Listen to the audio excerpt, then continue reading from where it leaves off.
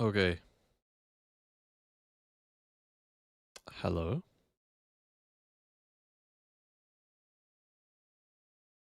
Hello, hello, hello. I should... I should be streaming on YouTube. But I need to double check that the...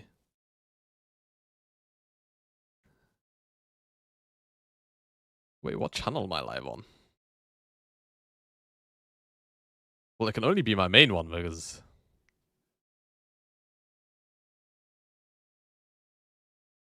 No, we're good. Okay. Really awesome thing I'm doing. I'm multi-streaming.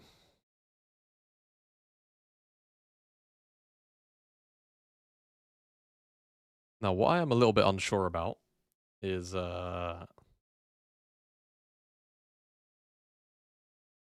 I'm a little bit unsure about...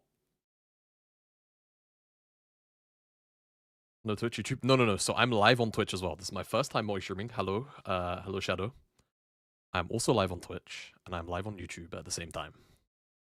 I am like... I'm unk. I am mega unk when it comes to tech like this. So I'm very new. But hello, guys. I'm just running ads on Twitch.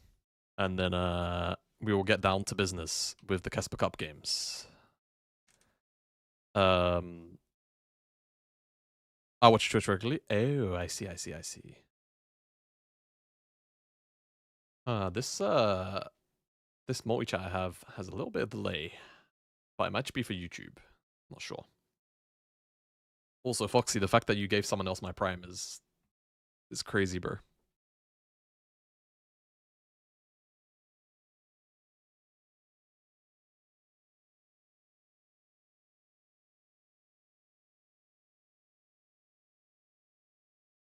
Your bot is a demon? Thank you.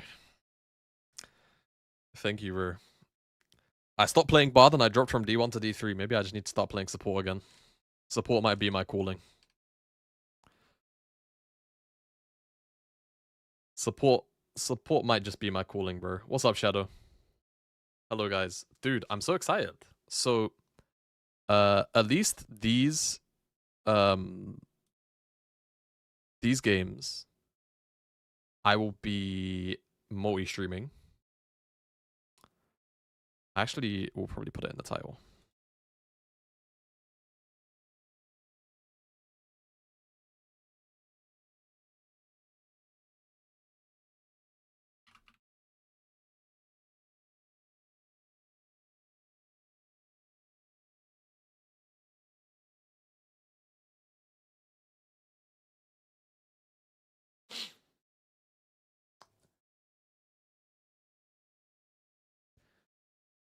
Yeah. So, very simple, guys. Okay, the ads are done. I will put... Can I close this? I can close this. Okay, that's cool. Yeah, so KeSpa Cup is an off-season tournament. For those unaware. So let me... I'm a little bit dizzy right now. I've got so much shit going on. Okay. So let me put OBS on this side. The YouTube stream should just be functioning.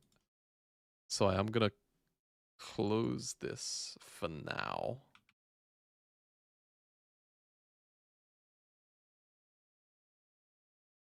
And I'm gonna leave that there.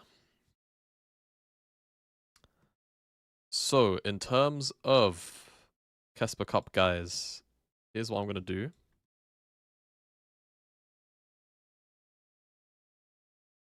We're gonna run through the games in the order that they were played in today. So the first game is gonna be terminated. Oh. Huh.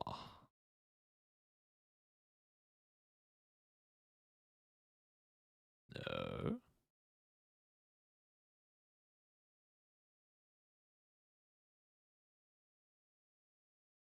Okay, hold on. I'm a bit confused. Oh, I think I have to actually have it in here, don't I?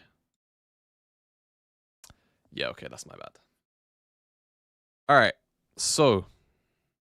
Yeah, it looks like it's working fine, Sonny. Thank you so much for your help, man. Okay, real good. Audio. Sorry, I know we're on this screen for a little longer than I normally like. So, in-game. Hello, guys. KeSpa Cup. This needs to be borderless. And then I need to move my cam to this side. Or like ideally about here. I need to hide the Jamada rank thing. And then if I click on someone, maybe I can put my camera here. Yeah, okay, that seems fine. Okay. And I think everything else should be chill. In theory. There's no music on the Twitch stream, which is good.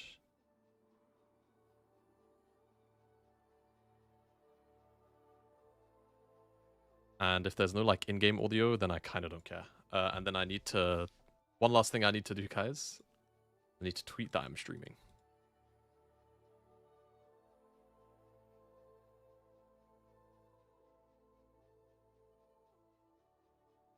Where's my OBS?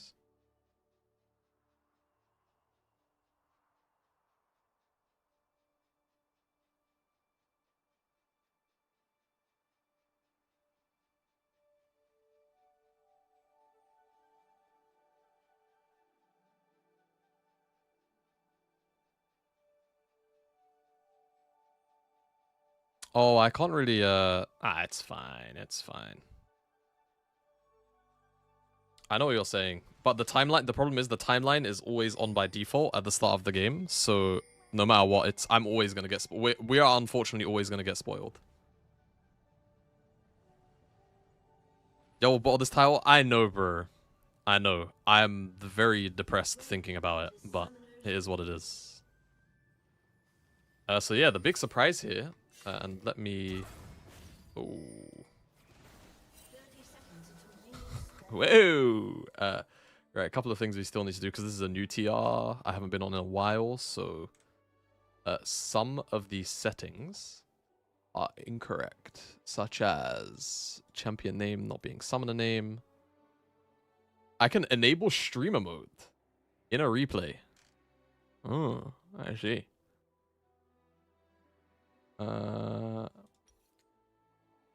Shift Z. That looks fine. And then we're just gonna watch the games. Like so. We're gonna have a very chill day. It is 9 games. I'm not gonna even ×2 it or anything. We're literally just gonna watch the games like this. We're literally just gonna watch the games like this and just see what happens. You are kind of right, though. I guess what I will do is I will move the Spotify thing a bit. And I'll have it block out, like, that part.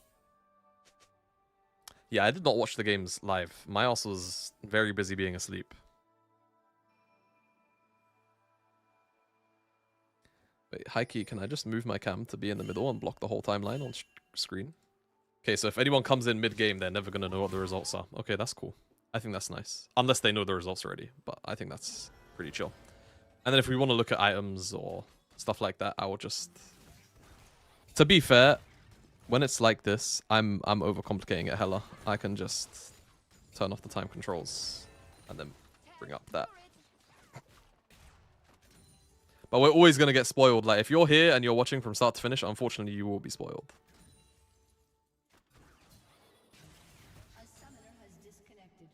Looks like that was a pause.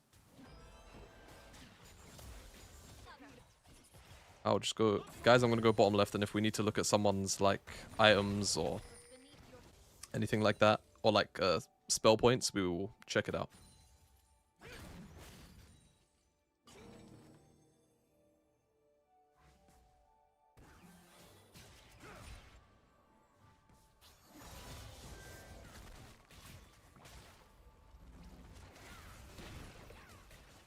But GenG are playing 2 out of 3 people, 2 out of 3, 2 out of 5 from presumably a CAD. Which might be why they end up. For anyone who doesn't know, C9 won this game. I'm just gonna full-blown spoil, I don't care. This is my stream. So yeah. Rulo and Chovy are doing services, I see. And they are bold. Okay.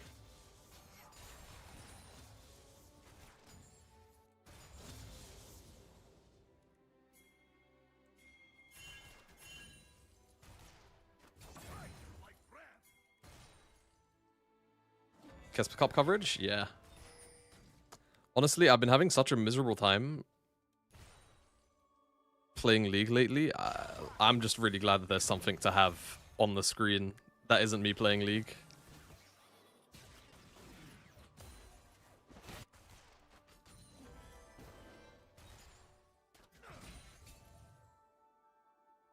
The official Fuck Disney stream. I mean, they have, what, the rights to broadcast the broadcast?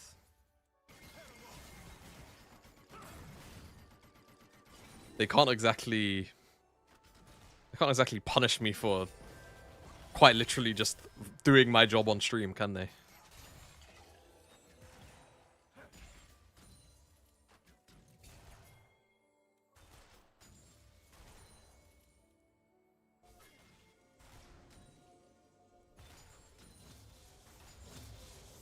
APA might be him. We'll see. This is a really okay game to be playing Ziggs in. Like, there's not really a lot of hard engage. Yep, it is literally the raw files, bro. It is very OP. And you get to check stuff.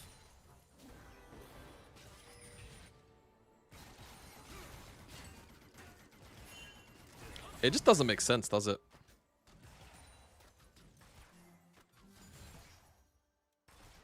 If you wrote KeSpa on Twitch, there were 3 streams running the games. That's so funny.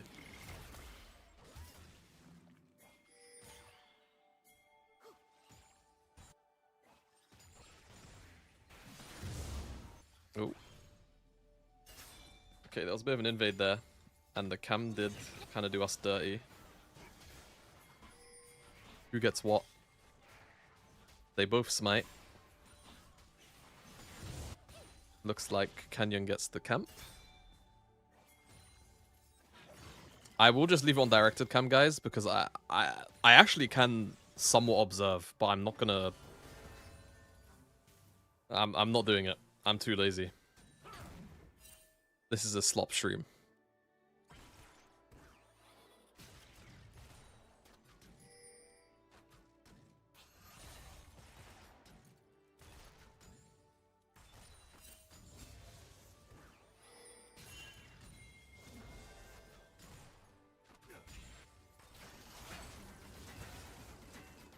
Yeah, who knows, bro? It's really hard. Like, I don't think we'll ever know what the...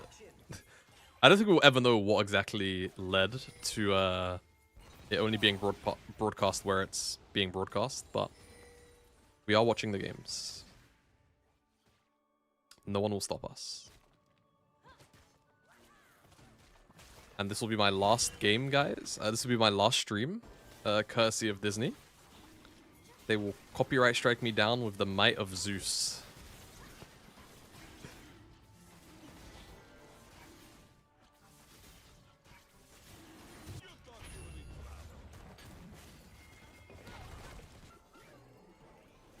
Oh, I think it's really illegal that C9 are able to get first dragon. I can tell you that. They won't? No, I know they won't. I was just jesting. What's up, Tiv?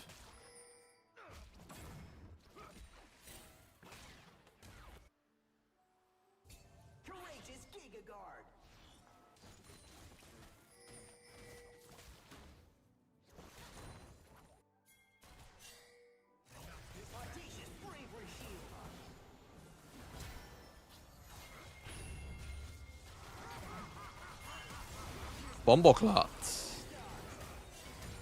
Oh, the zigzag was a bit far. I think even if it hit, unless it hit in the middle, it wouldn't have killed there. I'm planning on playing some Horizon Forbidden West. Isn't that the, that's the Chinese game, right? It's the Chinese game, the new, like, RPG, I think it is. No? What game is that? Yeah, KeSpa Cup for today is done. It streams at, I'm not going to say unfriendly times to Europe, but it streams at unfriendly times to me. So we are watching all of the games start to finish through the replays, the actual replay files. So this is just a nice place. If you want to chill and watch the game start to finish, you can. And I'll just be talking with chat, running commentary. We get to replay some things when cool stuff happens. So feel free to enjoy, friend.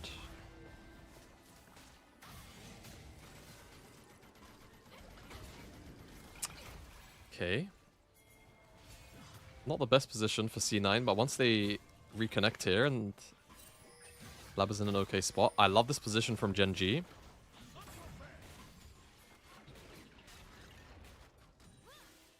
They already got 2 grubs, so I'm very happy to just let it slide. Okay, not bad.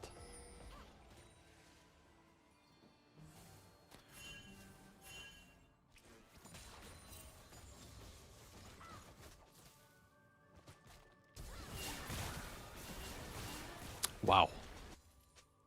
Good night, sir.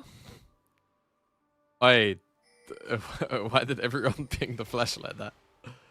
So funny. Yeah, fights in the river or chokes this game will be very, very hard for GenG. Playing versus Rumble, Kiana.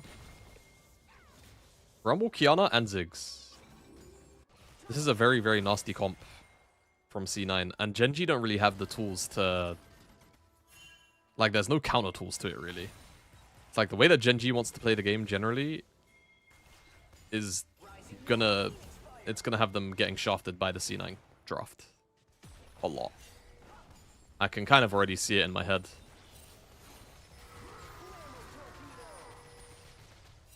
Yeah, it's quite the OP best of 1 comp for sure.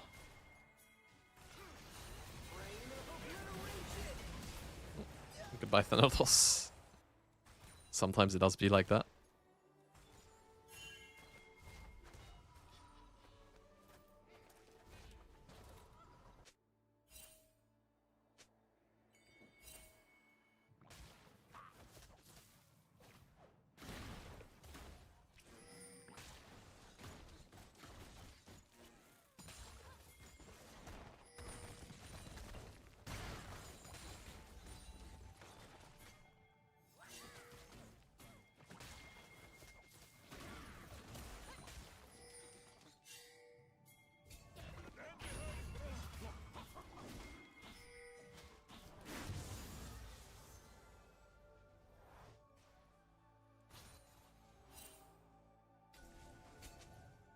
How did Nate joins and beats GenG? He might be him.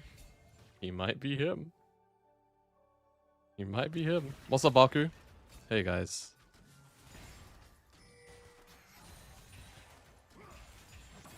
Oh, dude, that's wicked. So I have a new multi-chat doc. And for my English fans, rest assured, friend, I am not that big-nosed gorilla. Hey. Oh my god. Oh my god, the Vulcan. Vulcan, sir. Is Canyon still a fraud? I don't know, I'm not getting it that much from this game so far. He did first buy a Sheen though. By the way, guys, I want to say, I'm not going to pause the VOD for this. If you play a Triforce jungler, blabber. Okay.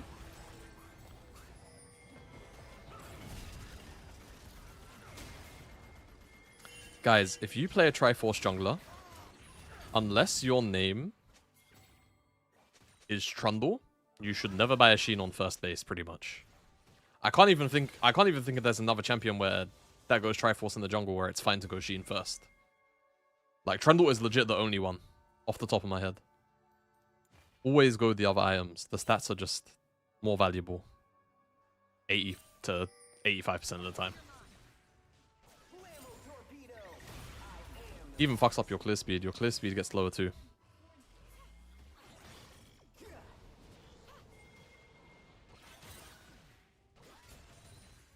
Yep.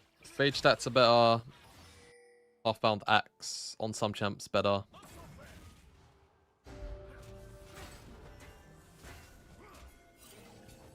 Yeah.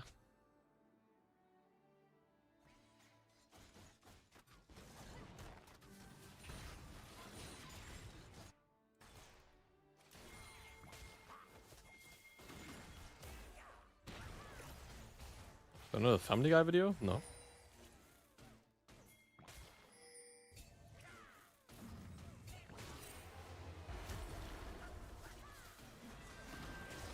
Okay, it didn't matter. They one-shot him anyway. It didn't matter. They one-shot him anyway. It didn't matter. They one-shot him anyway, but that was very funny. That Lucian died with flash up. That's crazy.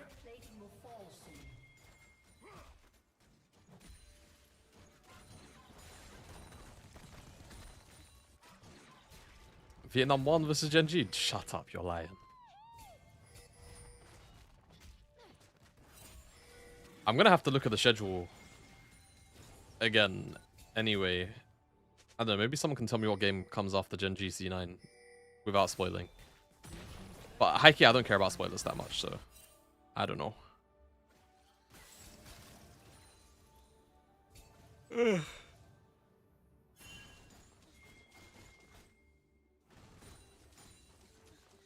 He isn't lying? Oh. I see.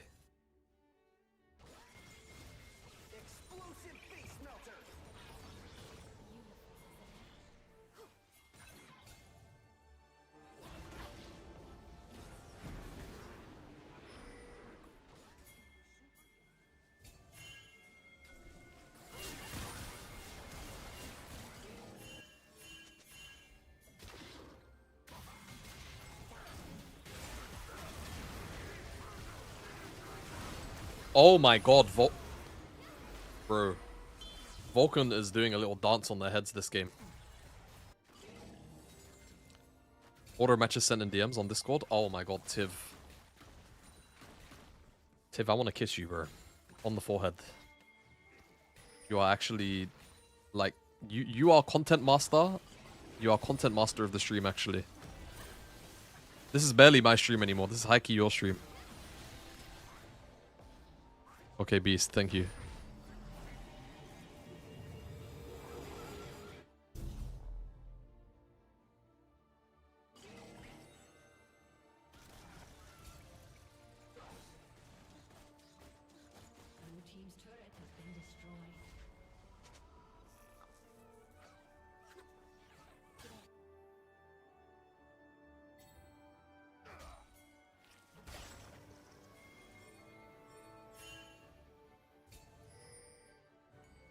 How did we get replays of KeSpa Cup?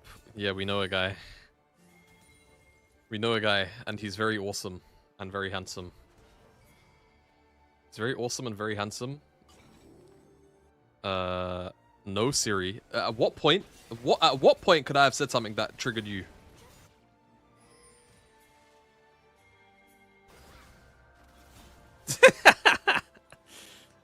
Yeah, some of the careers getting paid in orange essence right now. Right now. Nah.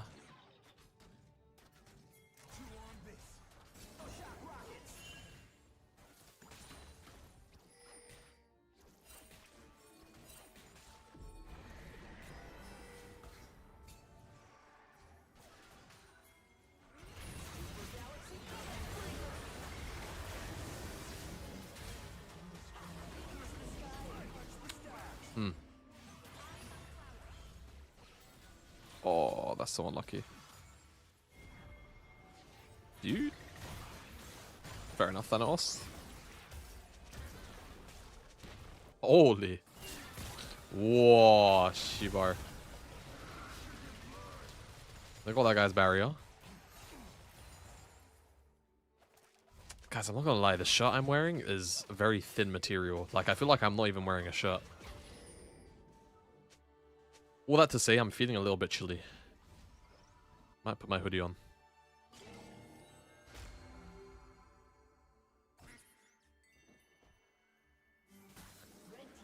I mean, bottom line is still, like, C9 are 5k up, man. They are, like, so fed. APA has a fucking Magi's. He has a Magi's, guys. He really does not care. He does not care in the slightest.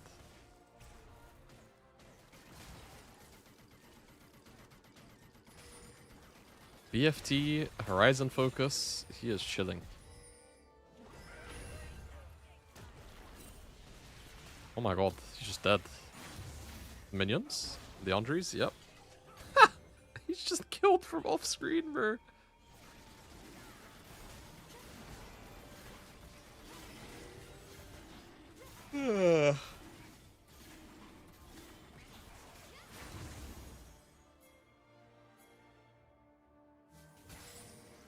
That was really fun and fair.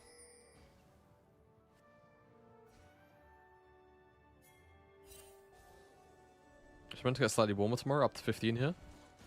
I see.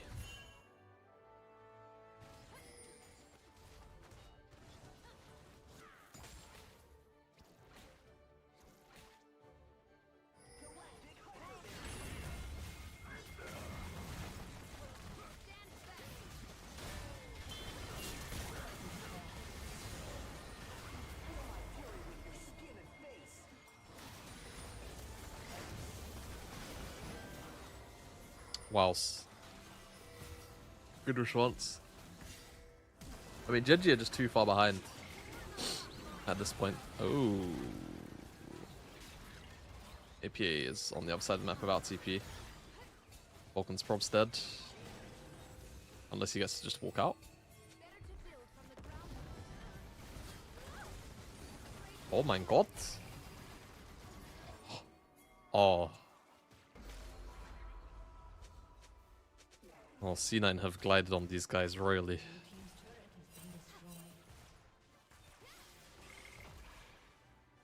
Since when do you listen to Fairuz? Brr. Don't worry about me, I'm on my thing, innit?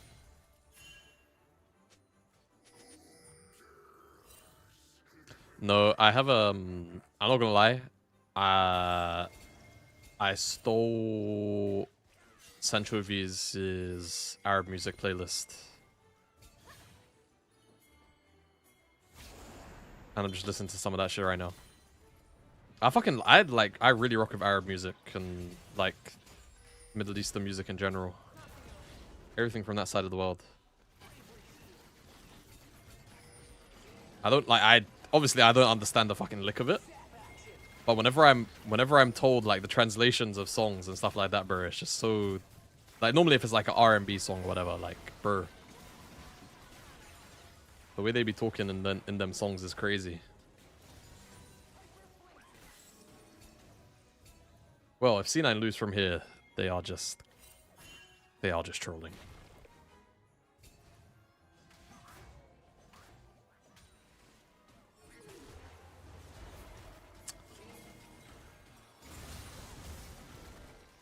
Wow, APA didn't even press ult, bro. Oh, well.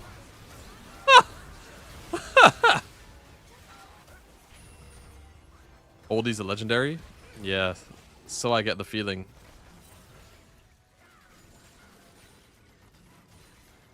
Bro, and them, like, Arab love songs and, like, R&B songs, bro, they be saying shit like, the wind carries my love with you no matter where in this world you are, and, like, bro. It's so serious. They'll be saying some real lover shit, man. I rock with it.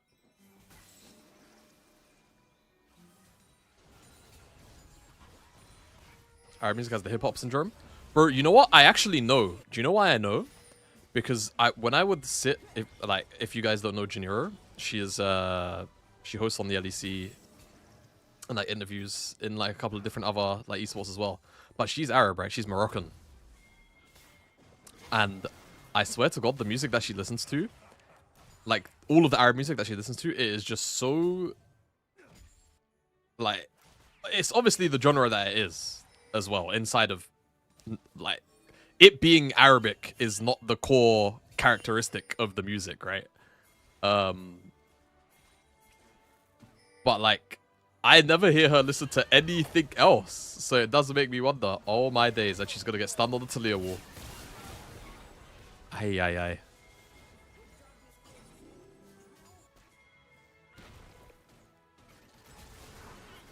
Yeah, yeah, yeah. Can tell. Can tell heavy.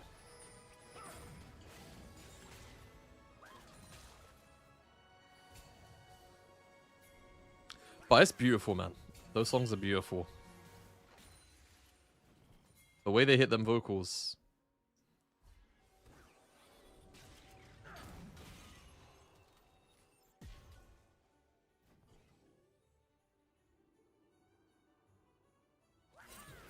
Unauthorized. Unauthorized is obviously a very, like, stern word in English, but it just means, like... Remember, because in a lot of Arab cultures, it's like you have, like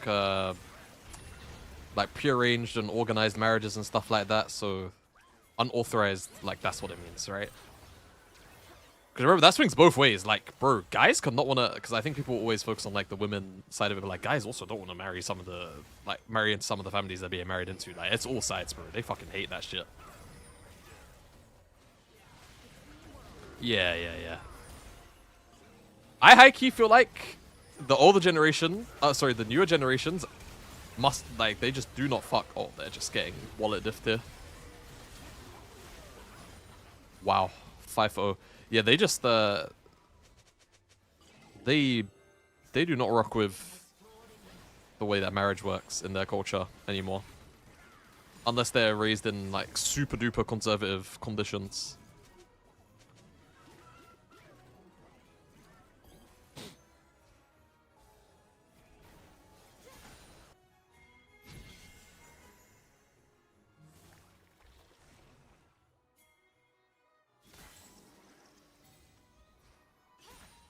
Yo, don't worry about Keen. Guys, just...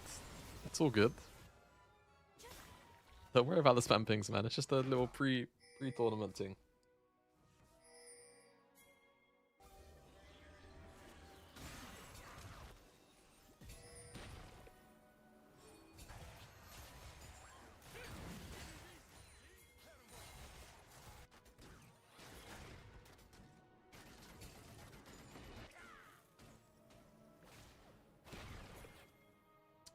Alright, do I have...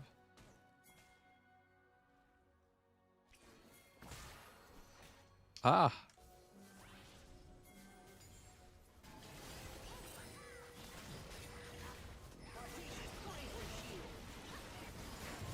Yeah, this is showing a lot of how important Chovy is.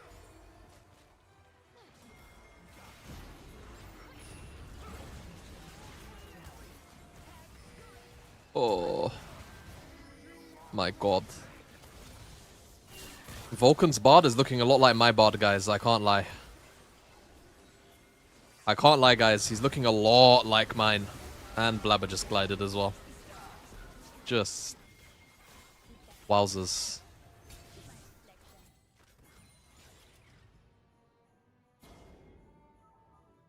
Wowzers.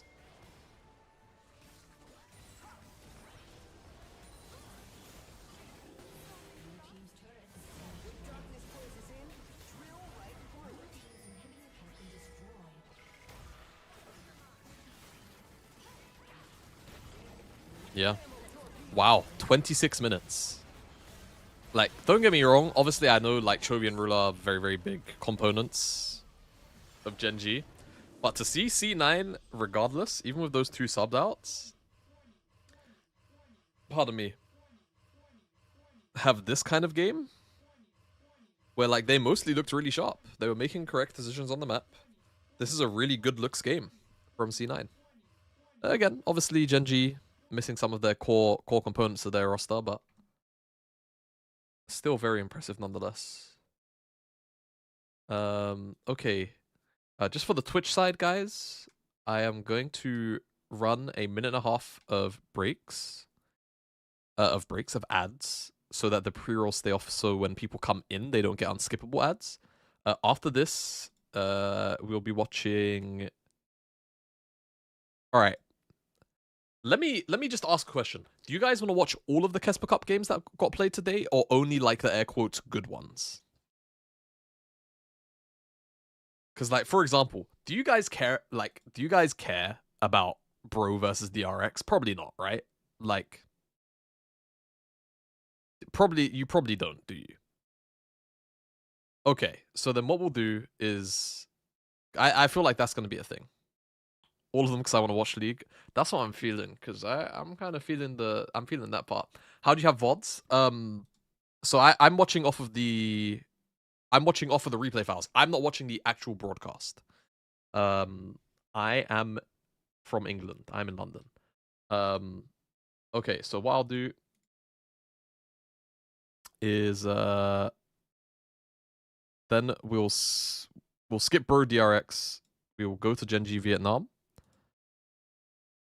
GenG Vietnam. Oh no, Bro, behave. Lovely. No, unfortunately not anyone can get them because you need to have a tournament account, which I have because I work on a broadcast. So I have access to these files. This is not something that is like publicly accessible.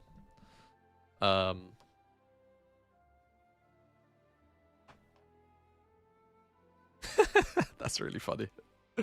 Oh yeah, sorry. Worked. I worked. I am currently unemployed. I am broke and unemployed. Well, I am broke. I don't have I ain't got no work. Yeah, okay. So this is now GenG versus Vietnam. Let me sort out the titles.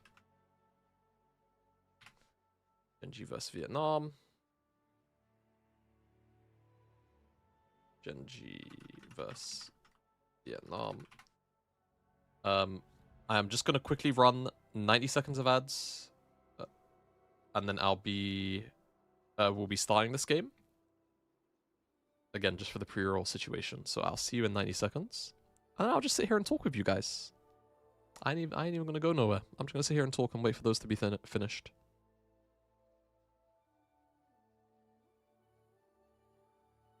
There are no publicly available VODs? Really? Wait, really? There's not even VODs? Like on Disney Plus? And no VPN is working. Wow, that's really fucking disgusting.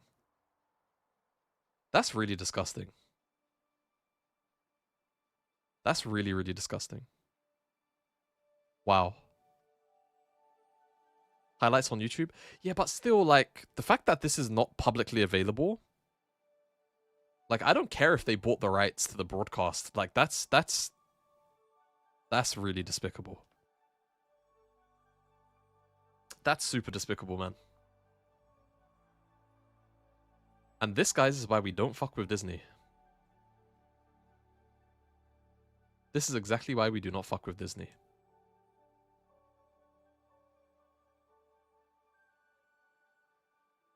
It's alright, though. Hopefully you guys will... Hopefully this is a suitable substitution for you guys. Because even if you have Disney, you can't watch it if you're not located in Asia. So they don't even... Hold on. So they don't even put the rebroadcast. They don't even put... Oh, not the air quotes rebroadcast, but they don't even leave it on there as like a thing. And Disney detects the VPN and gives an error. Oh... This evil ass company, bro. Okay, the ads are done on Twitch. We can get going. This evil ass company, bro.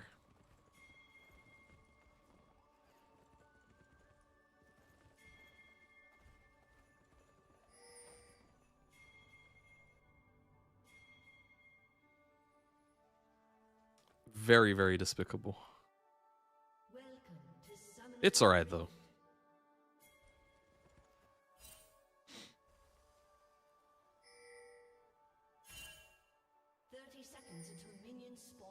Looks like the Disney division in Asia bought it and they don't care about the West.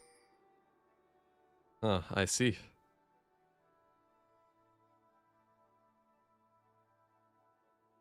Yo, welcome in, Pete. What's up, brother?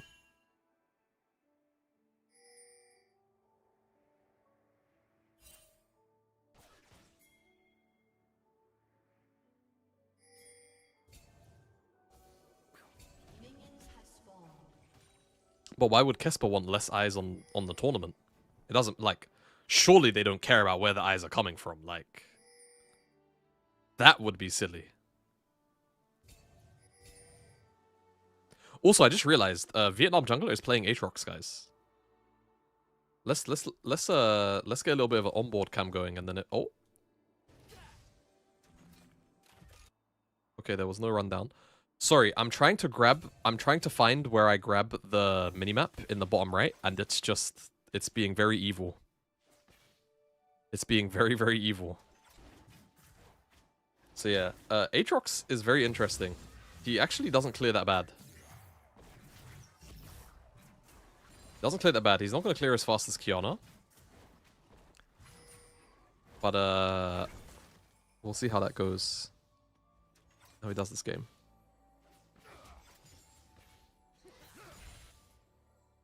Enjoy the Civ plays to unwind? Yeah, man. I love playing Civ to just kind of chill out after a bit of a stressful stream.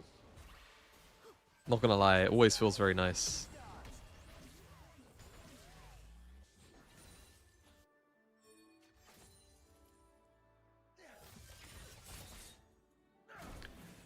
Yeah, I like, honestly, Aatrox's clear does get quite, like, you will get to a point where you just clear camps in one rotation of Q.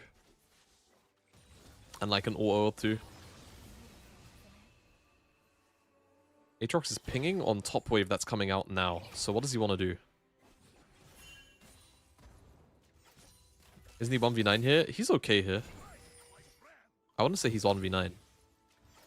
But Aatrox is the kind of champ where if he starts to get rolling, then anywhere he is, he wins. Yo, this Lloyd fella's been getting the work.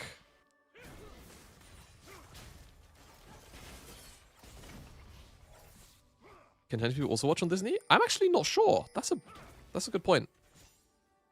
I would love to know.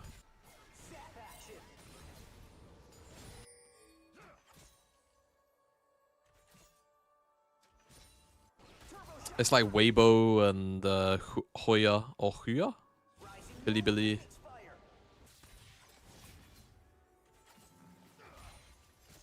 When does it bust across Asia? But yeah, but when we say like across Asia, you know what I mean? Like, we have to... Like, obviously China is like its own thing, but that's what we be trying to figure out. Yeah, I'd be very surprised if C9 fumbles.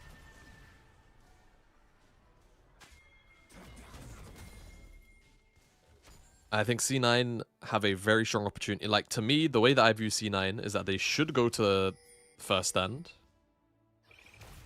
They should go to first stand. And they should go to MSI. And they should go to Worlds. Like, they shouldn't miss an international this year. I think last year, it was kind of somewhat excusable that they did. Like, before expectation side. And then when you actually watch what happened to them, it was very inexcusable that they missed. Like, that's how I view their year.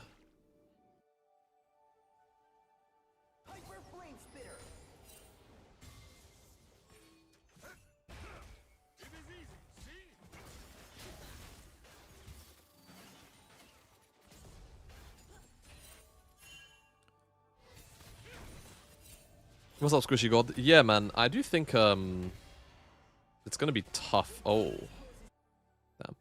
damn. I think it's gonna be tough. Obviously, it's definitely targeted at trying to keep lane swaps out, but we'll see. Oh, does this really not work? Okay. I want to say I'm not going to replay anything. I'm just going to let the VODs play. But I feel like Canyon griefed that and then saved it. I think. What did Keen just do with that Rumble ult? Uh-oh. Fury. Oh. Oh, baby, no. I think Blabber and APA will grief C9 hard and they won't have any international success. Okay, high key. After watching last year, I think that's a totally reasonable stance to have. What I will say, and I'm obviously being biased because I've worked with Dom all year long, right? On Power Spike, and I've been able to listen to his takes in depth, and I've had a couple of conversations with him throughout the year. And it's like I do believe in Dom's ability to actually course correct in person. And I will tell you guys firsthand, coaching remotely against coaching in person is so much different in terms of how you get concepts across and just kind of keep people on the straight and narrow in a team. Now, I do think that Blabber is a very, he is the player that he is, right? But if there is someone who I would have faith in,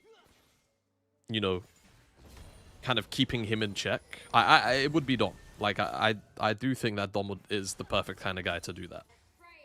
So let's just see. Let's just see. Let's just see.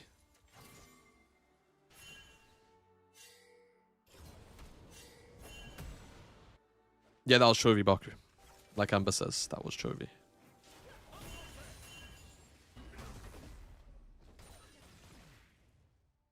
But honestly, when he accepted the award, bro, he was so depressed. It made me so sad.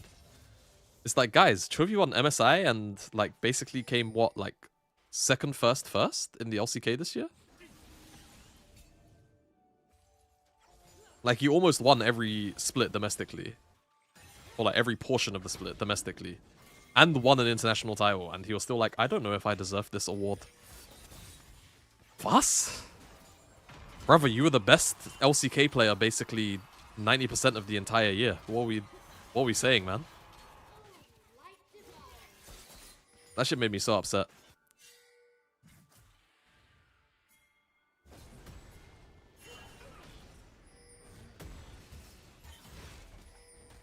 Okay, grubs are up. Canyon is on them on spawn.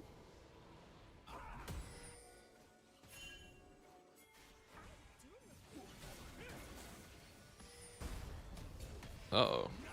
Kratos. Kratos. Kratos. Oh.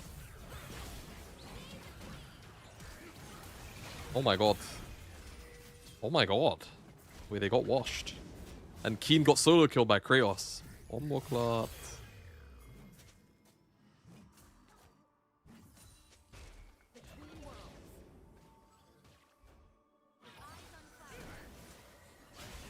Oh, dude.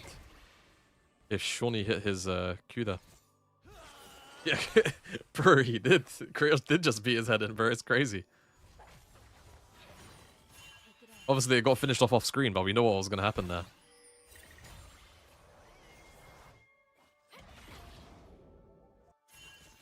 Yeah, guys, again, just to clarify, I know no one, like, asked, but I'm not going to be going back in the timeline or, like, looking back for things unless it's something super duper interesting. Just because I don't want to spend too much time today. I don't want to spend too much time today watching, like, the finer details of everything here. Also, just because it's a one-off tournament, right? We would do it if it was the LPL or the LCK or anything like that, but...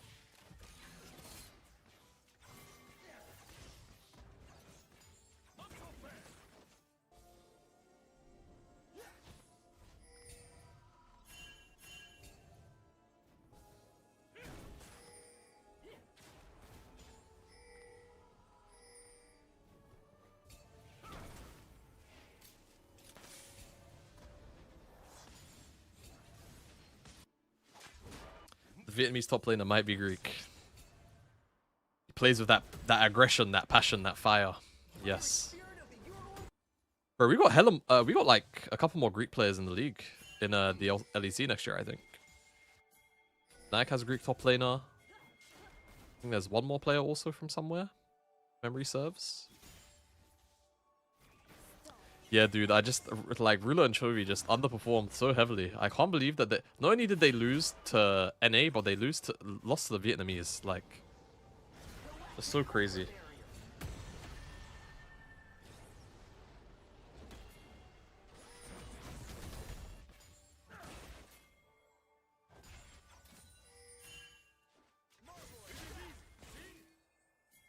Now, to be honest, they do have the damage to kill Cassante. Like, in the mid-game, but once it gets... like, at 2 items, he's, like, definitely killable, but when you get to 3, then it's a bit fried.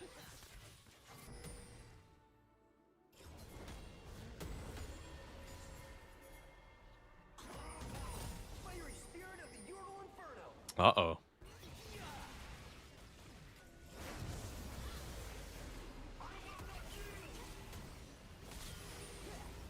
Hey. I will not yield. I didn't hear your thoughts on the new seasons dropping the floor and ceiling levels. So, if you would like, And for my English fans, you can check out the rest assured, YouTube friend, Shorts. I am not that big-nosed gorilla. The YouTube Shorts channel and get all of my thoughts as they are uploaded on a daily from that stream from a few days ago. But, do not be a sellout. I think they're okay. Oh my god, Nightbot with the perfect timing as well. And holy, Shawnee again just like did some major gliding. Wow. This game is over. See, now this is where stuff gets scary. Because it's like... Aatrox is accelerated. He has the most gold in the game. He's behind 100 gold on Canyon. But, yeah, so to go back and actually answer your question. I think the changes are generally fine. I actually went and I played... There's no short on your thoughts. On the YouTube Shorts channel there is. There's a different channel with the handle Jamada Shorts.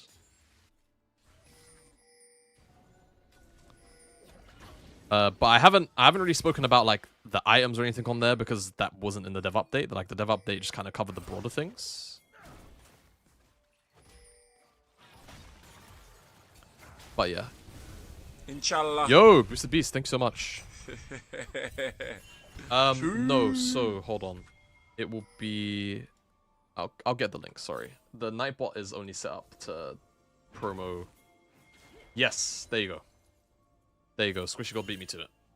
But yeah, at Jamada Shorts, that's a Shorts channel. That's going to be like clips and highlights, mostly. But as there was so much to react to on the dev update, I decided to upload them all there because it didn't really fit the... It didn't really fit the main channel content, so... But yeah, the link that Squishy God just posted there, that's the correct link.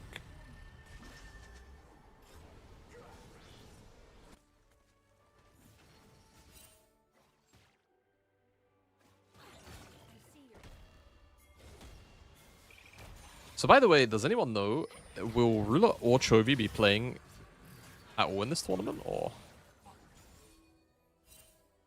are they just... No? No, that's sad.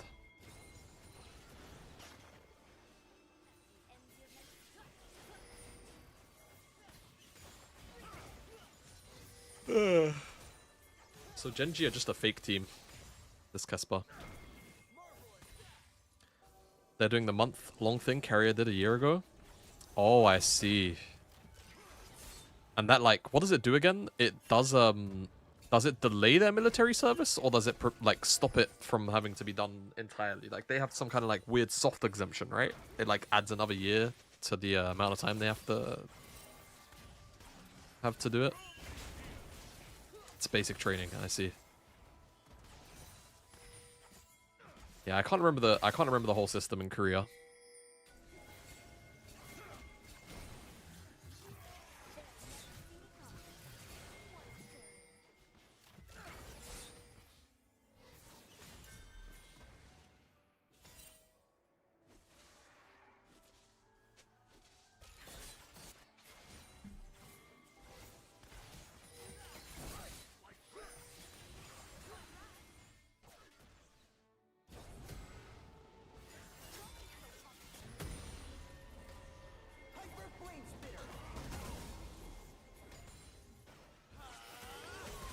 I think 100% people must recognize them.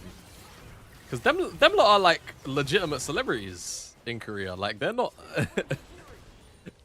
like, they're not nobody. Well, not nobodies, but you know what I mean? Like you could drop a lot of esports players in the West in like different places in Europe, and you know they might get recognized eventually, but and I'm talking about like the most famous ones, you know what I mean? But like in Korea, like those guys are celebrities.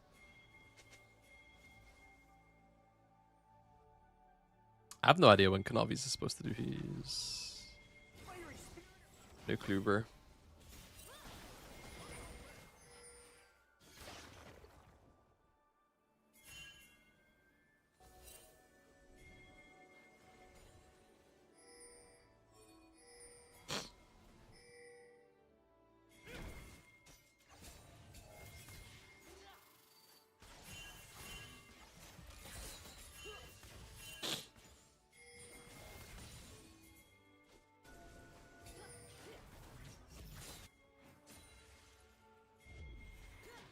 What team are you most excited for next year? BLG.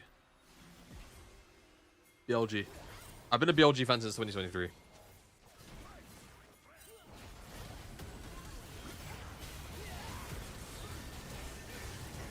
Oh, they're getting a bit cooked on that equalizer, but my god. Kratos. Oh, Guri! Bomboclat.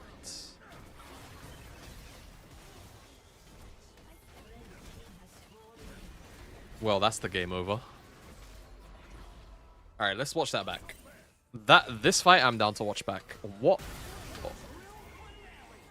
Okay, so let's assess the angles here, right? Oh, no, I've reset the zoom.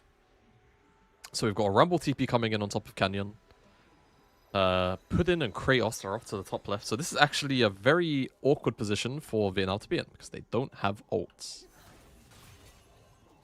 But they are still able to win. Well, their ults are coming up soon. Kratos gets in. Three-man W. Three-man W. And just the front line here. Oh, Keen's flash is really awkward too. Yeah, just that combo on the front line is crazy.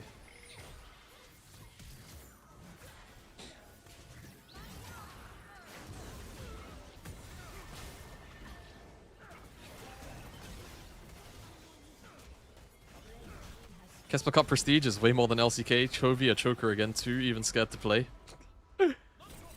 Yep. The deeper we get into the year, the more scared Chovy is to play. So at this tournament, he didn't even show up to choke. He didn't even show up to choke. Yo, wait, hold on. Pause. You got the drift in you like that, bro? I don't think he makes it. Does he make it? Beast. Get active. So Viper Tarzan fucked for national team? I have no idea. All I know is Viper is on BLG. And that brother's in China. He's back, baby. I'm so excited for that team.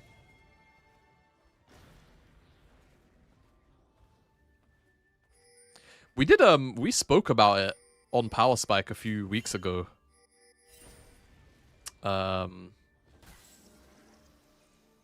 We were talking about how, like, what teams would need to actually go and play in Asia games for the exemption. And then I remember someone brought up Beryl, because I don't think Beryl's played /1. And I just said, no, don't let that motherfucker play. He needs the military service. He needs it. He needs it, bro. Don't give him... Don't even give him the opportunity to get exemption. Let his ass go, bro. Let his ass go.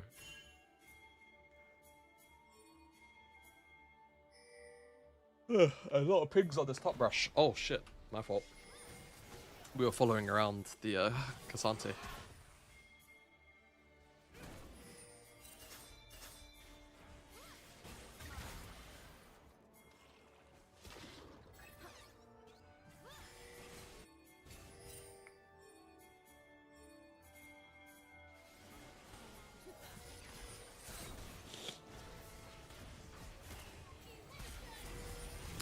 Good pick.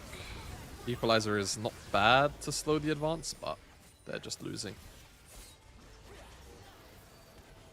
They are just so far behind at this point. Winning is not doable.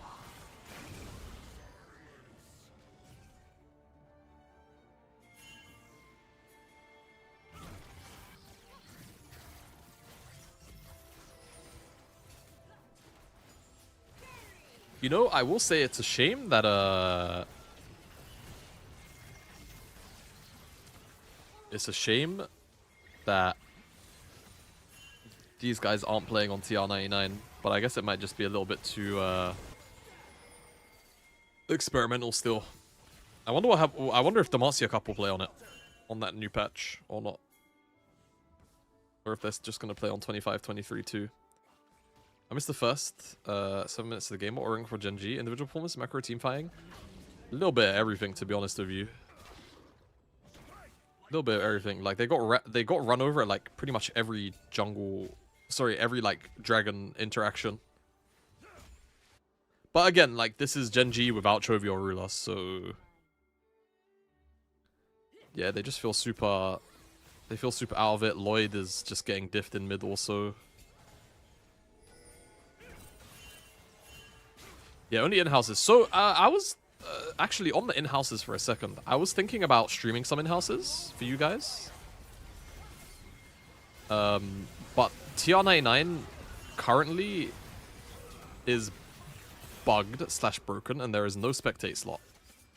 So the only way to get permission is for like all of the players to feel okay with me being in there and streaming. So I don't know if I really want to do that, because I don't want to disturb them.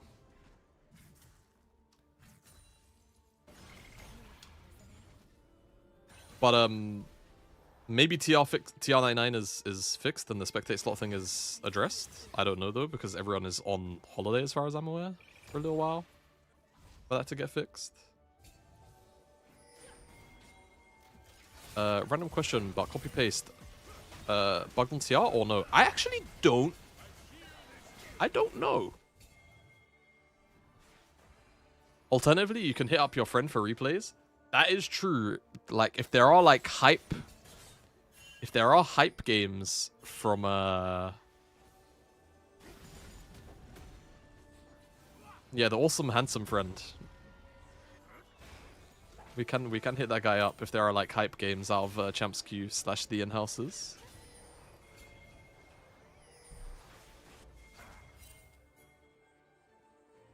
Sorry. I'm gonna... This might suck for the YouTube crew, but I'm turning the music down. The in-game music.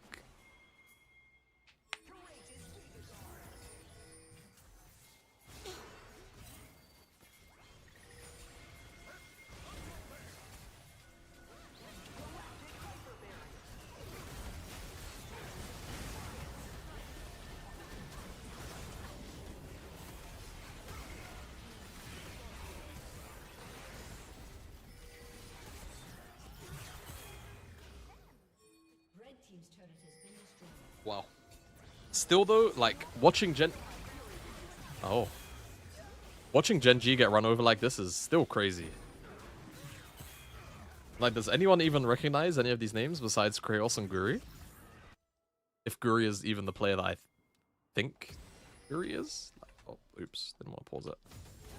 Pretty sure this is the Guri that I know.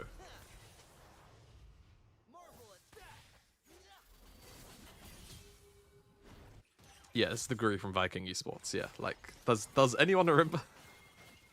And he also saw Saigon Buffalo, which is a really cool lineup.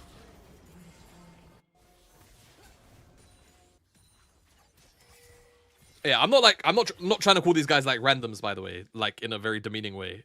But I'm just saying, in terms of actual just like flat name value that you know that you would have heard of just by hearing name.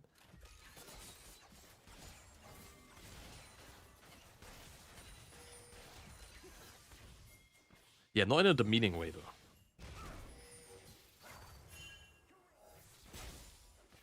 But that just goes to show you how important Chovy and Rula are. Does just go to show you.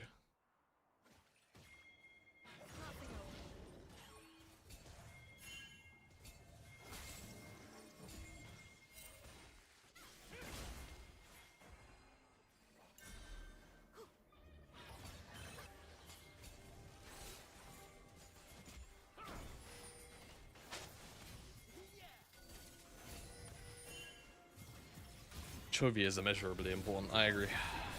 And that Leona has been murdered.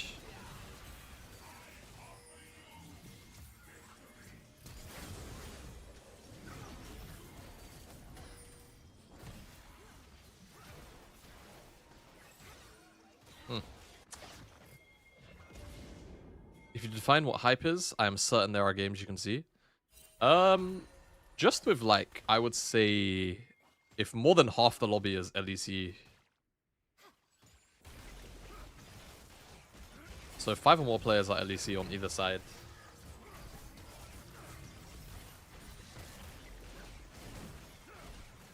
Griffin, thank you, bro. And for my Welcome, bro. English fans, rest assured, friend, I am not that big-nosed gorilla. Serious question, if a player named Kratos was actually to dominate tier 1 scene and go to every international, hypothetically, wouldn't Riot force him to name change? That would depend on Sony / Santa Monica Studios, I think. I think it's, I don't know if they've patented the name. They probably patented the character, right? I know, like, for certain IPs, like, there was the guy that had the same name as, like, a Pokemon, and, like, Nintendo are mega anal about that kind of stuff, so he was forced to name change. But I don't think they'll do it for Kratos. Hell, I'm just gonna be honest with you, I think the guys at that studio are so cool. I think the guys at the studio are so cool, they would learn about it, and then actually just try to find a way to have some kind of partnership with him. I'm not even kidding. Like, that I actually think that would be the reaction in a circumstance where that happened. How are GenG so bad? They're not. They just don't have... They don't have Ruler or Chovian. I would do a Don Jake interview if he, like, runs out of people that are, like, actually interesting. Besides, I don't think he wants to interview me anyway. Should still be winning, though. Individually in, like, top and bot, yeah. But, I mean, sorry, in top and jungle, yeah, but they definitely haven't been.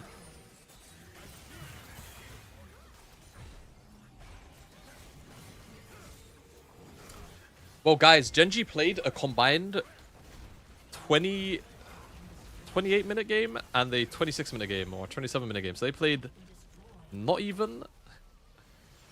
They barely played an hour of League of Legends today. They barely played an hour of League of Legends today. They just got completely plowed. That's really insane. Wow, wow, wow. Okay, next interesting game. Hanwha versus C9. Hanwha versus C9.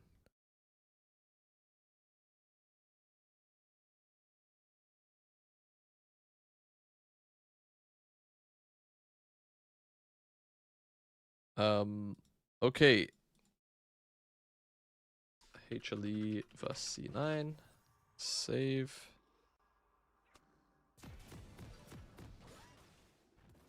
HLE versus C9. Okay.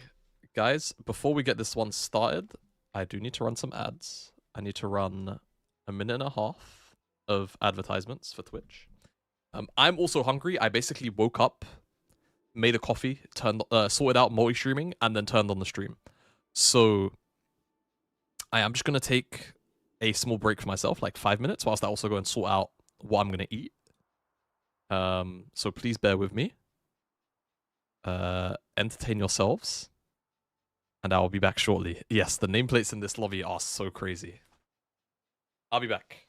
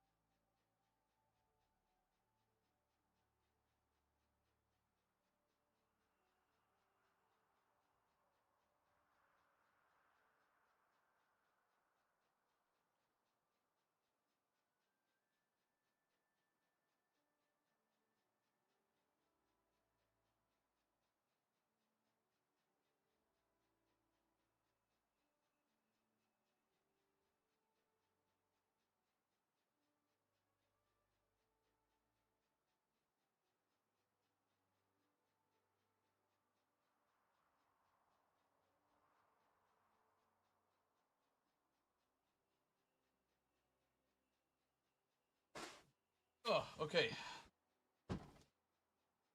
Hello, guys. Hello. I need to set a 10-minute timer. I've got some food in the air fryer. I need to go flip it in 10 minutes. Yes, I do. I'm on TR. And for my English fans. I do indeed. Rest assured, friend, I am not that big-nosed gorilla. Right, let me turn off the time controls. Let's just see how this game goes. And for my English fans. Rest assured, friend, I am not that big-nosed gorilla. And yeah, about 10 minutes in, I'll step away to sort my food out, and then in another 10 minutes, I'll be collecting my food. You been watching TL's games? Yeah, probably. Who did they play today? I mean, it's NA versus Korea, so we will almost likely be doing it.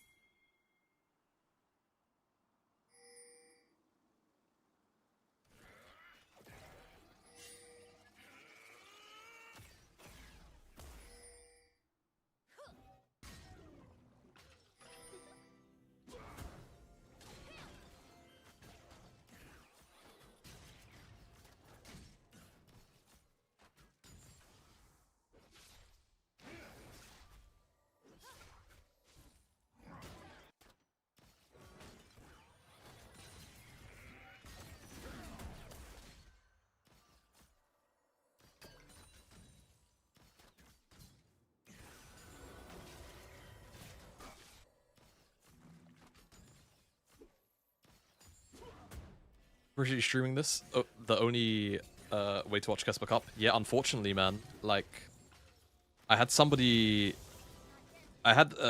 come in here earlier and explain that, like, yeah, they have Disney Plus. They tried to watch it like through VPN. It just legit didn't work. You have to be in the APAC region. Have to be in the APAC region. It's so silly. But yeah, it's not a problem, man. I really wanted to watch these games regardless. And I knew I was going to have access to the replay files, so I thought, why not do a little bit of sharing, right? Sharing is caring. And we also get like a little bit of a preview. And this is a real game. Like, this is C9 versus HLE. Like, everyone here is a star. Inshallah. Oh, Gavin, thanks so much for the prime, bro. Really generous. Appreciate that, Mo. Yeah, we do also get more game info if we want it as well. Super handy.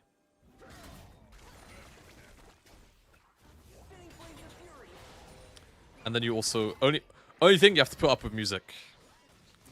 Music over the games. Oh no. And me in the bottom left corner talking.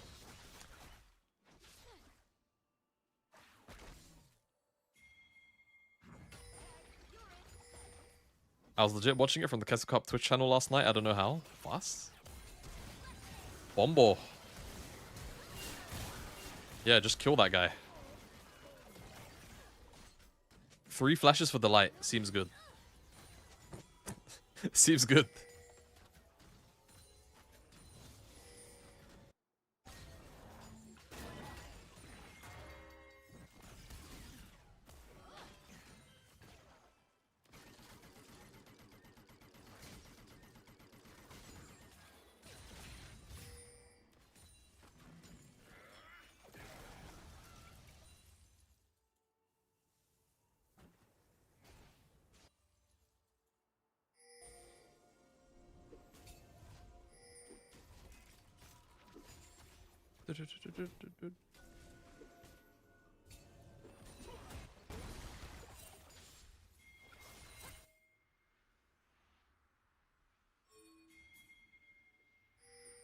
Uh-oh. What the hell is this? Okay.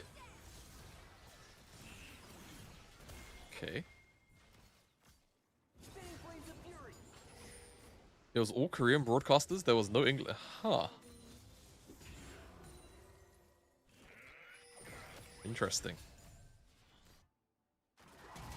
Navi was a movie this game. I mean, bro, he is actually very good at very good at Pantheon. Like, this is one of his best champs. I thought, if anything, I thought he was the best Pantheon in the LPL by a considerable margin, actually. Like, this guy was playing Pantheon like he was... Oh my days. Well, Zeka... I mean, execute on the Q? Yeah.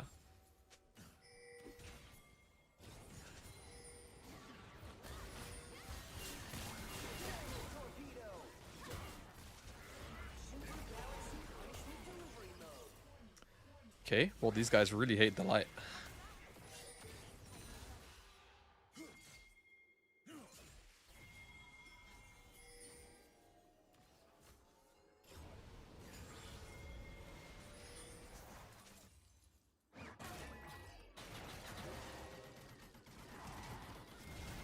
Oh! A hype train started. How the hell did a hype train start? If no one gifted me a sub or anything. That just popped up? Is that real? Alright, fair enough. W hype train. It's all subs, not gifted. Oh, so someone subbed and didn't put an announcement on. Okay, that makes sense. Or it could be delayed. Okay, APA just got bounce housed. Unlucky, bro. All this for top skull. Someone subbed to test it out. Yeah.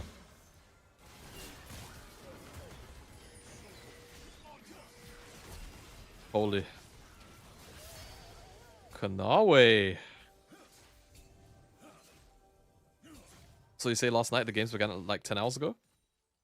Fincible is from the States. So anyone who was in America, for anyone who was in America, this was last night. Time zones, my dear friend, time zones.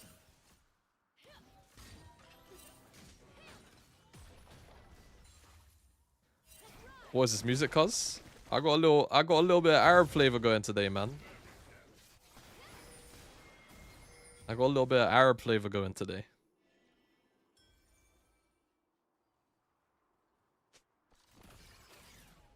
I'll probably let the DJ take over soon. I want some variety. And admittedly, a lot of these songs do sound the same to me because I don't speak the language, so...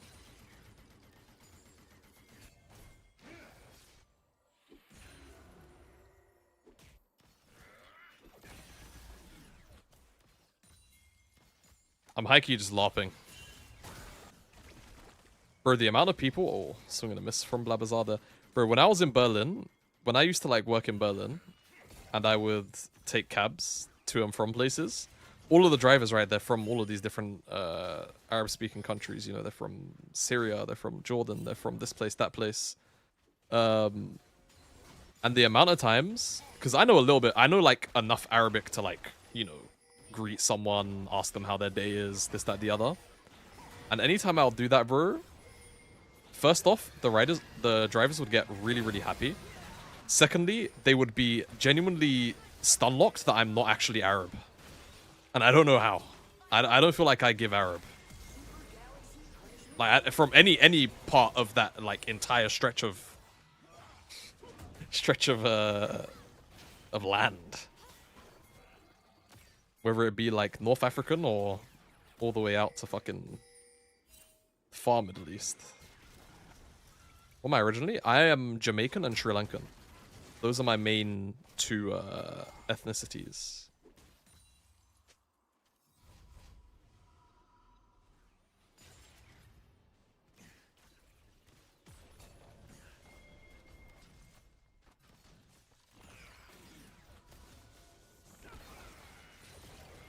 You look like a Sudanese or a Somali with your beard.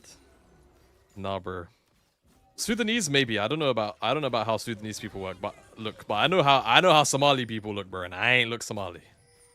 Be nice on me, bro. I definitely don't look Somali. Peace and love to all my Somalians, bro. They look very similar. Like, that is a very strong... Like, there's a strong look to being Somali. There's like three universal like face structures to being Somali, and that's it. Like.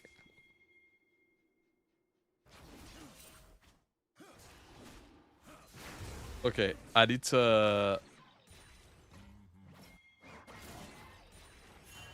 go flip my food. What do you think of Urgot support? I think we need to ban you if you're playing it. Okay, one sec. I need to go flip my food.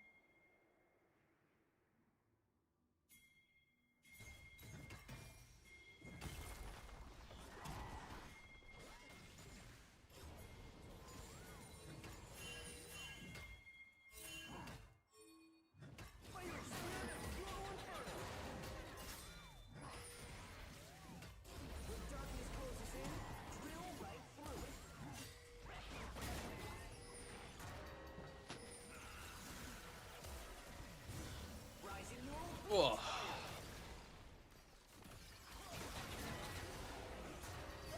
Oh. Guys, I feel like... Did I miss like 5 kills? Okay, that's fine. I'm not that fast, I won't go back. I don't wanna be delaying things. 6, damn, okay. Oh good.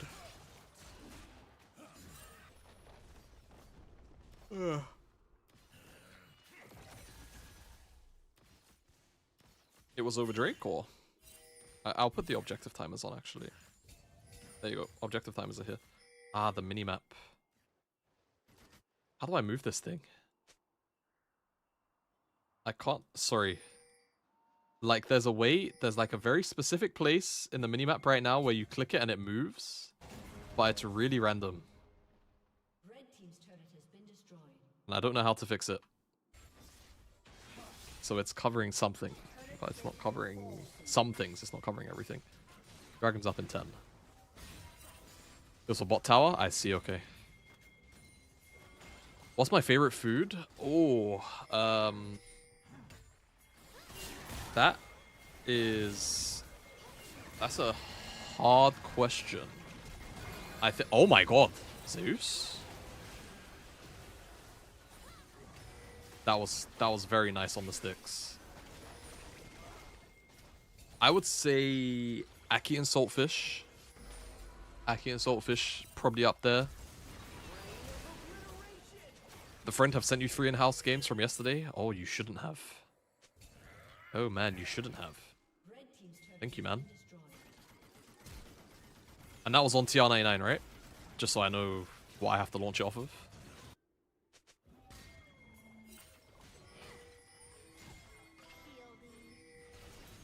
Top 5, no order. Okay. Aki and Saltfish with rice. Aki and Saltfish with rice. Curry goat / oxtail. Very similar eating experience. After that, I'll take sweet and sour chicken Mm.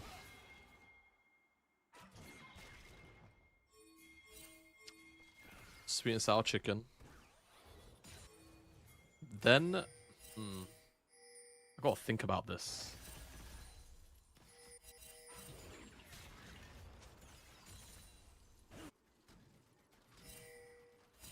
Honestly,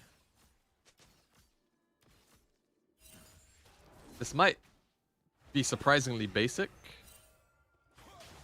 This might be surprisingly basic. A really well done spaghetti bolognese. Just like that shit really does it for me. Then what would be number 5 inside of this top 5?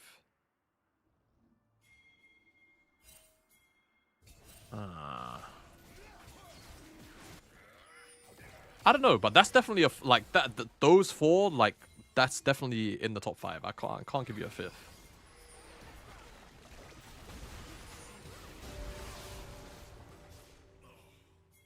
Oh, good night, Gumusi. Yeah, oxtail's great, man. Oxtail's really nice. Have you had Karigo?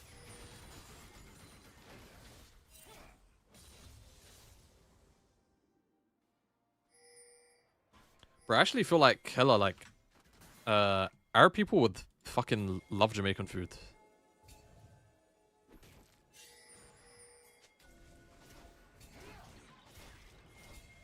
Like Jamaican food is so much of what Arab food like categorically is. Like slightly more broadly.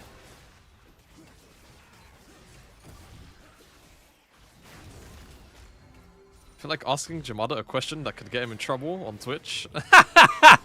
I do find it strange, though if you understand the politics of it, it obviously becomes immediately obvious. Why they are considered European is odd. It's very odd. It's very odd. Even in the Euros, they're part of the Euros, right? For football. It's a bit strange. That's all I'll say. Yeah, a lot of Arab food is like meat and rice, isn't it? That is like pretty much all of our food is just like carbs and meat. Okay, well I'm not gonna lie, it just seems like HLE are just checking them at every fucking exchange rather.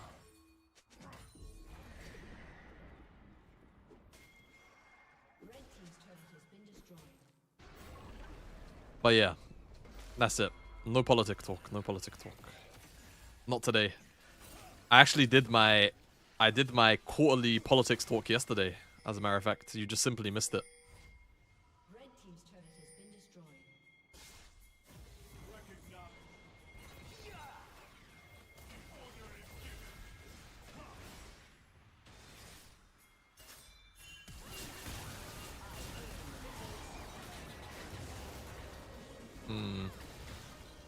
Oh.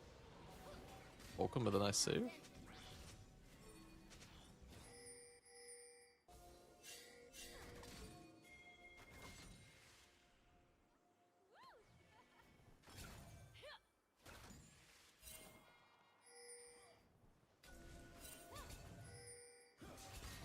Yeah, you know that culture is very strange to me. Like North African versus like broader Arab culture. Because I can feel it, but I don't know how to explain it. Like, I can feel it, but I don't know how to explain it. It's really strange.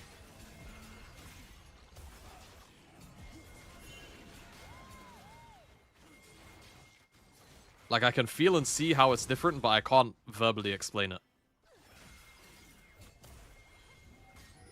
That's just the way that is.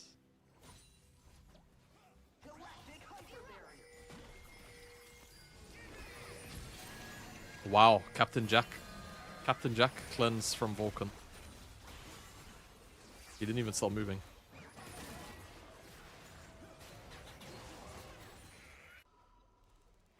Isn't it basically Turkey versus Persia or whatever it is? North African versus Arab, like broader Arab culture? Turkey versus Persia. Brother, do you know where Turkey is located? Okay. After 30 minutes of searching, you found the English cast on Bilibili. Wowzers. So it was being streamed on Bilibili in English then. That's my takeaway there, right?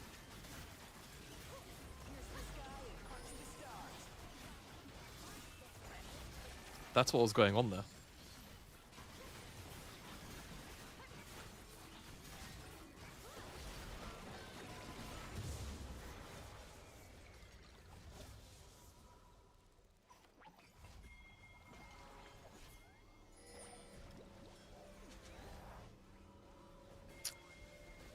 Yeah. Yeah. It'll at least make this game interesting. You're direct to the camera. Do you want to, like, move?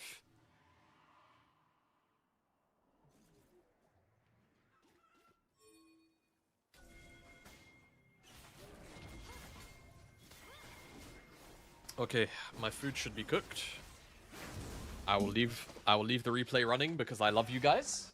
And when I inevitably miss this dragon fight, it is what it is.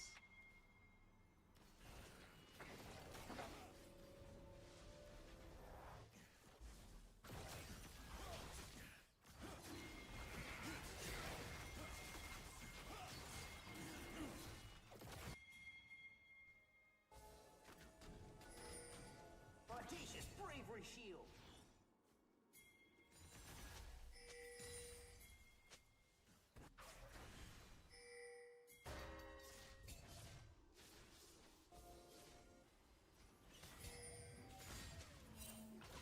Not dented.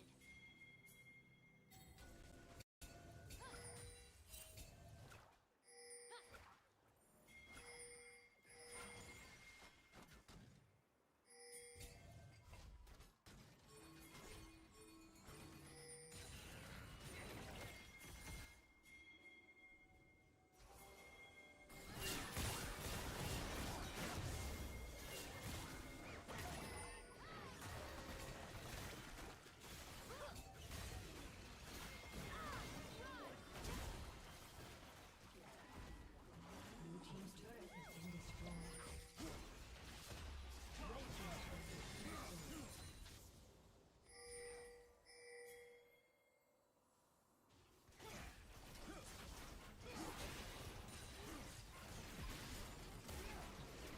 Red team's turret has been destroyed. I claim this for Shurima.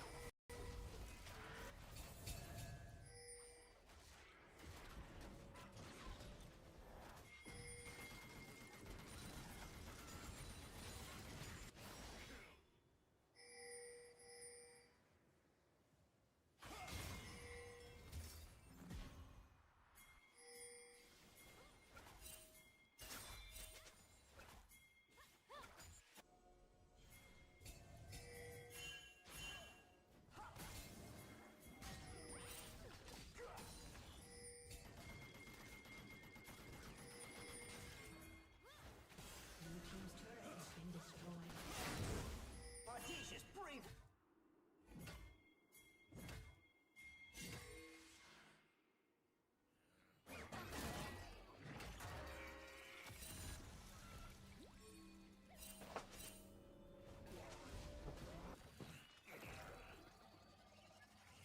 Hello.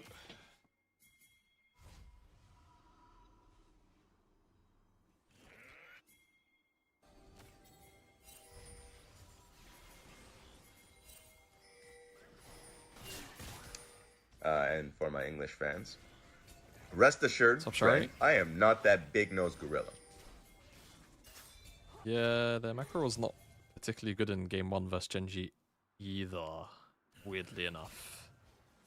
They were late to a lot of stuff. It's just that GenG kind of did not execute particularly well, and then, admittedly, once C9 were in the right place at the right time, like, the hands are really on point.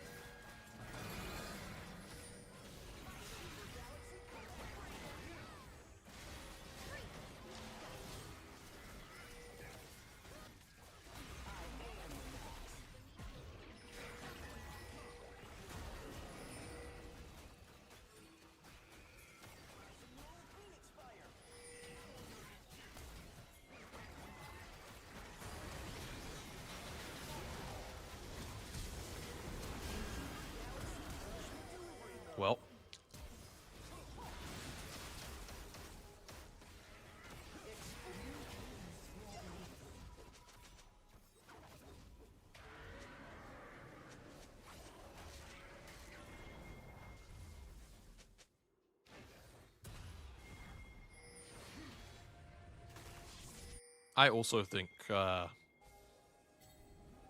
HLE has better hands. I'm inclined to agree.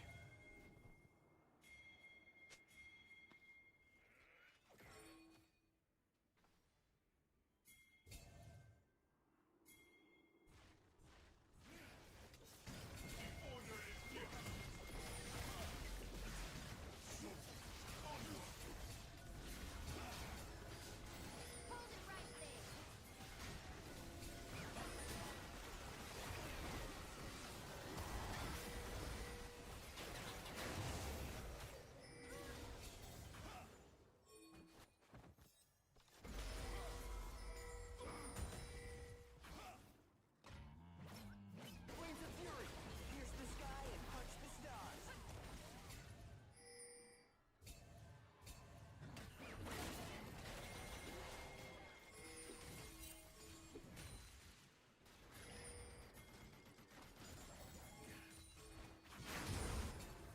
Yeah, best of one.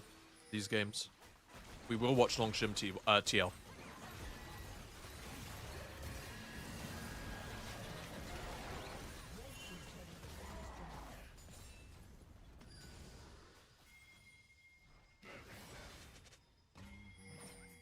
Yo, enjoy the CS, bro.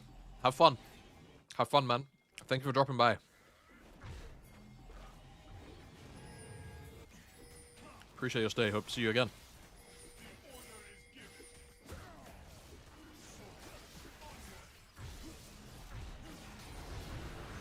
Yeah, it's just cool to see.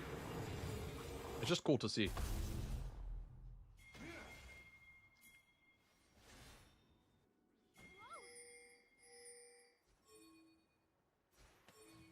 Galactic hyper barrier!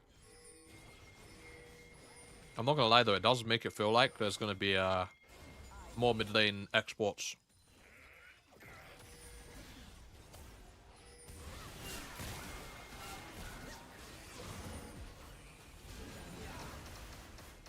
Wow, that was a really clever pick from C9.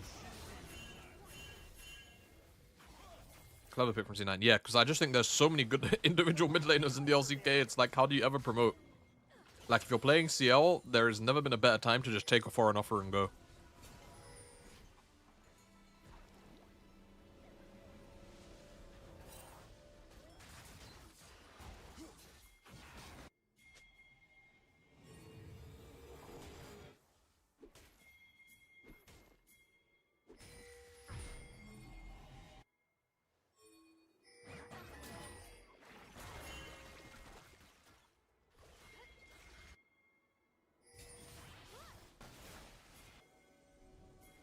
Yeah, it's just so shagged, bro. You can't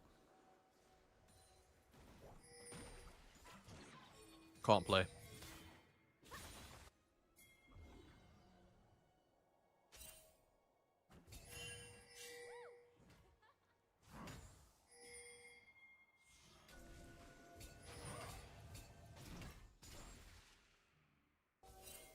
It's like top 5 in Korea is Chovy, BDD, Faker, Zeka, Scout. Yeah, man. Trying to play to get into a top 5 team in Korea looks good here as a mid laner.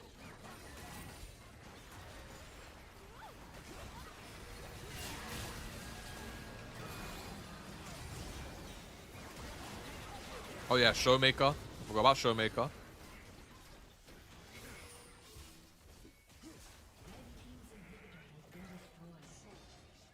Like how the hell do you ever make it in the LCK as a Korean mid laner right now if all of those mids are to stay around for the next like 2 years?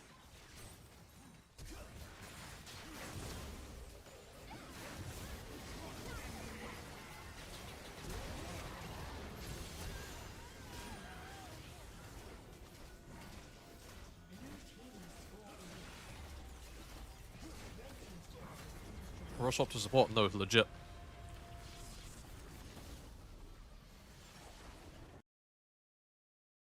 Those fellas got touched, guys. Okay, that was Hanwha C9. Do we want to watch D plus versus a Freak of Freaks? I feel like the answer is no. Okay. Here's the option. Here's the options of games, guys. BNK Fearx versus Vietnam. Africa Freaks versus D+. Harmon Life versus Fearx. KT versus DNF. Nongshim versus Team Liquid.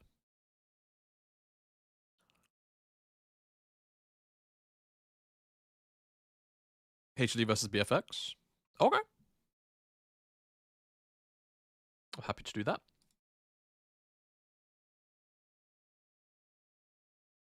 I am a man of the people. And then we'll do Nongshim TL, and that'll probably be it. I think the rest of the games are kind of boring. At least on paper, unless there was a banger that someone knows about. Unless someone knows about a banger and they would like to inform us, in which case we will watch the banger. If not, I think that'll probably be the KeSpa Cup games, and then we'll watch some in-houses. And then we will likely just kind of vibe and chill for the rest of the day. Alright, before we get...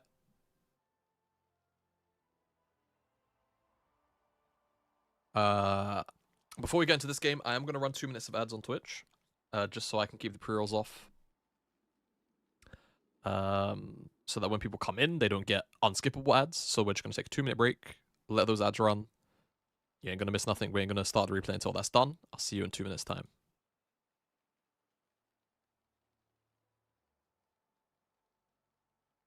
Anyone of the DK games? Were the DK games good, though? Were they actually good? Like, guys, I am down to watch them. Versus Freaks, but if it was a nothing burger, then I don't want to waste people's time.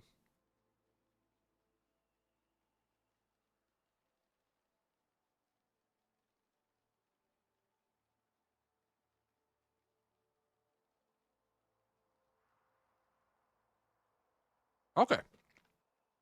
We'll watch it then. We will watch it.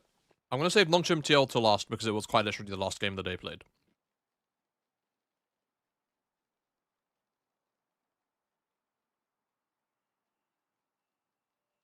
And Showmaker Maker was making plays on Malzahar.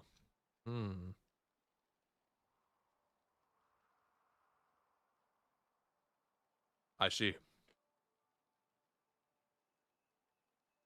Okay, we're gonna run Spotify DJ now.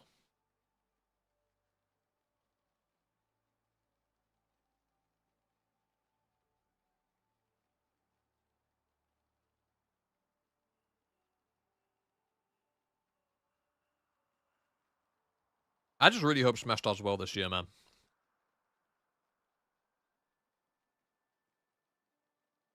That's my main thing.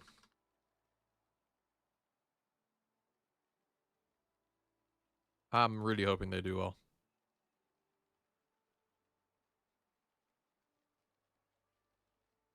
Be so depressing if he doesn't do well.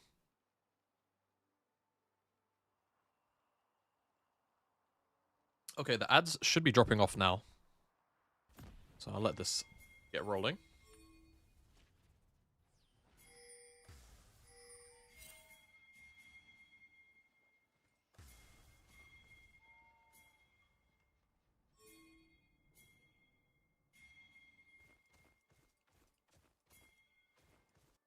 Yeah, Smash does deserve it, man. It was very apparent last year that he's quite talented.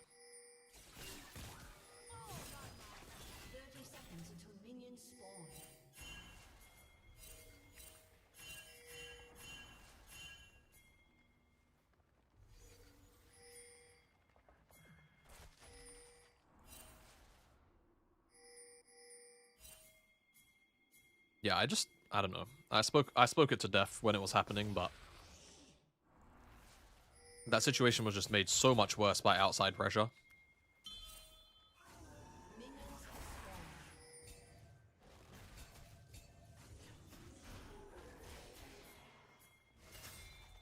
Mate, I wouldn't be able to tell you. Like, I don't know why Vikla's weird too, bro, because like Vikla had like some stretches where he wasn't even that bad. Like, he was definitely bad, but he wasn't that bad, you know what I mean?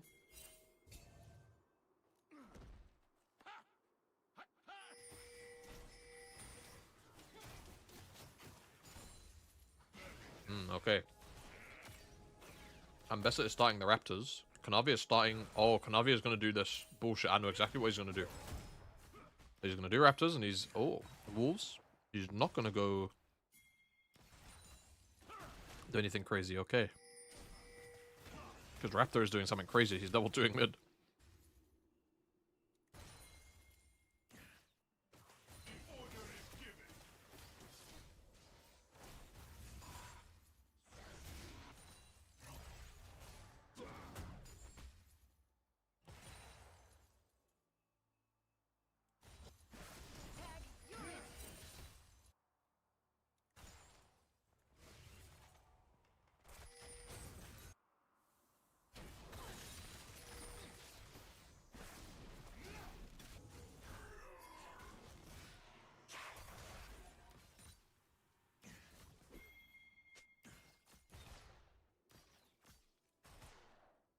Yeah, I agree, man.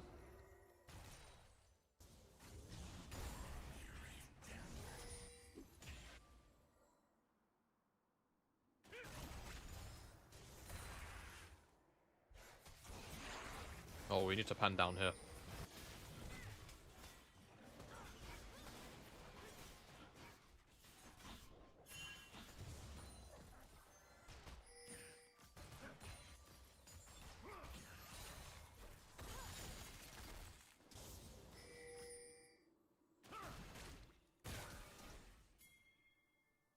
Okay, even if it got chunked out quite hard.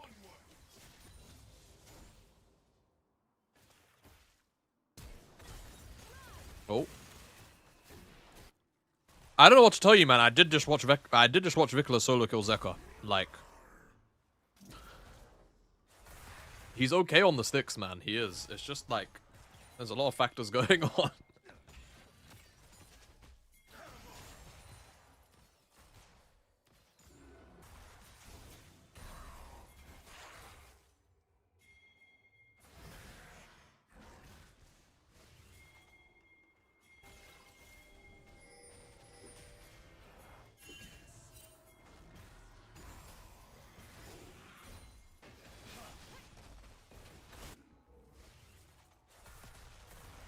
Akşam abiş.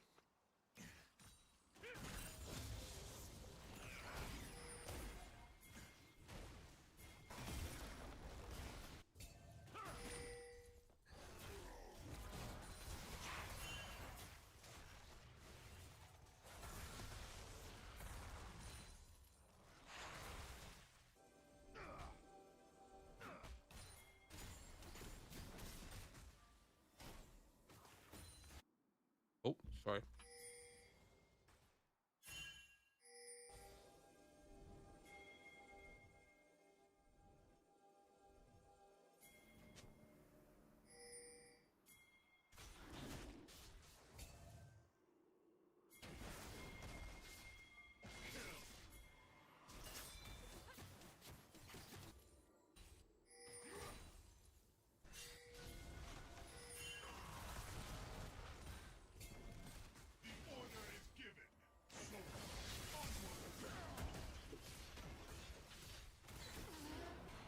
Wowzers.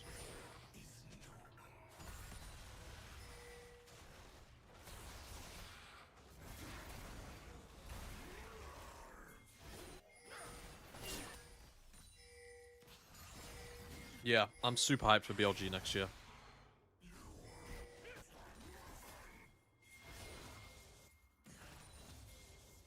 And JDG can really develop and be a bit of a solid top 3 team. It's possible.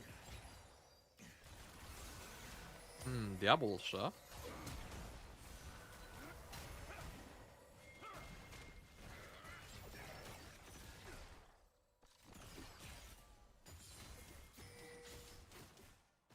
Well, it's just about being with Danny. It's more like the actual roster itself is cool.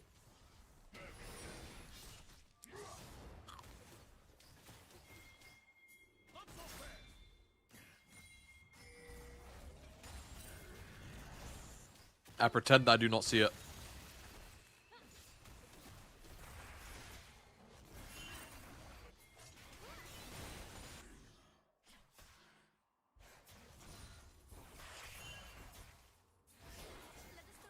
Just because Aragorn worships vampire, I'm gonna hate on him. That's so valid, bro.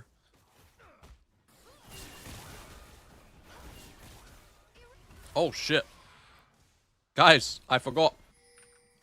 I forgot. I forgot. We have a new video.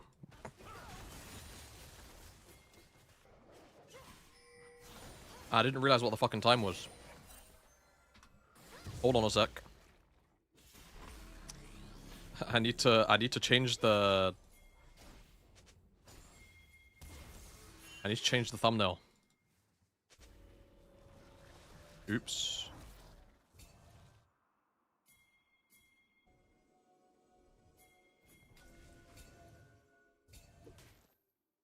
Oops, oops, oops, oops, oops. Manage videos. Videos. Edit. Upload file.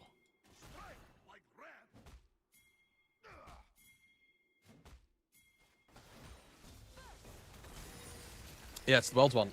If you guys don't mind, we can watch it together. Again. For me, because I watched it. Duh.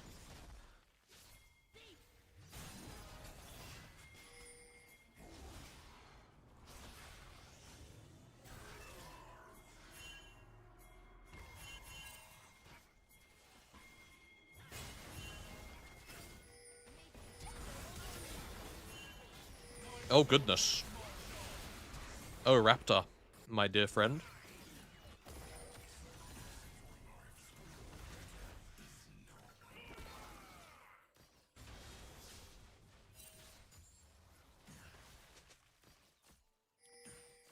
Yeah, and maybe it'll do numbers, maybe it won't, I don't know.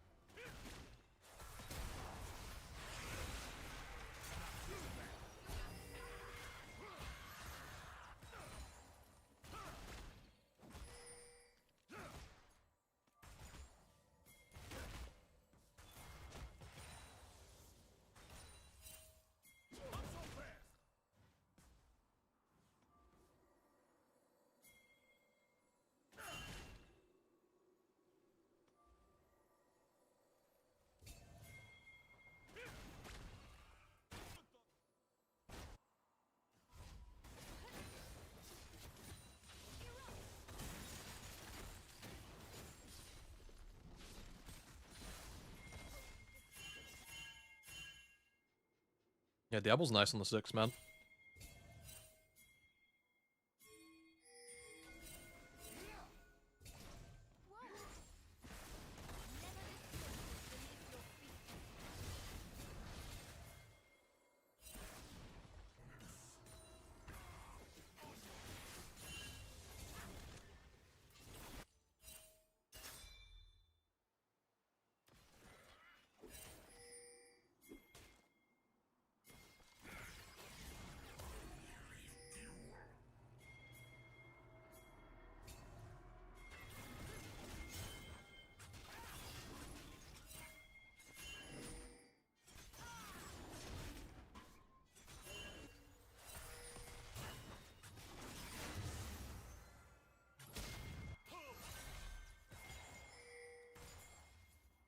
I'm having a bit of a brain fart.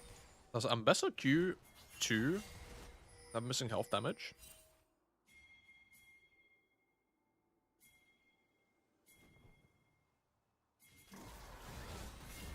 No.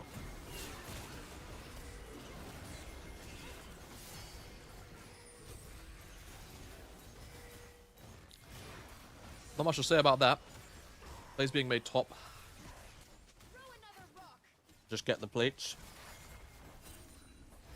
Solution will keep getting ahead. Yeah, we watched GenG vs C9 already. VFX are getting this tower first. It was earlier on in the VOD. Obviously, I know you're on Twitch.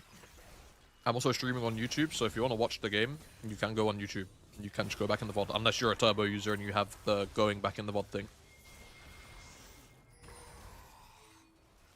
I guess you can also... the VOD should already be up on Twitch, so if you want to... Whatever the hell you want to do, just do it. Like, you can go back and watch.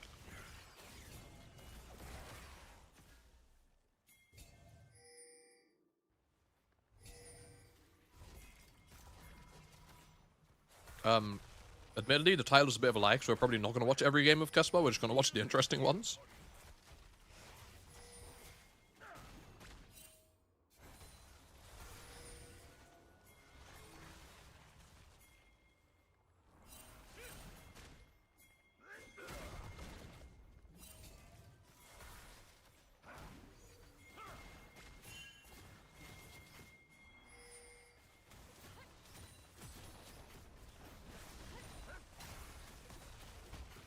The Matcha Cup will probably be in a few weeks.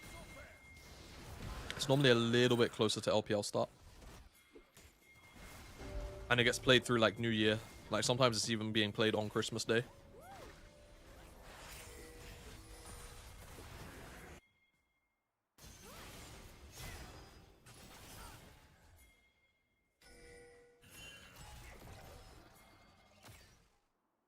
There you go, starts on 26th.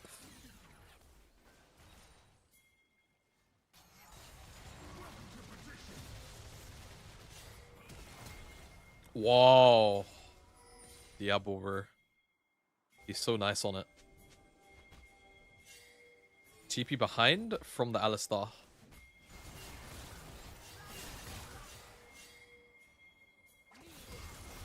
Oh. Oh. Go. Guys, someone get the apple. Oh, goodness me. Oh, goodness me.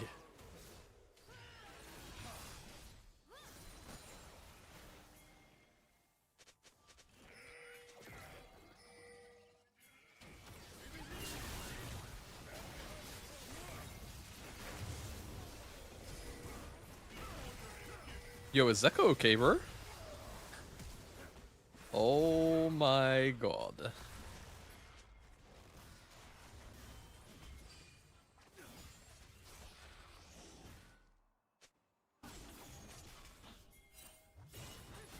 Well.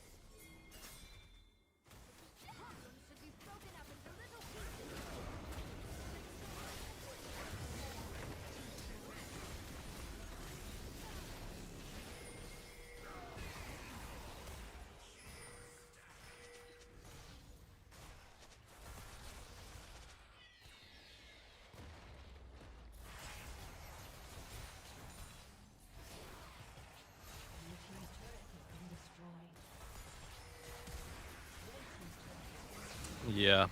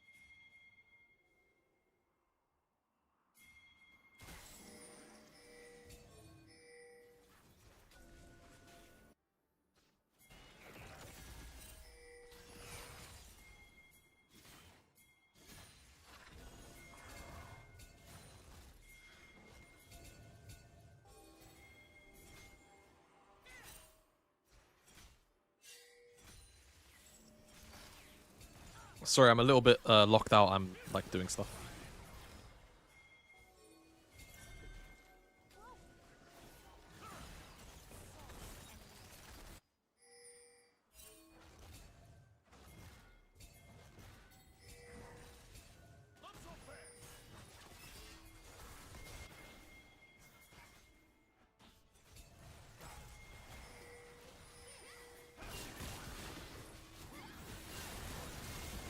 Oh my goodness.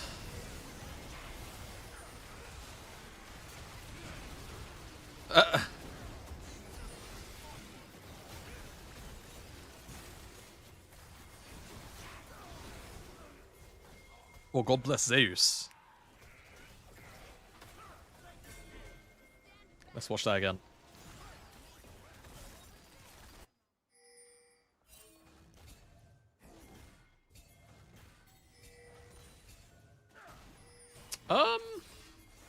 To be honest, on Discovery, I think it's a laundry list of things. I think this is the first year where it feels very tangible. Just give me a second. Okay, so Kanavi ult stuns everyone, which is really good. Zeus also doesn't die. He's able to press R on Kellen and actually gets really good repositioning. And then the light blocks the culling. So Zeus doesn't die. Then not only that, he's able to get a double knockup.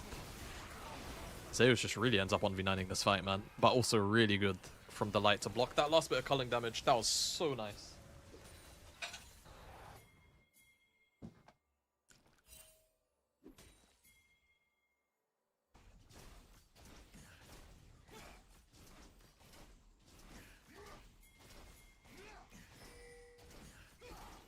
Yeah, big time smurfing. Dude, oh my god, Kanavi just purchased an entire Umbral Glaive.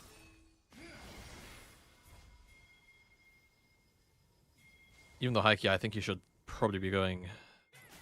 Not that I am this late in, but it is what it is.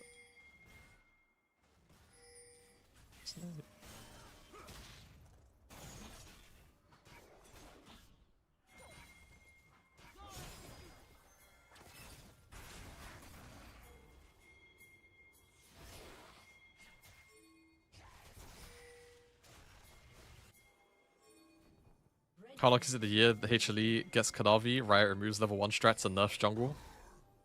GG.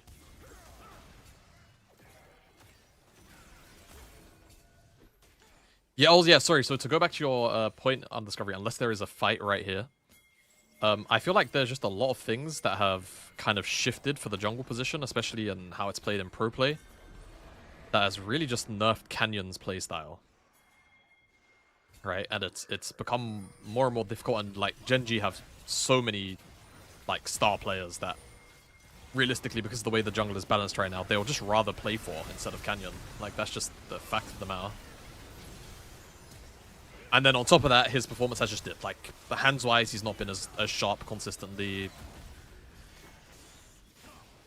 He is still at least most of the time in the right place at the right time, and we still get glimpses of that same Canyon that we, you know and love, and he's still fucking great a lot of the time, but yeah, it definitely is a bit concerning. Well, I think of a player like Canyon, because you have to remember, like, Canyon is so, like, at ceiling has been so mechanically just head and shoulders above so many other people that we do hold him to a very, very high standard, right? So when he's not meeting that standard, I think it's a lot easier to criticize him. It's like any player. It's like, I'll use Faker as an example, right? The bar for Faker has been so high over the years. And I think it's why, one, it does make it easy to criticize him, but two, I think there's also like a level of protection that comes with that, and like kind of, oh, this guy was or still is so good. And I think that yeah, it's for any true inside of the Apex tier players, right? You know, people that we consider the best of the best. People like Faker, people like Chovy, people like you know, Ona. You know, their ceilings are so high that when they don't play well, it's very noticeable. That TP from Kuma was a bit crazy.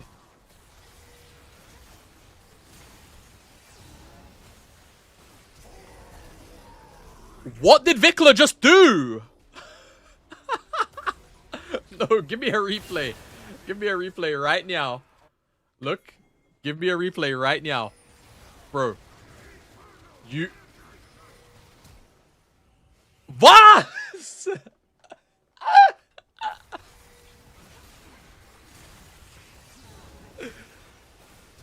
Oh, Vikla, that was bold. That was bold.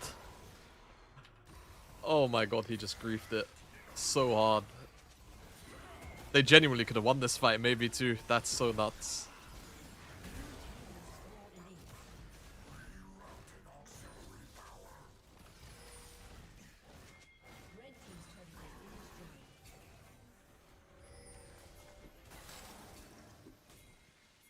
I don't even... I need to grab my water. I'm thirsty.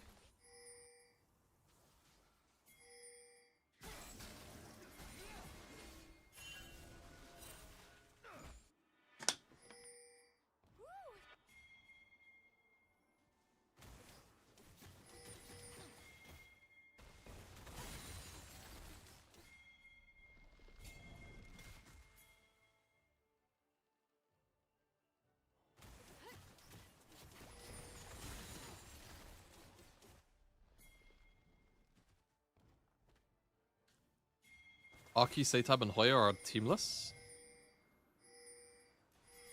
Kinda good low-key.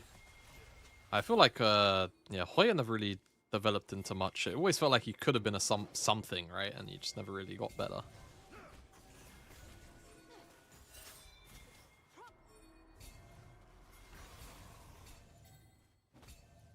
Well, guys, it appears HLE are 8k up.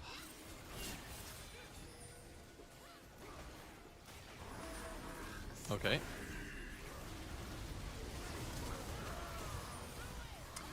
And Diablo has been murdered on the back line. Oh, wait. Zeus fucked up. He's probably still... Is he gonna die to that TP? Konavi will catch him. They'll catch him. Well, this game was close until it wasn't, and it was a pretty big-time fiesta. Yo, Nord, what's up, dog? How you doing, brother? Through YouTube as well, my goat. I'm good, bro. I'm good, I'm good, I'm good. I hope you're well. I hope you're well. Damn, when was the last time you would have even spoke, bro? Like, it might have just straight up been, like, not too long after fucking LVP, no? What the hell? Long time, bro. Long time. What's up, Yusuf? Hello, bro.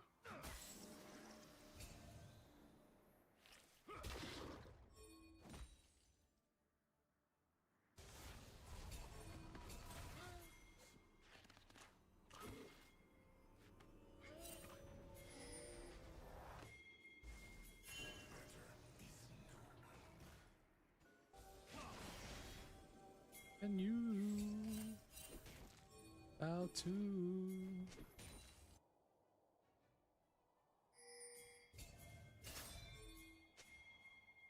This girl put me on hibiscus tea.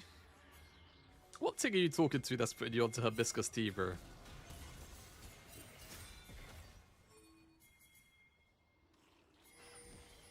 What kind of thing are you talking to, bro? A little Hamza thing, yeah? Cool. Little Hamza thing. Bro, I feel so bad for Diablo, bro. He's trying so hard. He's trying so hard. He just doesn't have a team. The rest of HLE are just so far ahead.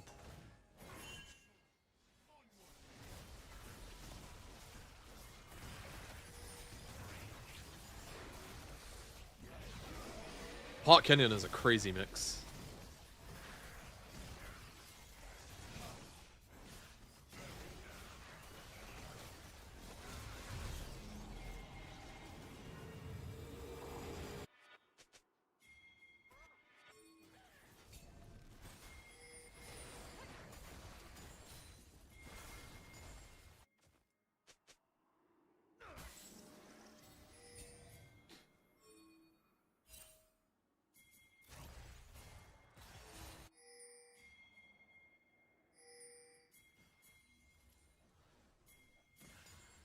at this slow pushing the wave. Waiting for stuff to get a little synced. Well, Zekka's not hitting midway for some reason, so there's that. If Zekka was hitting midway right now, this would be the perfect siege. Yeah, they get it now. A couple seconds late, but still in sync enough that it's going to be a problem.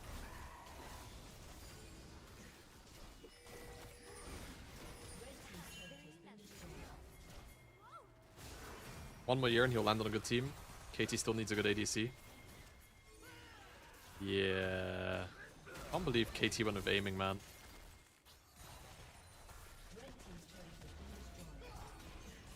Yeah, man, I'm doing good. Okay, you've been working in television. That makes sense. That makes sense. I hope that's been true in you all, man. But yeah, nah, everything's been going nice. I'm enjoying my time, doing my thing, making more YouTube content now.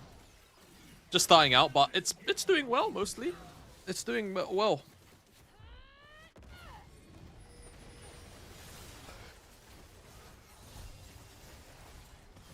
I mean, I don't think Viper would have ended up at KT, but I do agree with Smash. Like, Smash Diablo, and you land on aiming? Like, what the hell happened in the off-season for that to occur?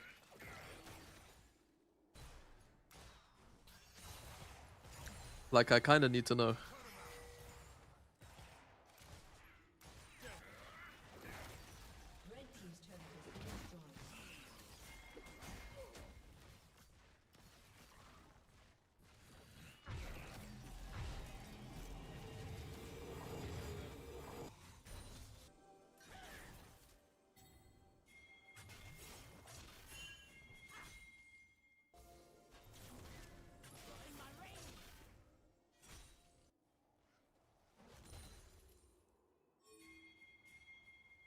Yeah, I don't know. We let Peter go for Polu. President Polu, man. President fucking Polu. It's just so evil, bro. It's so evil. It's legit so evil.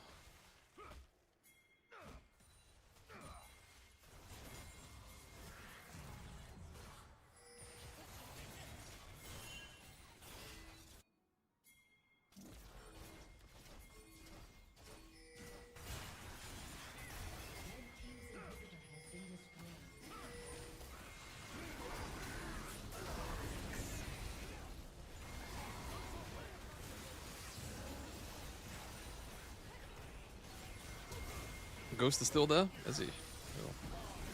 Go. Free Diablo. That's all I've got to say, man. Free Diablo.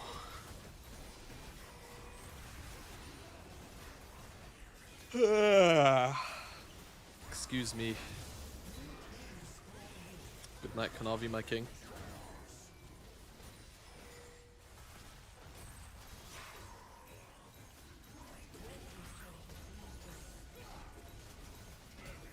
Is there any way I can watch the full VODs for these games? So, in an official capacity, unfortunately not. In an official capacity, unfortunately not. The KeSpa Cup seems to be region locked completely. Which is a very big shame. But I'm going through some of the more exciting games right now. And then that's kind of it. KeSpa Cup, it's just a preseason tournament. Like, that's it. Or a postseason tournament. Okay, guys, my new YouTube video. I would really, really appreciate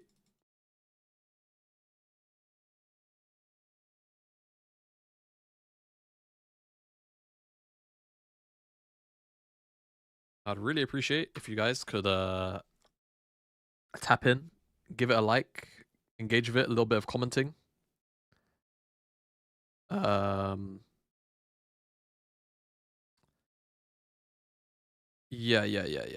Just cause yeah, I don't normally do videos like these. I want to experiment more with talking at a camera and like kind of having these kind of talks about the esports space. So just for a little bit of context, we are going to take a small break from KeSpa Cup. like 15 minutes just to watch this video, and then we'll finish out the rest of the KeSpa Cup games. So And if you for want my to leave, go English ahead. fans, But this video that rest we're going to watch assured, right now, friend, I am not that big-nosed gorilla. thank you, Raz. This video we're going to watch right now is to do with Worlds and how I thought it kind of sucked, but not for like the reason that, you know, the games weren't bad. Like that wasn't the problem with the tournament. How's the pre-roll looking? Good for another 27 minutes, so we'll probably watch this, and then I might have to run 3 minutes. We'll see. So yeah. I want to watch this video with you guys and discuss it as it, like, obviously plays. Let me stop the music. Just because I would, this is a bit like cheeky, but I wouldn't mind getting some direct feedback on how you guys think the video is. Seems as I have you here, right? Cool hoodie, thank you. Right. So yeah, this year's Worlds is kind of like just a soft retrospective. You'll see, and let me know how you think about the video. And welcome back to the channel. Worlds. It's supposed to be the celebration and culmination of the LOL esports calendar, but this year's Worlds kinda sucked. Now, that's not to say that Worlds didn't deliver some memorable series, especially inside of the top 8. AL versus T1, GenG getting upset by KT, and of course, the 5-game finals, right? That was an absolute banger. But now that some time has passed, I realized that it's kind of the spirit of Worlds that really felt missing this year, and I think it had a lot to do with the schedule changes and the overall format changes coming into 2025. Very quickly, I just wanted to kind of introduce myself in case you clicked on this video and you don't know who I am, which is certainly very excusable, but I'm Jamada. I've been working in the LOL esports space for about the last 5 years now as an analyst and color commentator, predominantly with Riot Games on the LEC, the LPL, and this year I was working on the NLC, which is of course where the Lost Ratonas were, Kadrill's team. So I've got a fair bit of experience, at the very least, working inside of the space and inside of the industry, just not quite at the international level. All of that basically just to say, this video will naturally land in the area of critique. I, however, do simply want the best version of this tournament for the community, and I feel like this year we didn't quite get that, so without further ado, let's talk about the format. Since 2017, we've always had a full-fledged play-in stage with up to 8 teams vying it out for the final remaining spots inside of either the group stage or Swiss stage. But this year, we were cut. I already like this being in front of the camera type shit. Yes, this is like, I want to do more of this. Like moving forward, I think it's really important to have my face like in the content. Yeah, I think the intro was nice. I think it was very snappy. I think it kind of got most of the points across. Also, my editor is a fucking smurf. Same one of the 3 doing the shorts. He's on here. Down to 1 single best of 5, and I actually think, fortunately for Riot, it ended up being between T1 and IG, and I feel like that glossed over the fact that we sort of just lost an entire portion of a tournament in favor of getting this 1 best of 5 between an LCK and an LPL team who happen to be pretty big fan favorites. The other big change, of course, was the fact that after years of asking, we'd finally gotten less wait time between the cores and semis, but not the finals, and we'll touch on that a little bit later, but as we all know, going out of groups or the Swiss over the last 2 years, into quarters, into up to a week wait almost, into semis, into a guaranteed week wait for finals, always killed the hype and momentum of the knockout stage, so this was certainly a welcome addition to the schedule. The final change, of course, is Fearless. It would have felt a little bit weird not to mention it, so I'm just tacking it on here, though we won't be touching on it too much in this video because I actually want to make a full dedicated video talking about Fearless this year, its impact, and the fact that it has been confirmed to be back for next year, but again, I just wanted to mention it here just because it would have been strange to leave it out. So the $1 million question is, how did they do and how did the changes feel overall? Well, I think most of the community will agree that Fearless was a positive addition to Worlds. Most people have grown tired of seeing the same picks over and over again, and we've had it throughout a lot of the year, so we already knew what to expect coming into this World tournament. What didn't sit right with me though is the reduced play-in stage, and despite, yes, getting less wait time, actually no wait time between quarters and semis, I feel like with that change we... Illicit tones, what does that mean, friend? What does that mean? He ended up getting a situation of getting what we asked for, but not exactly what we wanted.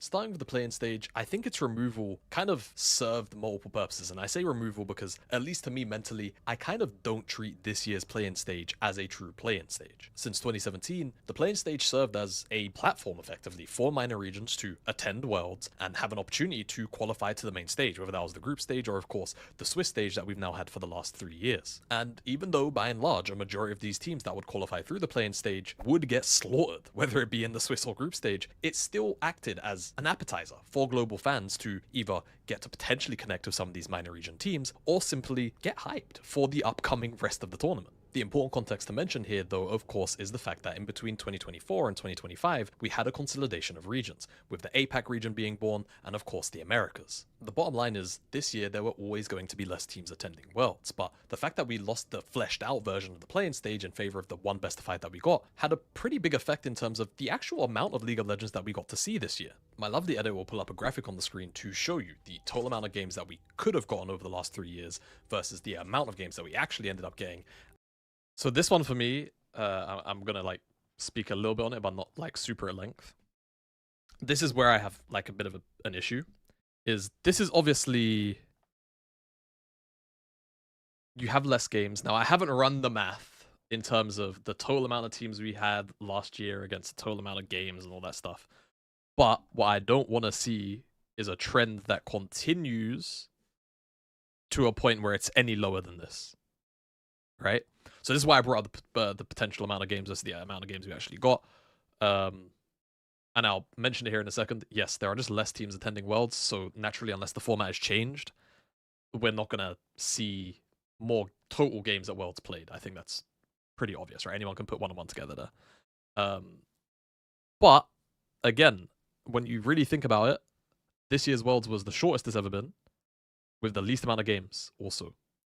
And I think the pacing just felt off. It felt really off because of that in many different ways. And I think that's, I don't want to say it's unfair, but I don't think it's, you know, I think to me the World Championship should be the tournament. Like it should be the tournament that everyone remembers, everyone is excited for, and people were excited for it, but we got guaranteed lowest amount of games possible in the last 3 years since Swiss came in.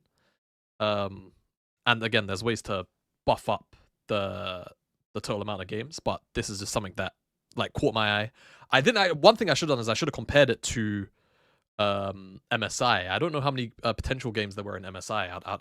I'll go and look afterwards actually. But that could have been a very nice direct comparison as well. Yo, what's up, Shynock? We got content royalty in the YouTube chat. What's up, brother? I heard APAC would increase more teams in its league from some interview. Do you think it's likely to happen still? I'm not too sure about the optics of the APAC region, my friend. So unfortunately, I can't.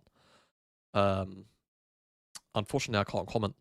A lack of planes to build hype, especially being from a region that benefited most from that, really, really hurt. Yeah, I agree. Like it felt like we got T1 versus IG, which is really random, and then a bunch of best of ones off the back of that, until we started getting the best of 3 matchups. So, yeah. And the difference. Just finished the video. Thank you, man. I hope you enjoyed that. There were less. Sorry, you've come back to live and we're watching it now. That's kind of the point I wanted to make. The fact that we just are guaranteed to get less games of League of Legends at the World Championship. And it does kind of make me wonder if the reception to the playing stage would have been different this year if it wasn't T1 versus IG. You've got 2 of the largest fan-based organizations playing up against each other to qualify for the rest of the tournament. If this was instead KT or Wait, and this to me is a very big point. I think people would have actually been significantly more upset if T1 weren't in play-ins and IG weren't in play-ins. Like we could have very easily had like Weibo or JDG in play-ins from the LPL side, and then we could have very easily just had KT in the 4th place like it should have been, right? And then at that point, like it's do you know what I mean? Like I think that really glossed over Weibo or JDG on the opposite end. Would things have been received differently is really how I feel about this year's play-in stage. I think Riot sort of lucked out on that portion of the tournament. As for the knockouts, I've kind of had mixed signals on this and mixed feelings overall. On the one hand, it felt way better to not have that 1 week gap between cores and semis, but we still ended up having that 1 week gap regardless between semis and finals. And I'm not going to say it killed the hype, but I think the fact that we had that stretch of Swiss directly into quarters and semis, I think there was a 3-day break. Editor will correct me if it's any different, into the full week break before finals. That arguably kind of felt worse. Again, a situation, like I mentioned earlier, of getting what you asked for but not what you wanted. I think the ideal scenario here is more or less, you know, going 4 days of quarters, 2 days break, maybe 1 day break, into semis, probably a 3-day break, maybe 2. That's the time where it makes sense for there to be a break, right? You've got travel, logistics. You've got to shoot. Yeah, there should always all still of the be a media. break. All of these different things have to happen. Sometimes equipment has got to be moved between venues. There being a break between semis and finals does make sense. I do still, however, feel like I'm about for to say the pacing of the tournament, it would feel better Inshallah. if it was just shorter. Though, as I mentioned, yeah, so for KeSpa Cup, there are no official VODs. It is going to be a little bit awkward, but if you would like to watch the games, I do talk over the VODs, because obviously I'm talking about my chat and stuff. But I go over the most hype games, the most requested games of today. So, Flavor Puff, if you want to go back through, you can watch the VOD of this here on Twitch. There'll be a VOD on YouTube as well that you should be able to access. I'll make sure that's accessible. So feel free to go ahead and do that. We've seen C9 GenG already. That was the first game of the day that we watched. So if you want to watch that, go back to the beginning of the VOD and you can find it there. But yeah, I agree, Shino. Like, there needs to be a gap. I'm saying, does it need to be a full week long? I don't know. Like, that's all good. And thank you for the sub, by the way. Like, I appreciate that you subbed. It wasn't an obnoxious question at all. That the funny thing about this year's Worlds was not only were we guaranteed the least amount of potential games, it was also the shortest by a relatively noticeable margin. You see, Worlds typically lasts around 40 days, almost 6 weeks in some cases. This year, it was only 3 weeks and 5 days. So we were guaranteed the least amount of League of Legends in the shortest amount of time for any World Championship in recent history. And I don't think that felt nice. Now, there were two other things that were also pretty hot topics over the course of this World Championship, and they actually always are for the last couple of years. The first being the Swiss seed, and subsequently the draws and the randomness of them, and the other being double elimination. And I wanted to kind of verbalize my opinion on both of these things, as I feel like it's kind of on topic for this video. Okay, so I don't know how much of a hot take this is, but I actually think we should just kill the draws inside of Swiss stage completely. I think the amount of RNG that a team can experience to either have their run completely trashed or qualify into the top 8 is a little bit too variable, right? I mean, even this year, you look at, not to like slight them, but this first team that come to mind, T1 only had to beat Western teams, right, to make it into top 8. Whereas you look at the most egregious example for sure on the opposite end in 100 Thieves, their draw was hell. Like, they did not catch a break from start to finish inside of this World Championship. And there are plenty of other examples since the Swiss stage started, and I feel like we shouldn't be experiencing this level of variance to potentially qualify in to the top 8. As a stronger example, even if you just look at the two teams that went 3-0 in the Swiss stage this year, right? Between AL and KT Rolster, AL had to beat 2 out of 3 of the best Korean teams, and then CFO, who I would at the very least describe as a big game hunter, right? They're the first team out of the APAC, and they've had pretty good showings. I mean, hell, to get to that 3-0 bout, they had already beaten T1 in the best of 1, right? So very capable team, whereas KT had to beat Team Secret Wales, MKOI, and Top Esports, who have a horrendous record against LCK teams, right? That is a night and day run to qualify into the top 8, or in this case, the top 2 for that top 8 draw. Now, there are a lot of ways that I could go in terms of talking about the Swiss stage and its seeding and the draws, but I actually want to talk about something that doesn't get highlighted too much, and it's the pooling. It's the pooling of round 1, because I think that it's actually a pretty big issue. You see, when we had the major region system and the minor region system, it kind of made... I will say, I definitely get the gap thing. Sorry, just go back to one more time, because I just read your chat. I'm Moi streaming for the first time today, so it's a bit weird. But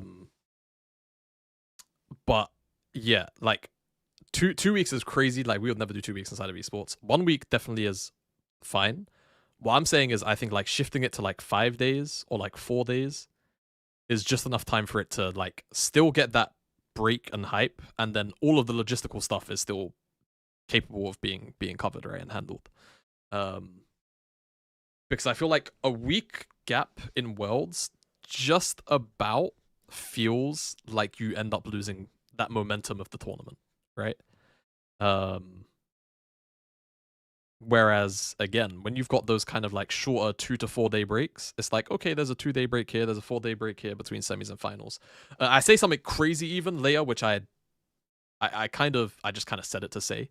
But I would even make some kind of argument, depending on how it was, would be that you could theoretically have semis and finals in the same weekend. I think it would be crazy for a world championship and the way that our ecosystem is. But I wouldn't be opposed to it. I really wouldn't be opposed to having a world championship weekend in a very similar way to how other esports like Halo does that, right? I mean, their majors and tournaments are a little bit different, but that's just the first like esport that came to mind. But yeah, has to be 6 days minimum to put Sunday to Saturday. No, I don't think it has to be on a Saturday. Like it can be on whatever day it can be. Can't have finals or semis on a weekday. Nah, you low-key can. You low-key can. You low-key could. As long as it's like a good time zone for the most amount of people possible, like it's always chill. But like yes, ideally you want it on a weekend. Like that is obviously gonna be the thing, for sure.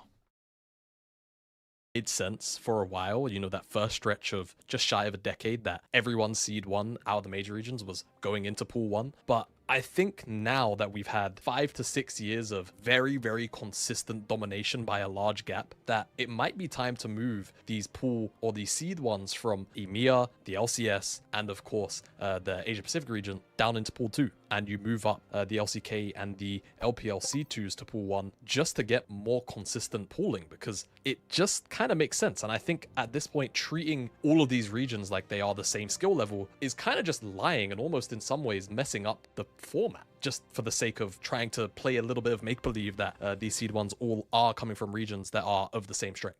The other big thing was, this is a very huge thing for me. Yeah, man, like we just need to put the Korean first and second seeds in the same pool. Like they should not be in pool 2. Like the second place team should not be in pool 2. It's even more egregious this year because we also have like we have the 5th like Equus 5th seed of having APAC in pool 1 too. But they really just need to shift it back to having like 4 pools, pool 1, 2, 3, 4. Pool 1, I made an example of it and I never actually ended up putting it in this video because it would have looked a little bit jank. But like, you know, just have the seedings based off of MSI placement. Put the seed 1 and seed 2 of MSI winner in pool 1. And then just fucking fill it out from there. Just fucking fill it out from there, right? The rest of the seed ones go into pool 2, MSI winner region or like 3rd place region, second or third seed or second seed respectively goes into pool 2. Like just fucking figure it out. I don't care. Like the pooling, fixing the pooling for the round 1 seeding would infinitely make Swiss stage more tolerable. If it was to remain draws, actually, like that's actually the main thing. If it was to remain draws, that would make it infinitely more tolerable. Of course, double elimination. It felt like it peaked. Like we talk about double elimination quite a bit when it comes to Worlds, pretty much every year, but it felt like this year especially we spoke about it so much. And just for me, it's a pretty big no-brainer, right? You get more games and double elimination usually guarantees a banger finals, right? Unless there is one team who is just so far ahead of the rest of the field that it's never going to be close. You get more League of Legends anyway. So I feel like there's not too many negatives here. One of the common arguments against it is more or less that you're not going to end up with these underdog stories like DRX in 2022. And to that, I say, well, double elimination kind of soft gets you out of situations like 2023, where Weibo upset BLG, but it was very clearly an upset that was likely not repeatable too many times. And walking into finals, we all kind of knew that T1 were just going to steamroll them, and we ended up getting the fastest finals in a world finals, right? I'm pretty sure that's the record that they set. So yeah, I feel like it still covers that ground, right? For every DRX that you potentially lose, you also avoid a Weibo situation. And before infinitely better. Infinitely better. I will never hear like I'll never in that aspect in terms of like finals. There is no world in my opinion where double elimination is like a worse format. There isn't. Yeah, I don't have much else to say. I will also cover my opinions a bit more here. I'm also a BLG fan though. I mean, I was a BLG fan too, and my feelings don't come from that. Like I think about like imagine all year long. Like think about the story that we could have had in that lower bracket, right? Where BLG get upset by Weibo. JDG also, like, because that was an upset too. I think it's really important to like highlight. Everyone thought JDG was going to win. Everyone. Unless you were a T1 fan, right? If you were a neutral, your expectations realistically should have been JDG were going to win that series. And they lost. And T1 knocked them out. Fair play. But imagine what we lost from not having double elim of potentially, like, JDG and BLG would have slaughtered whoever they would have had to have played in the lower bracket. Rest assured, friend, I am not that big-nosed gorilla. To make it into top 3, the two teams that have been battling each other domestically and at MSI all year long have to play a best of 5. We just don't get that story. That story just doesn't exist. It just doesn't, right? So then that year, we don't get to see BLG versus T1 potentially. We don't get to see a rematch of will JDG figure out the bot lane thing, because T1 were so far ahead in terms of the double AD meta that we just never get a conclusion to that specific story.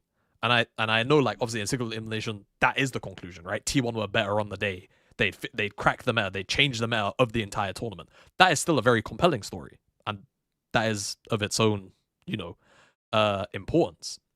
But to me, with double elimination, we literally get more content. We get more content. From a narrative standpoint, I don't know how that's ever a bad thing. And from just the amount of games we get thing, I don't know how that can ever be a bad thing either.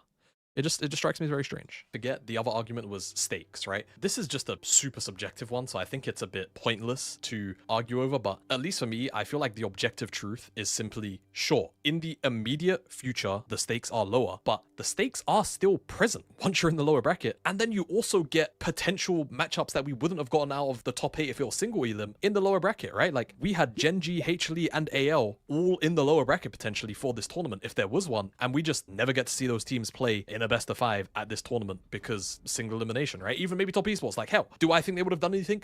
No, but would it have been cool for them to have potentially, like, gone against the whole choking versus LCK thing if that was the matchup that they got? Again, you get more story and extensions of narratives in the double elimination that, frankly, you just don't get in single elim, and I feel like for the viewing experience, overall, it just is better. Like, there is more to get. There are more games. I don't know how this could ever really be a negative for pretty much anyone. All right, I've spent about 12 or 13 minutes complaining and kind of just highlighting issues that I've had with Worlds. So I thought it would only make sense to round up this video by talking about set an A/B test for the title on this video. But yeah, like, again, the stakes thing is also very subjective. I think everyone gets different feelings and kicks out of, different circumstances.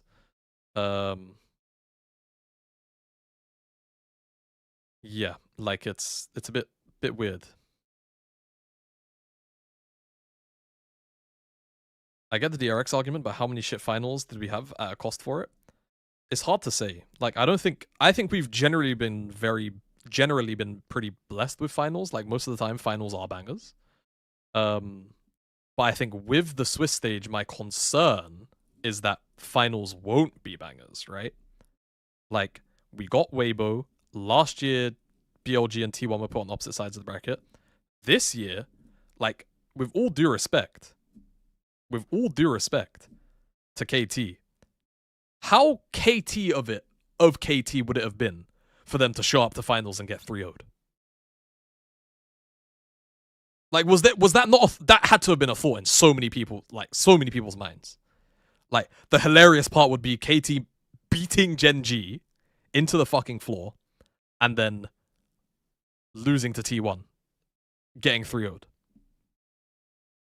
Like, yeah, 2018 and 19 were shit finals as neutrals as well. Yeah, but I think at least people had hope that both Fnatic and G2 could have at least taken games off the other team, right? Like, well, maybe not IG. I think everyone knew IG were going to slaughter Fnatic, but like with G2, it felt doable. But then they still got slaughtered as well. I can't remember the 2020 World Championship. What was it? It was Damwon. Oh, but Damwon were just the best team. Like, Damwon would have done that in a double elimination bracket anyway. What my ideal kind of Fnatic was going to be IG because of groups. Schedule looks like next year. Now, important thing to note, we already know that Worlds is going to be in 2 locations next year. It's the first time that it's only going to be held in 2 locations. That's Allen, Texas, and then the finals in New York City. So we know that there isn't going to be double elimination, but this is just what single elim top 8 is the same as before, not fault of Swiss. No, because the way that the seeding worked for groups before would get you more consistent top 8s. And at the very least, even though it was best of ones, right? Even though it was best of ones, usually the 2 best teams in those groups would advance. Pretty much always. And the only times where you wouldn't get teams who should probably be in the top 8 for that year would be if they ended up in the group of death, right? Let's say there was one particularly really good European team, or some kind of nonsense, right? Like, maybe it's one of the weird, like Flash Wolves are like still a thing and fucking awesome, right? Otherwise, the top 8 would always be very, very good, and there's seed 1s versus seed 2s, right? The variance of what Swiss can do to give the teams the seeding for top 8 is the problem, right? Like I was saying, it's no slight to KT because we went on to see them actually go all the way to finals, and it seemed pretty apparent that they deserved it and they'd improved as a team. But again, their run to be a 3-0 team to get the guaranteed, air quotes, weakest teams out of Swiss was Team Secret Wells, MKOI, and the other team is escaping me. Top Esports, right? Horrible record against LCK teams. Whereas AL had to beat LCK 1 and 2, right? Oh, 1 and 3? Well, HLE 3? No, 1 and 2, right? Into good old... Why am I blanking so much? I said it in the video anyway. CFO, which like definitely a easier matchup, obviously, of the 3. But CFO still like have looked pretty spooky against some of these stronger teams at times. So yeah.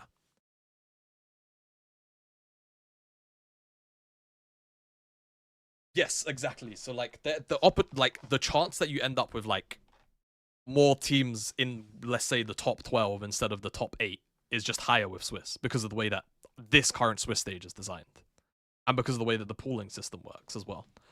Where even obviously because there's just less LCK and LPL seeds, but we are like guaranteed to always have like a Western team in top 8 now, pretty much, unless they completely shit the bed. Because Swiss just enables that. So yeah, my ideal circumstance looks like for Worlds 2026. Double elimination. Duh, right? I think I made it pretty clear when I was talking about it just a moment ago. It is certainly just the most sensible thing. I will say, I don't think I actually mentioned it in the video, which is poor of me. The fact that Worlds is in the same location for everything up until the finals, this would be the year to implement double elim. You have a venue booked out. Obviously, they would have booked like specific days, right? And it's very likely that they're going to the same place where they held LTA finals. But just, you don't even have to go anywhere. Like, you get to just do an entire double elimination tournament in the same place like you would have MSI. Am I missing something? Like, just go, no? Like, legit, just go. Just go. And I think you end up kind of giving us back the games that we ended up losing from having no play-in stage. I'm okay with not having a fully fleshed out play-in stage. I think now that we've consolidated the regions, if there's no minor regions, I'm kind of alright with there not being a play-in stage. But again, I don't feel like we should ever be heading in a direction where we're downsizing, right? Like in raw games of League of Legends played at the World Championship, I never feel like we should be going for lower. So double elimination kind of solves that. And again, I highlighted my pros of why I feel like double elimination is a very strong candidate to be given to the World Championship. The other thing, and people have highlighted this too, is in the Swiss stage, I think in round 1 and 2, we should probably just kill best of ones. Fearless is the future. It's been announced as well that Fearless will be returning for 2026. It has been a overwhelmingly... Yo, thank you, Tarzan's 15-year-old girlfriend. I appreciate that, Beast. I appreciate that, man. The positive received change for pro play from the community side, and you know, even someone gift that guy now. Internally like it too. So I think if we're gonna have Fearless, we might as well have all of Swiss be best of 3. Again, that is another way to just kind of artificially bump up the amount of games that you end up getting at the World Championship, right? Again, we should never be heading down. I feel like we should always, at the very bare minimum, be keeping as close to, you know, that kind of 130-ish, 120 maximum potential games every single tournament. Best of 3s gets us in that direction. And another thing, going back to the knockouts, if we don't go to single elimination, there's actually a circumstance where I'm okay with us not having double elim, and it's if we actually have a different seeding or draw system for Swiss. I think the issue that I have right now is there are circumstances where a bracket can be very, very one-sided. You can have all the best teams on one side, all the kind of weaker teams on the other, just because of the way that Swiss can go at times. And I feel like if we can try and alleviate that through better pooling and better seeding from round 1, you probably don't actually need, or there isn't wasn't a kind of need where I feel like there is one now to go into double elimination, that's kind of where I stand on it, right? I think if seeding and pooling is fixed in Swiss stage, then I'm actually okay to keep the top 8 a single elimination. But if it's kind of kept the same, then I feel like double elimination is the way to go. Either way, the bottom line on both those things is I want more games at Worlds. I don't feel like we should ever be heading in a direction where there are less games of Worlds to enjoy at this time of the year. Then, of course, there is the schedule. I think there's... again, I'm not even like a mega anti-single elim guy. It is definitely the biggest thing for me. I would prefer if we had double elim, right? 100%. I'm not going to sugarcoat that. But I'm alright with single elim if this like seeding is a little bit more consistent for Swiss, so that, you know, realistically, pending results go the way that they always typically should. If there's less variance in Swiss, so the stronger teams are always coming out, again, assuming they play to expectations, towards the 3-0 and 3-1 bye, I'm cool with this. I'm cool with single elim. But if there's situations where I'm looking at a KT who are 3rd seed out of Korea, and their hardest game was top esports, right? Like, that was their hardest game. Their hardest game was 3rd seed top esports. I don't think that's cool. I don't think that's good. I don't think that should be a circuit. Like, I don't think the circumstance should be that KT should be allowed to play Secret Wales and MKOI, and then top esports, and that's their road to 3-0 bye. Over teams like GenG, over teams like HLE, even arguably over BLG, though BLG shit themselves. That's their own fault, right? That is 100% their own fault. But you get the idea. Like, you get the idea. BLG's run, I think, was fine. Where's the... I just need to remember where we're at. 13-22. Like, BLG, this was their own doing, right? Like, they lost the 100 Thieves, they lost the G2. They should have played better, right? BLG had a lucky draw, if anything. Like, it's kind of embarrassing that they didn't qualify, right? Very, very embarrassing that they didn't qualify. But yeah, like, that to me, theoretically, and I know this is a bit, like, dickheadish to say, BLG being the 1st seed out of the LPL, obviously they got very easy draws, but even as they went down and down and down in a system that I'm talking about, they should always have the easier draws as well, if that makes sense. Like, again, they showed up to the tournament, they underperformed. This is actually roughly the kind of draw that they should get as a 1st seed team if they continue to, like, suck, right? This is what I would expect. Whereas even for GenG, think about it like this, like, GenG's run, they had to play T1, obviously it's playing T1, but, like, contextually it's a bit weird, right? But GenG's path in was technically harder than it should have been, right? Like, they played LPL2, LCK4,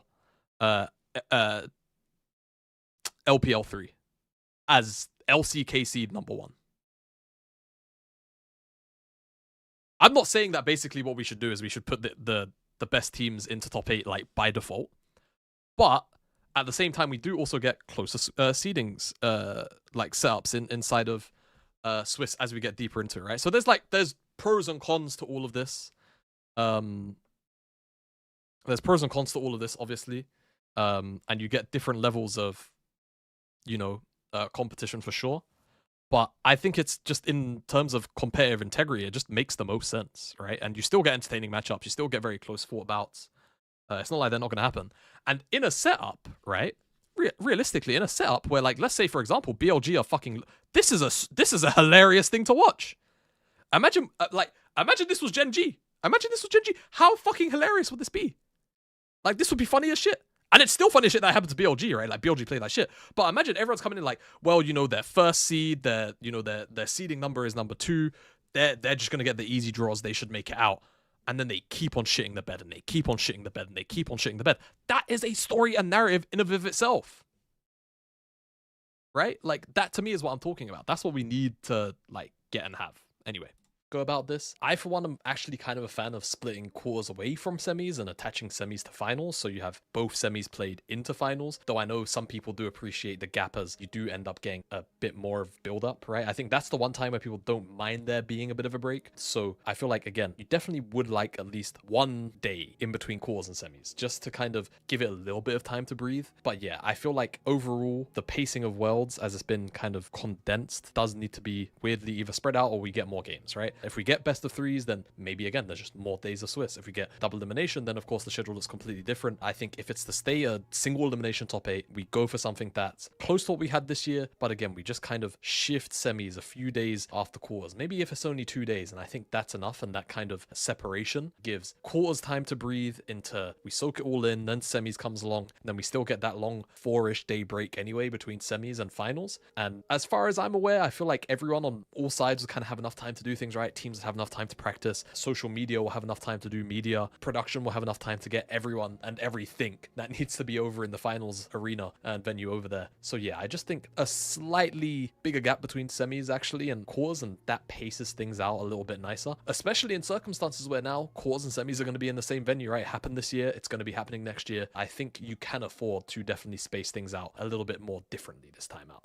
That's about it though. I think I've rambled on enough. I'm sure That's this the video. I hope you guys enjoyed it. Again, I'm going to link it in the chat one more time. I'd really appreciate, I know we just watched it on stream, but if you do click and go and watch it, like just mute the tab, like actually right click the tab and mute it. I don't know if you can see this. Yeah, you can mute it, just like have a little bit of volume on and just let it play through. That would really help me out. Yo, Kaiser, what's up, man? Thank you for your prime. I literally pay you, so you're just giving me money back. You're just giving me money back, bro. Love though. Yeah. So I would really appreciate that if you could do that. That would be great. It just helps the statistics of the video so that it gets pushed out to more people. Yeah, I'm definitely gonna do more of this style of video over the course of the year. That also means I'm gonna get a new camera to do this because yeah, camera quality was one of the things that definitely this video lacked, but we made up for it a little bit in editing. Okay, now that this video is done, again, I appreciate if you guys enjoyed it. I hope this is again content that you enjoy, you kind of continue to support, because I don't think anyone really does this outside of Shynock. Like Shynock's the only other person like on my radar that in English, like there are people that do it in different languages, by the way. But especially like as an English speaker, I don't think anyone really makes this kind of content. Yeah, I don't think anyone really makes this kind of content. So I think it's important that someone is doing it, and someone is like, this isn't even like aggressive critique or anything. This is just talking about the tournament, right? So yeah. Anyways, let us continue with KeSpa Cup, guys. KeSpa Cup. What game? We have Nongshim. What am I looking at? Nongshim TL, and there was one more that you guys wanted to watch. It was DK DNF, actually.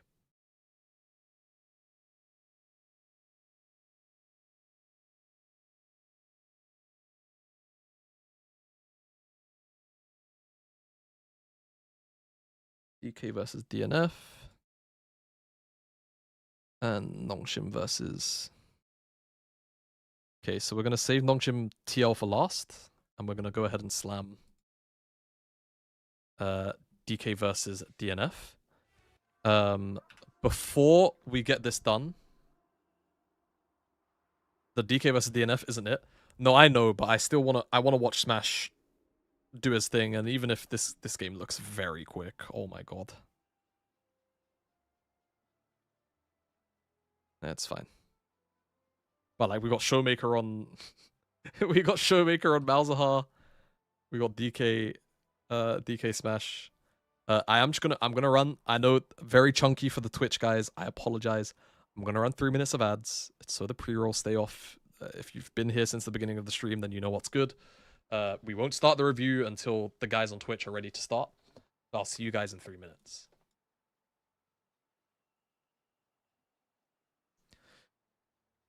Oi.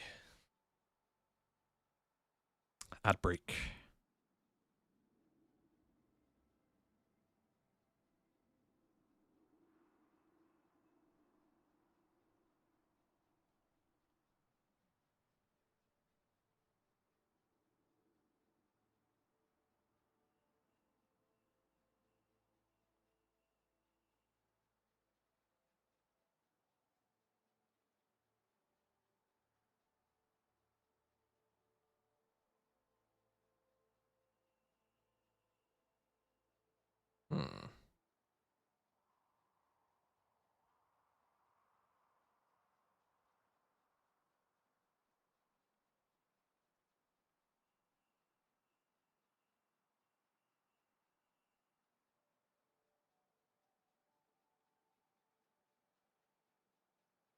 How do you think LR will do in the LEC?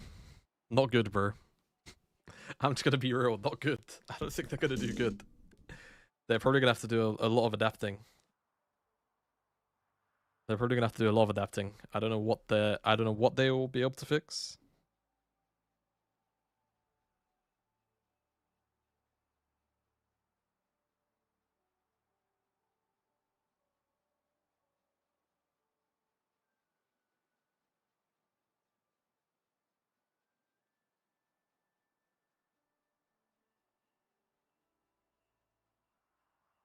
I need them to get humbled to prove a point. Top 8 or no? Oh, definitely not. I think they will maybe be 10th. They will maybe be 10th. 10th to 12th. If they go 8th, I think it's a big overperformance. I want Yamato to do good too, but like... And like, just a lot. Like, I fuck with Cadral heavy. Like... Cadral's one of my guys to me, man. He's always anytime I've like needed something, like regardless of the level of what it was, he's got me. So I wish I like on a friend level I wish him nothing but success, but bro, my hopes aren't high. My hopes aren't high. Yeah, I don't know why, like bro, this flame on Yamato is a bit like I don't get it. I can't lie. It's very strange. It's so strange to me.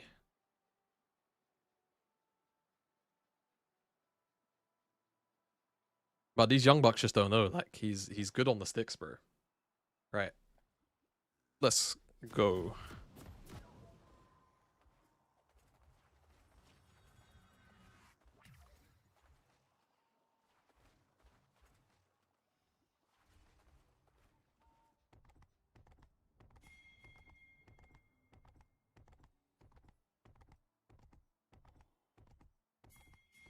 Welcome to Summoner's Rift.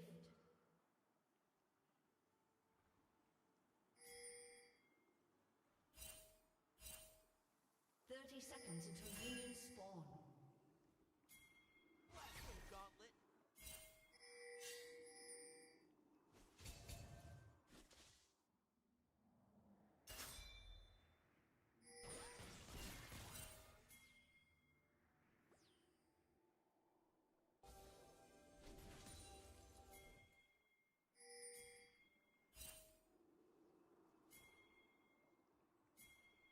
Minions have spawned. DK support is called Korea? What's wrong with Korea? What's wrong with being called Korea, bro? Can't rain on my parade. Can't rain on my parade. I never saw the Reddit thread, but I can imagine what it was like, and it was probably just goofy, bro.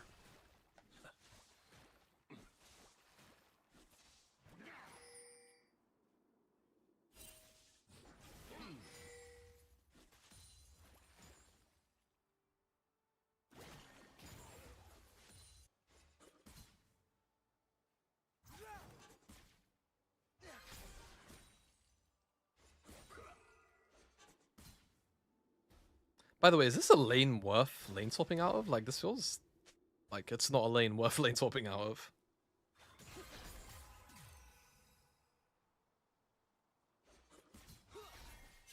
Oh, excuse me.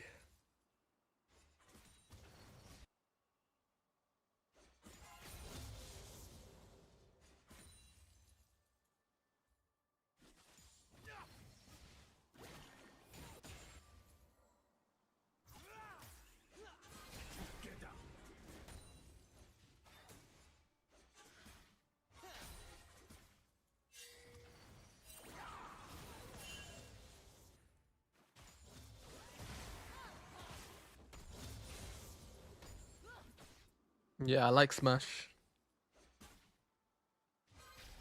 I like smashing. I'm so glad that DK got rid of aiming. That guy stinks, man. Courageous Giga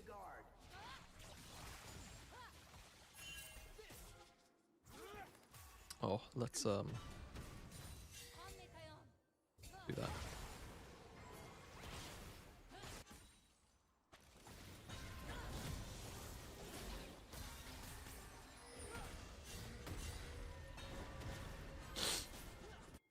Oh, I need to change the title. I forgot about that. This is now DNF versus DK.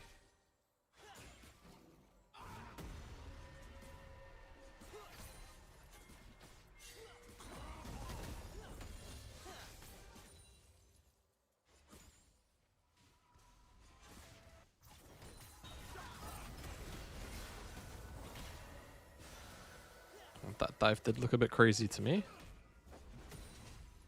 It's all good though.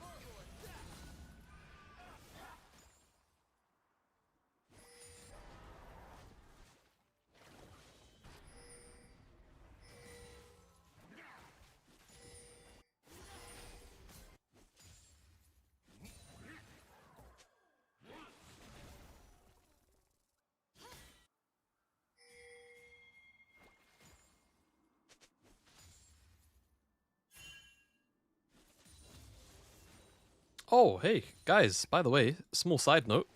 We just hit 2,500 subscribers on the YouTube.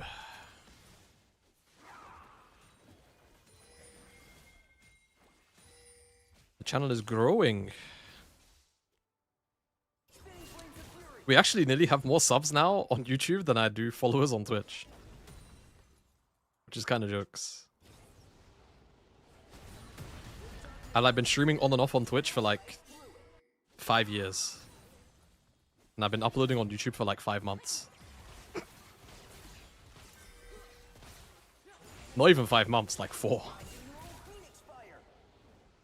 No, 5 is right. No, I think I uploaded my first video in like July. Yo, what's good, Rue? Hello, bro.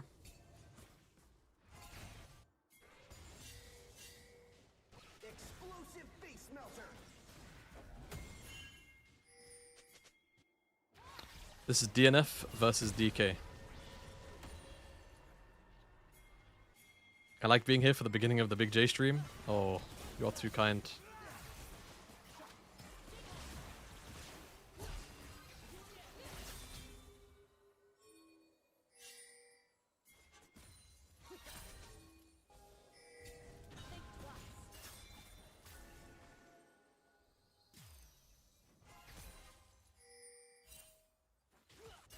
Yeah, we've been watching games all day, so feel free to go back in the VOD if you'd like.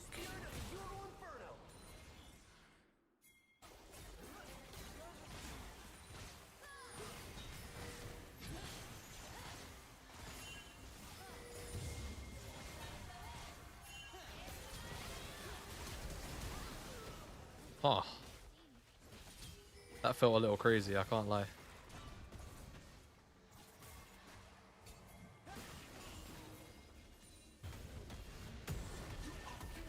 Oh.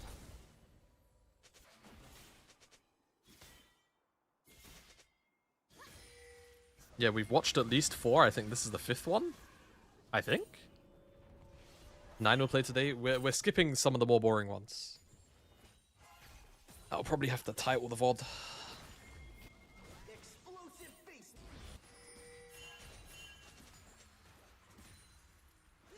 Just to make sure it's the right games. Because it's definitely not all the LCK. It's not all of the KeSpa Cup games.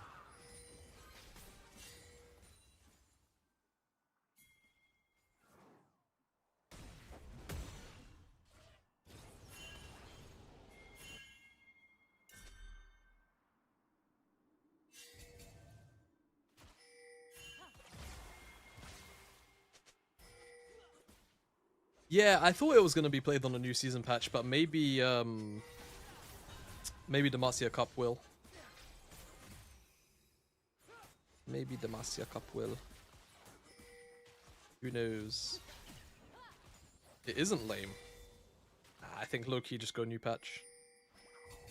But that is true, it is definitely not tournament ready. That is true. No, that is true. It's not tournament ready.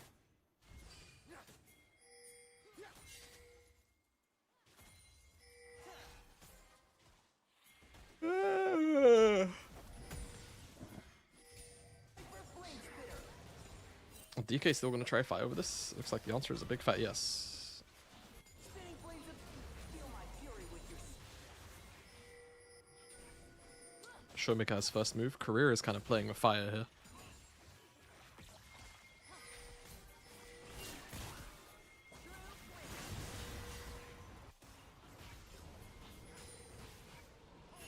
DNF got it, they're just gonna drop it now. This is like me saying to play NLC on live patch. Yeah, God, who would ever say that we should play NLC on live patch, bro? Not me. pierce the sky and punch the stars. And certainly not anyone who like makes decisions on that, like, you know, that league.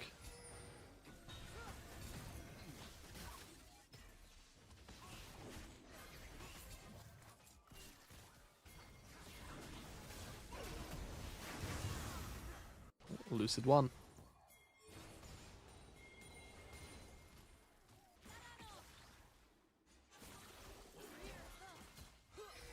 Closes in, drill right through it.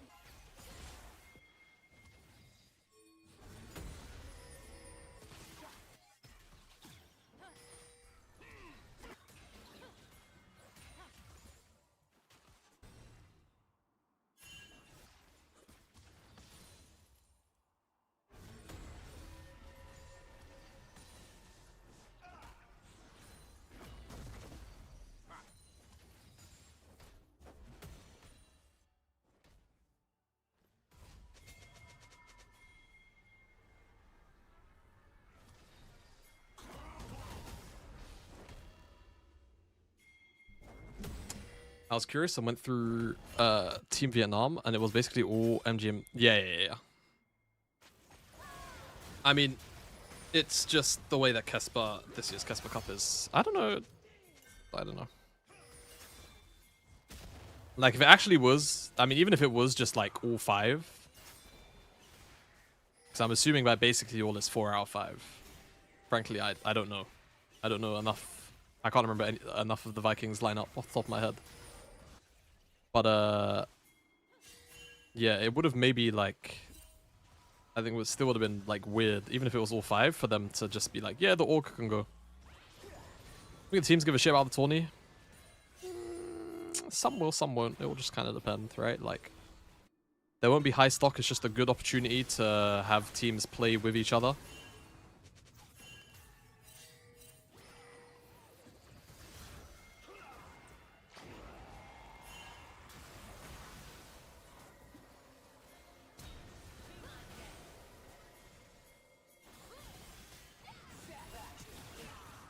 What the fuck did Lucid just do?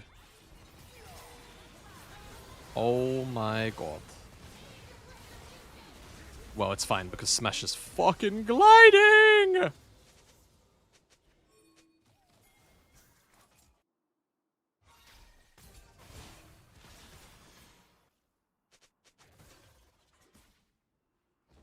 Yeah, it's probably incredible practice for anyone who's not a Korean team.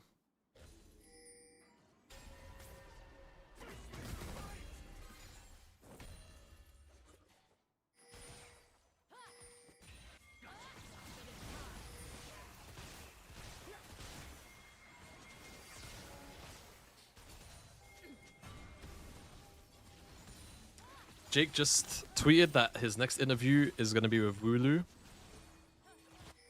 I am now going to DM him and say, we're interviewing Wooloo. When is my interview must be soon.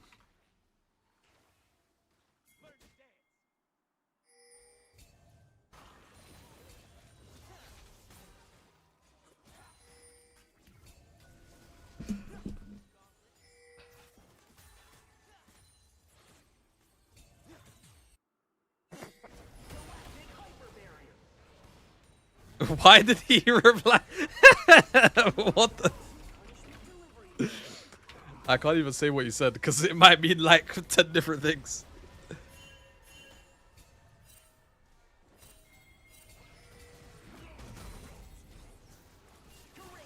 Are Jake and Wooloo friends? I don't know about friends, but they definitely don't dislike each other or anything. Like they be doing their thing. But both technically journalists.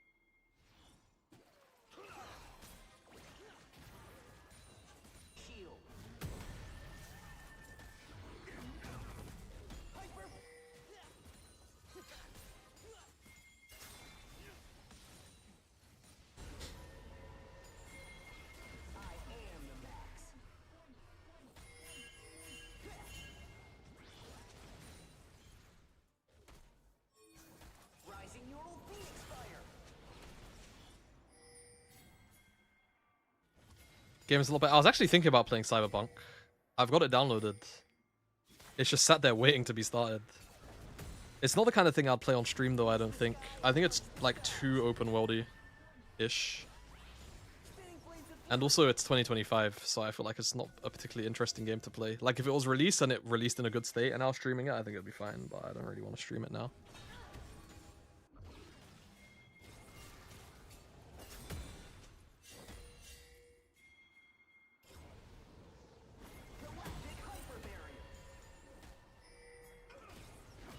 Yeah, like it feels like I want to just sit down and play that game for like hours.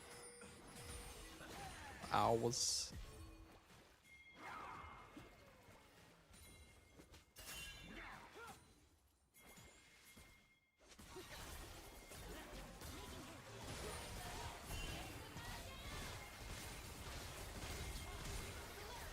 Oh.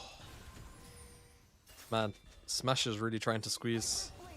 Death is kind of bad though. Like he really shouldn't be looking. Really shouldn't be looking. That's very grief. Very, very grief. If he had someone near him, like a Rakan or Kiana or something, then it's okay, but just doing too much.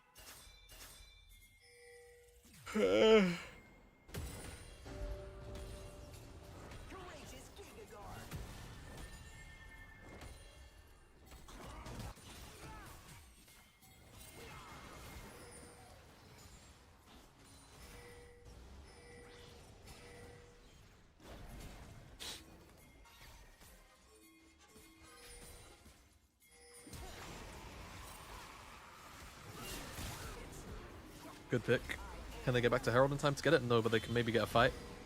Oh, they're not even going to get the Herald. Lucid Azar, that's 2 mana. Good flash from Lee Sin.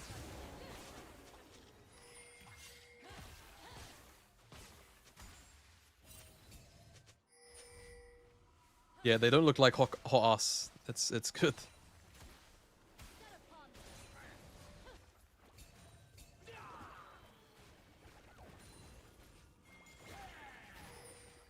Yeah, it's a very similar comp earlier Cassante was playing into as well. I mean, again, I think like similar to then on on 2 items, like he can die. He's just very tanky, and then after that, it gets very problematic. Until like 5 items, basically 4.5 items.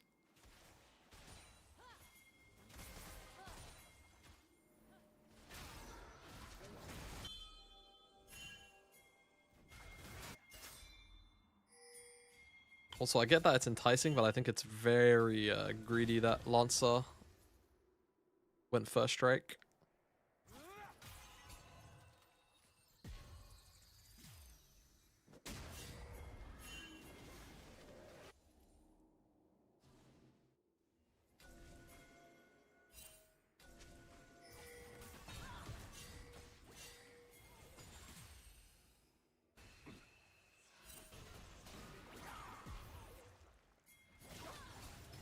Oh. It's a very good thing that Leona E didn't hit.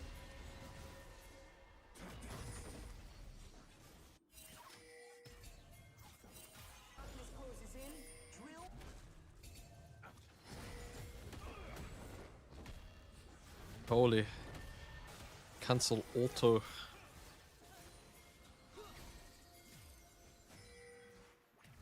Yeah, a little bit. I mean, it's why they have 3 of them have mercs, right? Like. And also, career is going mercs.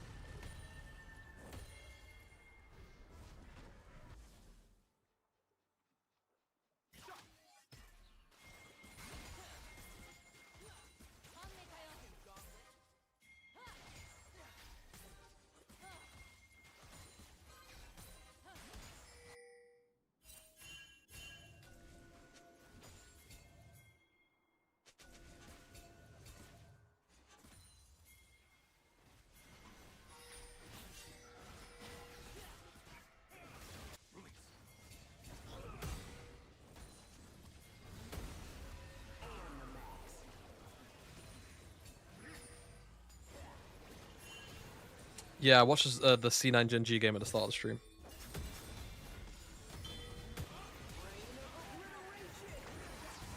That's just the worst flash of all time, no?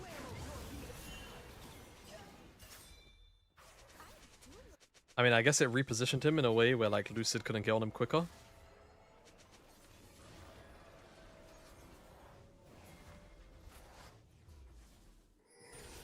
I think you just accept you're dead there.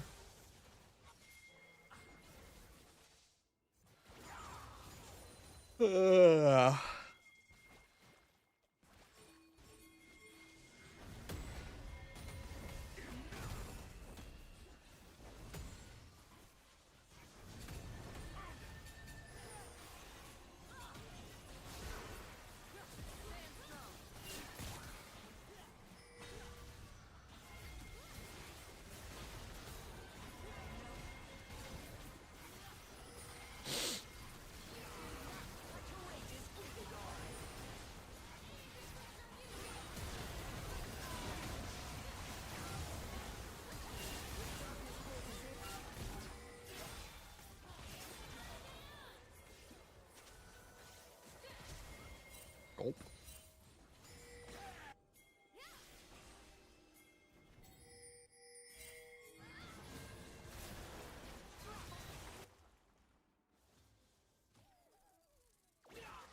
You didn't know I was a fellow BLG fan? Yeah, I was a BLG fan from MSI 2023. When I was working on the LPL. I like the Viper swap. Like, Viper was great on HLE this year. Obviously, Viper speaks Chinese as well, so there's no like communication issue there. They have Shun back. Like, there's no reason this roster shouldn't be fucking goated, bro. Like, there is no reason it shouldn't be good. Like, the only worry is like two things. Is Bin gonna look as inconsistent as he did this year? He's gonna have a lot of time to readjust. Now with like Fearless in, I think if we went back to no Fearless after winter, I think BLG would have probably won Worlds this year. TBH. I don't know how hot of a take that is, but I think they would have just done the business. But yeah, Fearless, I think just really hard cocked BLG, and like, not saying that they ran into any issues in like best of fives, like really egregious ones. After that performance, I mean, you have to remember, like, there's so much variance. It's a very big what if. Like, what I'm saying is a very big what if, right? I need you guys to understand this. But BLG likely would have just gone back to being as good as they were in 2024 and like built on and improved, right? Like, I think this year's meta, in terms of the first champions to be picked, right? Oh my god, Showmaker just did a little glide. Like, this year's meta in terms of the first champs to be picked inside of a series, this was, like, top to bottom, this was, like, BLG meta to fucking... Bro. They would have fisted. Like, it would have been disgusting. Imagine if they're actually allowed to just play 3 champs all year.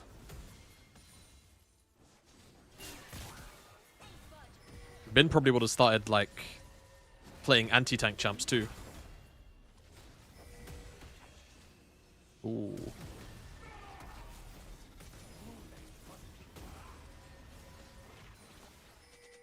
Like, yeah, I think it would have been good. Over HLE GenG, I think beating them both in the same tournament is maybe unrealistic, but possible. And then, like, hey, like, if they spawn on different sides of a top 8 tree, definitely doable.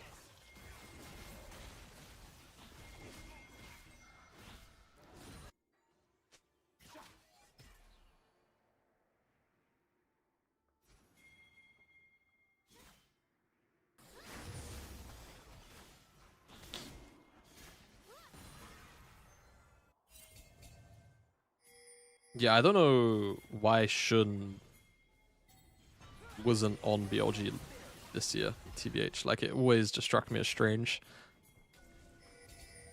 Like, obviously they subbed out Shun and Wei, and there was just like different shit going. But I was never a fan. Like, Shun was always gonna be the better player. Wow. Smash is so fed.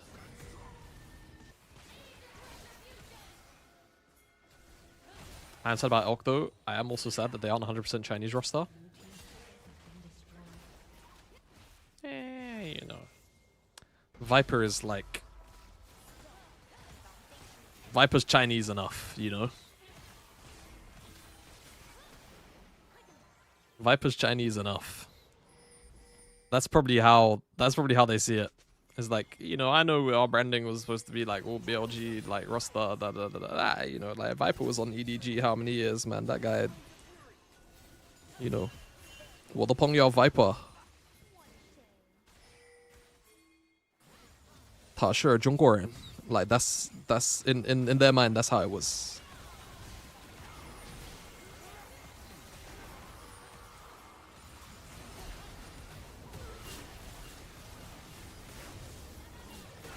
Yeah, like he's definitely honorary Chinese. Well, these guys just got fucking rolled, eh? They end here, by the way, so I'm just gonna... I'm gonna exit there. They end the game right there. Okay, well, TL Nongshim, that's the last game to watch. I'm just gonna change the titles.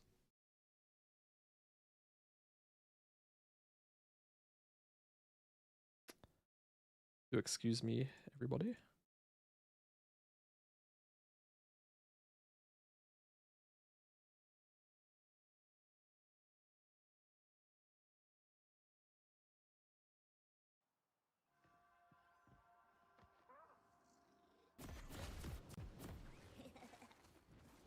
Let me give you a hug. All right. So I just heard a Mumu. So Core JJ is playing a Mumu. We've got a Mumu. You know her bot. Oh, this game looks like a fucking mega. Oh my god, it's 50 minutes long. What the fuck? Okay, I'm gonna run a minute of ads. I'm gonna run 1 minute of ads, and it'll be the last ads of the stream. I think I'm gonna watch this, and then I'm probably gonna get off, guys. I'm probably gonna get off. I'm feeling a little EP. I need to take a nap. And then I might be back for like a part 2 stream where I just like chill and play solo queue or something, or I don't know. I'll figure it out. We'll be doing something. All right, 1 minute of ads. And then for the rest who don't get ads, or maybe you're on YouTube, we will just sit here and chat for a minute.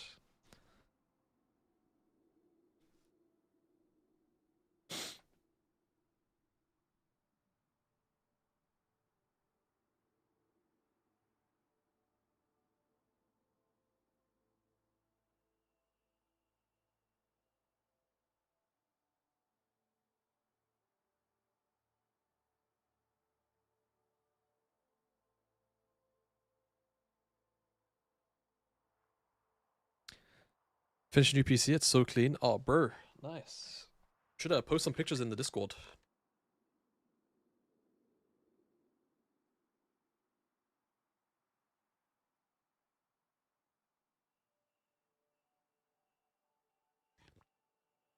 Yeah, that's another thing.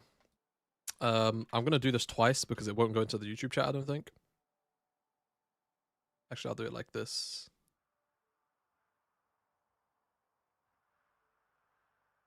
Feel free to join the Discord if you're not in it, guys. Get pings, I talk in there a little bit more regularly. Okay, well that didn't seem to work for YouTube, but no, it did work for YouTube. Get pings about content. I chill in there and talk in there.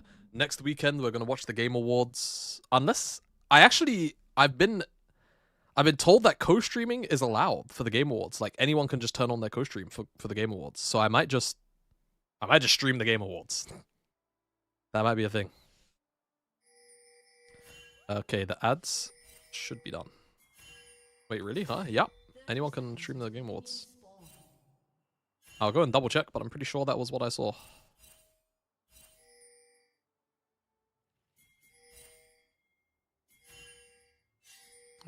They posted an image of it. Where is it? Oh, they've been posting hella though.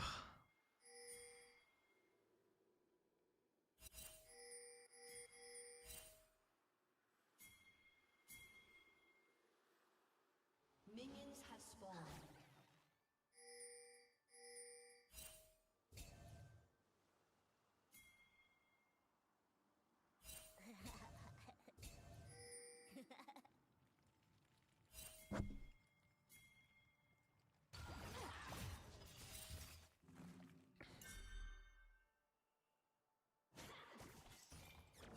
Oh, sorry guys. I'll do a little bit of zoom out. Scout, my beloved.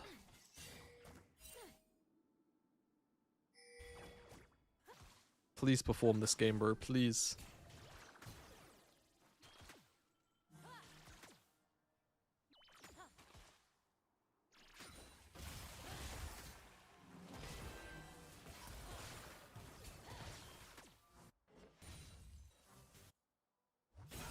Yeah, here it was. I found it. I was looking for it.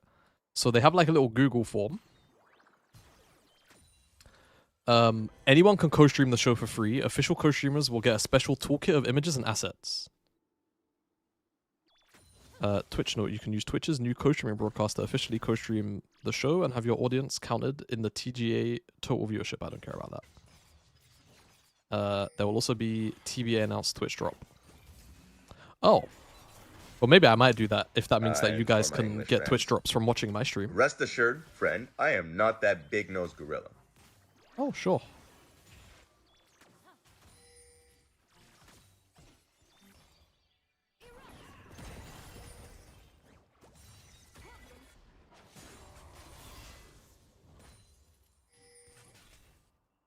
Could do that. I could do whatever that Twitch co-streaming thing is. I might be able to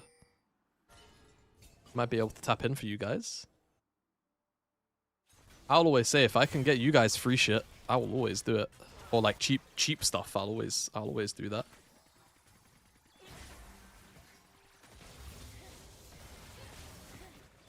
Okay. Cheeky bandage toss. Decent trade.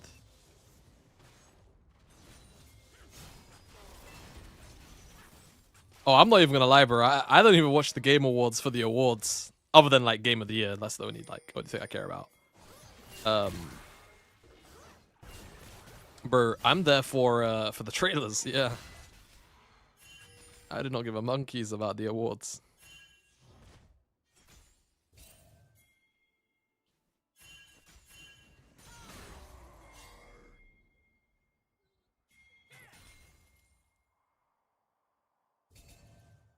We don't give a fuck about the awards.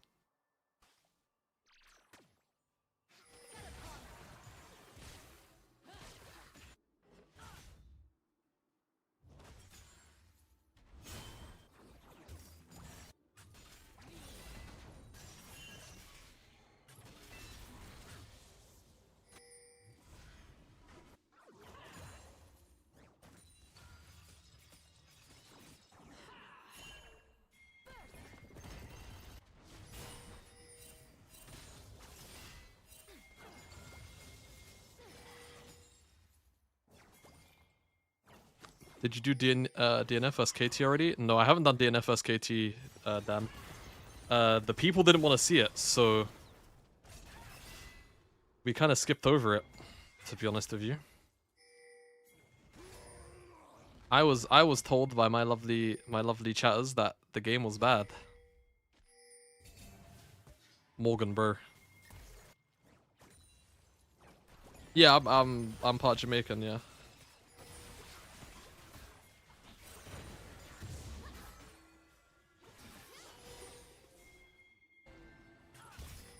Uh-oh. Lehens is being a little rat. W. Lehens.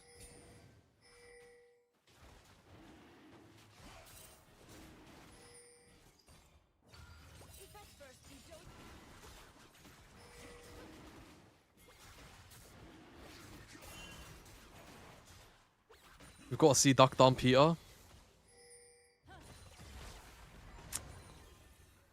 You know what? You are high-key right.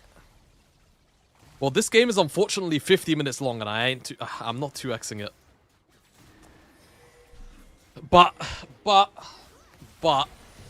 you have high-key convinced me. You might be right. You might be right. I might have to like bust out my standing treadmill and start doing steps or something though, because I'm kind of EP, which I know might sound counterintuitive, but it's because I'm just sat down. Like I'm sat down doing nothing, so I'm getting a bit tired.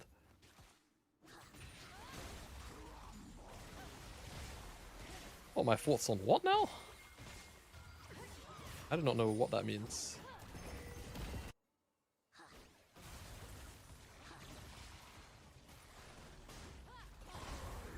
Yo, King.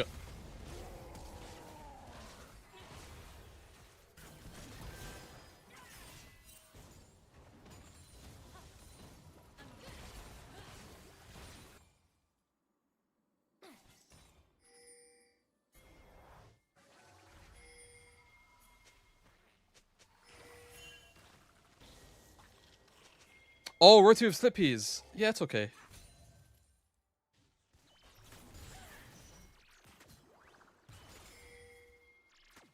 I fuck with it.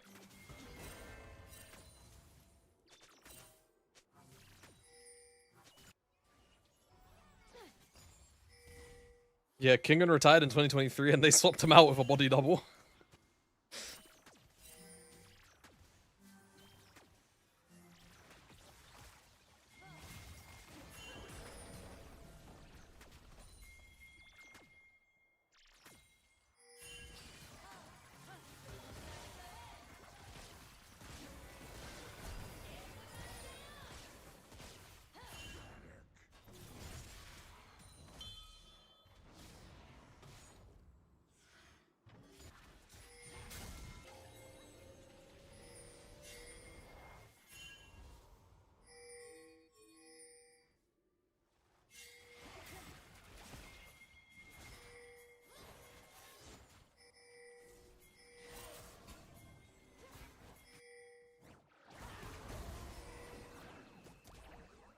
Yeah, guys, 1 second. I'm gonna be right back. I'm gonna let the replay play because I'm still here. I'm gonna set up my treadmill so I can do steps. I'm legit gonna fall asleep sitting here.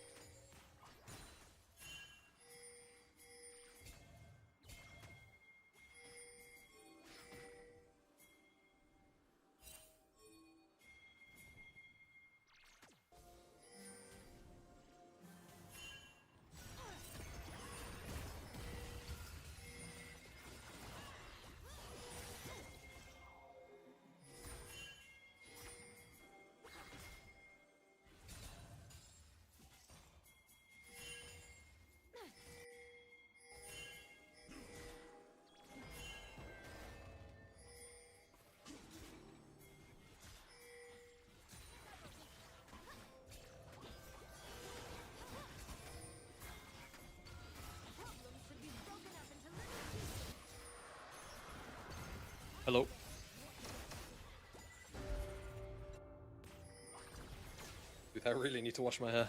My hair is in dire need of a wash.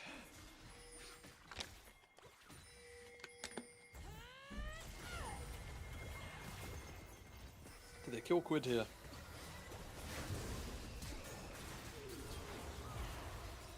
Okay.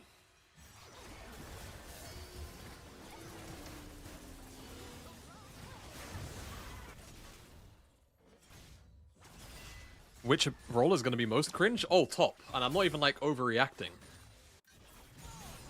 Like, I think the annoying ass champs that, like, scale really well off XP are going to be... Like, if we're talking about solo queue, it's top 100%. Yeah, like... Top is going to be really annoying. It's always ADC. Yeah, that was going to be my... that was gonna be my second place.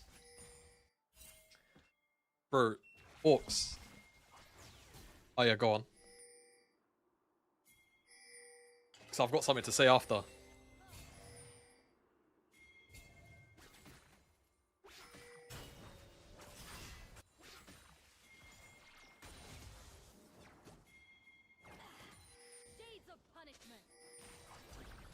Yeah, like they just kind of slapped it in. Bro, do you know what? It's so funny. Dan, you should see... Genuinely, you should see my fucking reaction to it. I have a short of it. I'll send you the link. Bro, I seem to be one of the few people that also was stun locked by that, by the way.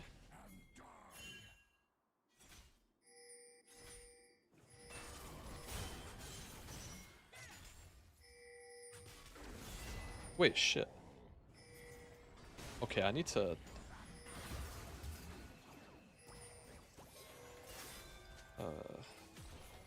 collaborations.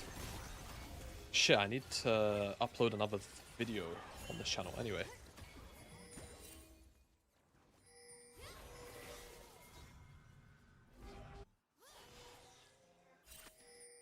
Bro, legit watch my reaction. Watch that shit, bro. Like, they just slapped it in at the end. I was like, hold on. So you're telling me 200% crit. They deal more... So their crits will deal more damage. Crit champions across the board will be buffed. Once they have crit. You're telling me that they're going to be able, if they hit the item cap, to have 7 items in long games. And on top of that, they get more gold income for existing. Was?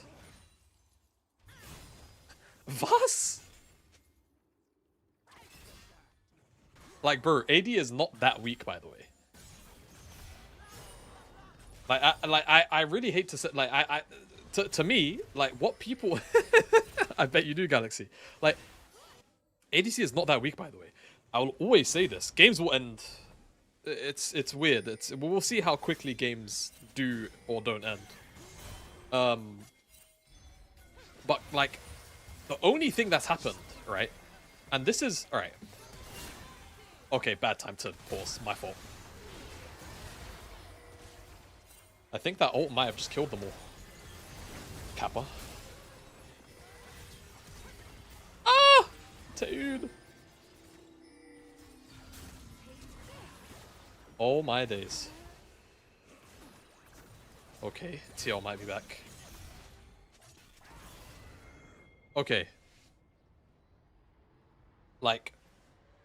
So it feels like they've gone with an approach of if everything is OP, nothing is OP. Which I actually don't mind. But specifically pertaining to AD. The reason why AD is perceived as weak is because it is miserable to play. This is a perception issue. Now, I have been going on about perception, right, for months, like publicly, in terms of like content and like conversations and discourse that I have. ADC feels bad because right now, more than any other time, for multiple compounding reasons, you can't really solo carry out of the AD slot in the power fantasy version of how ADC players want to carry out the ADC slot. The way that you carry from ADC right now has very little actually to do with dealing damage or killing, you know, frontliners, like right-clicking enemy heads and they die with items, or like good farm. It has a lot more to do with understanding when you need to push a wave. Strength and agency are different things.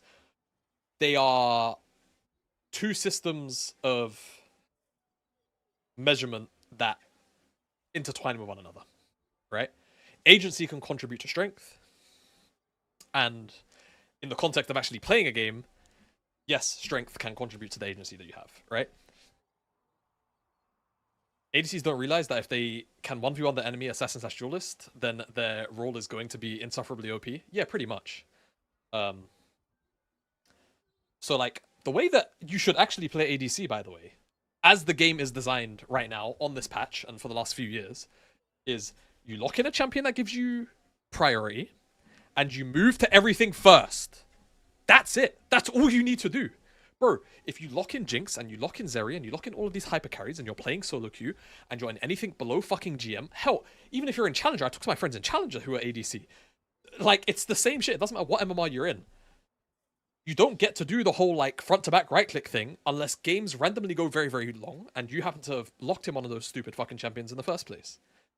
The way the game is designed right now doesn't really suit the power curve of a lot of these hyperscalers. And if it goes long enough for that champion to be a thing anyway, if we're talking about faults of play before we're talking about game design.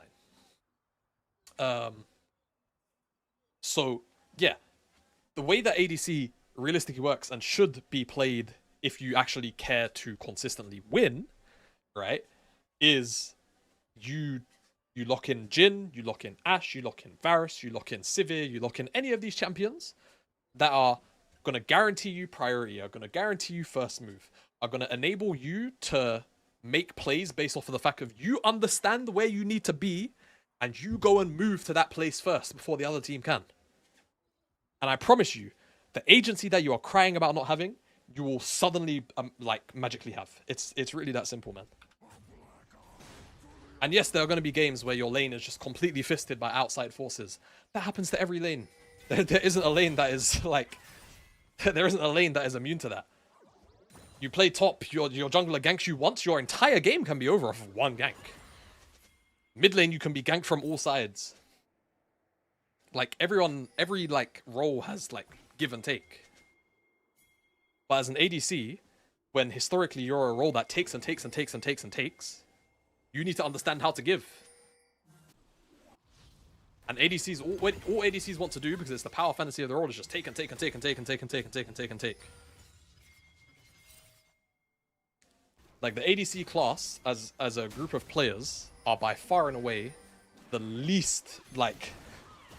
the least engaged with the game in terms of how it needs to be played. The only thing that they know as a default is that the game should be played around them. That's the only thing that they think.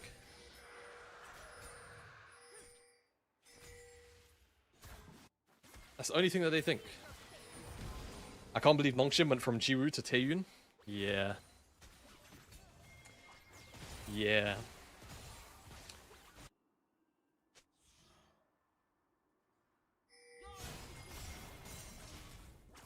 Too long didn't listen. ADCs are baby Cs that want to be coddled. Your average AD carry player, yes, 100%. Like, hell, when I made a video about it, I was like, bro, if you care about winning, then respectfully, even from time to time, lock in a mage and stop being a bitch. Like, your role isn't even, like, marked as AD carry, bro. It's marked as bottom. You play a subset of bottom laners called marksman. At that point, it's a skill issue. Whenever ADCs are meta in mid laners adapt. Whenever things change in any other role, every other class of player adapts. Bottom laners are the only ones who don't do this. They're the only ones that don't do this. And I understand it's a very popular niche, right? Marksman in the bottom lane, but like, bro. Oh yeah, Ziggs? I don't know how Ziggs is not like... Bro, I might just go start queuing Ziggs bot right now.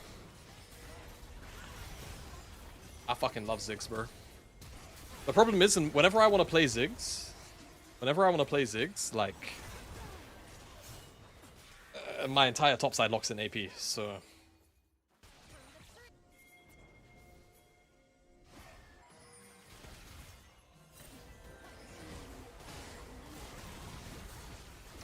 Wait, Dan, you're in Europe, right? Bro, we need to run some duo, by the way.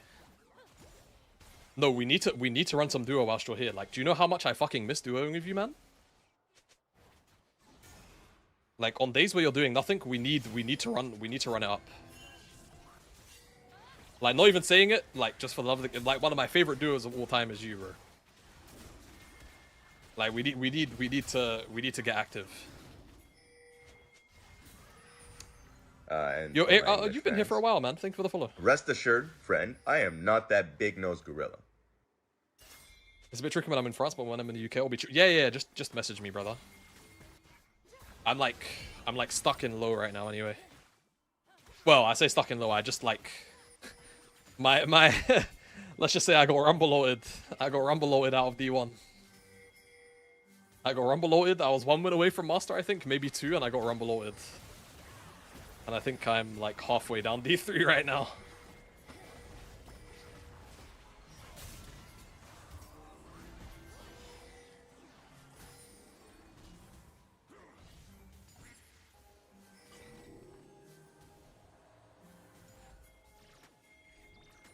Also, by the way, guys, I hope you can't hear the treadmill, right? Because I think the noise gate is different for OBS than it is compared to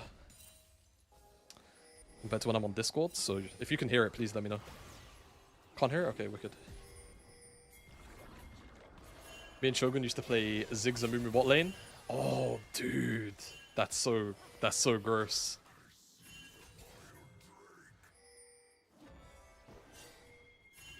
That's so gross.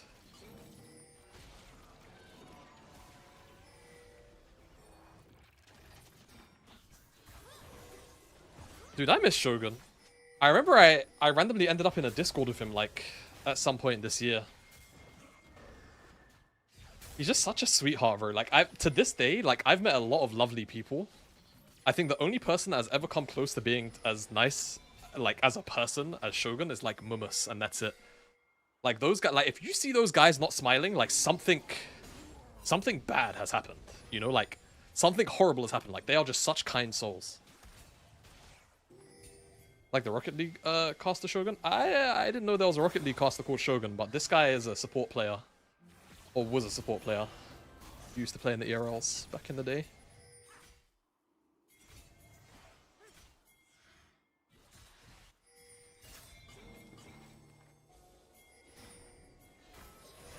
Oh, that's cool. I had no idea.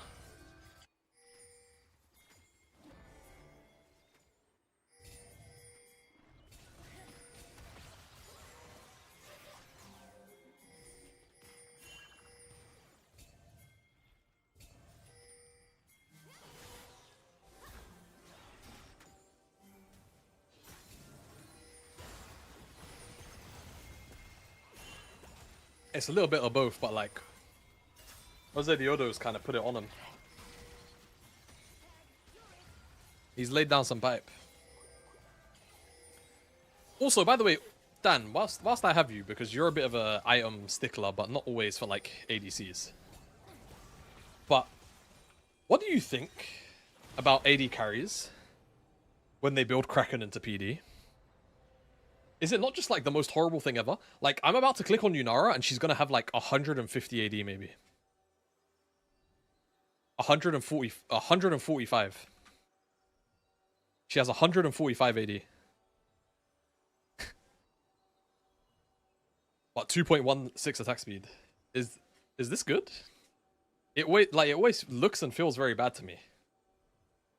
I guess Yunara might be a bit of a different / special case because of her kit, but I legit see ADCs that are playing like Jinx do this, and it just looks horrible, like Sivir. Like, there's no way it feels good.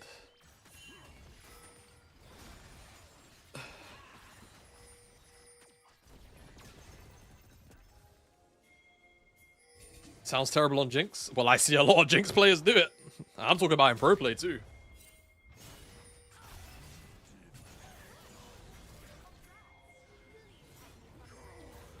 Also, speaking of LDR, Have you seen the new LDR? Is that new LDR not insane compared to like the old Giant Slayer passive? I don't think people actually understood, like, guys, for every 100 health, ADCs just get to do 1% extra damage to you. For every 100 bonus health you have, they just get to do 1% extra damage to you. That is kind of nuts. I don't know, that roll is going to be fucked, bro.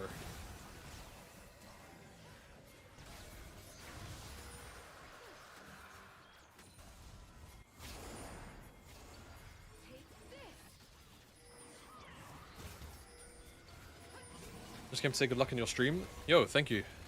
Thank you, Ramaz. We're not really doing much hate watching or anything. We're just watching watching some juice.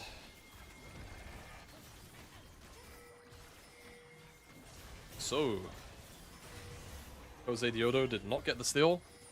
He flash queued for it. The director cam did not really catch that. And Nongshim are just gonna get away with Akon dry.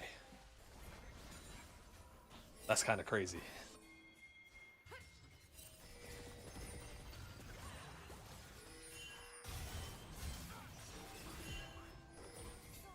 Bro, and you know what's hilarious?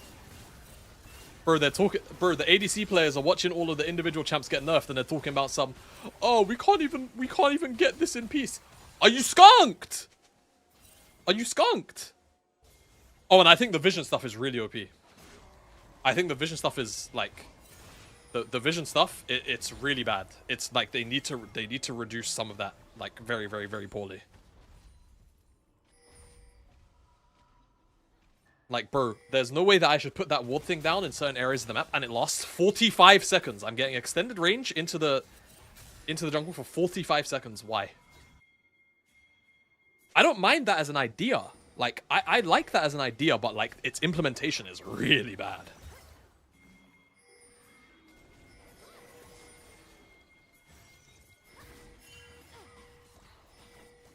Yeah, they do. They do. I wouldn't even mind, like, how would you feel about this? Because I feel like right now what ends up happening, and you can kind of see it in this game, even top laners are just going sweeper. Like, even top laners are just going sweeper now at this point. This is, like, become meta. This is something that I've noticed. They don't even go blue ward anymore. Like, they just go sweeper. Like, it used to be, like, the meta always used to be, like, double sweeper from jungle and support, and then triple blue. Or occasionally, you might even see some top laners just stick with yellow. I think supports should only get 3 wards. I think supports should only get three wards. And they should reduce the cooldown of yellow trinket past level 9. And then that might balance it out. Maybe. Hashtag give me your thoughts. Daniel Lorks Harrison. Oh, that's what you were saying forever? Okay, so we're just going on the 6.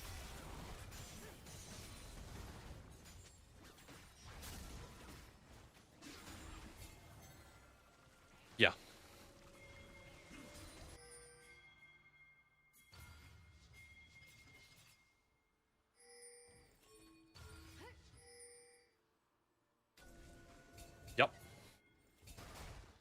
Yep. Yep.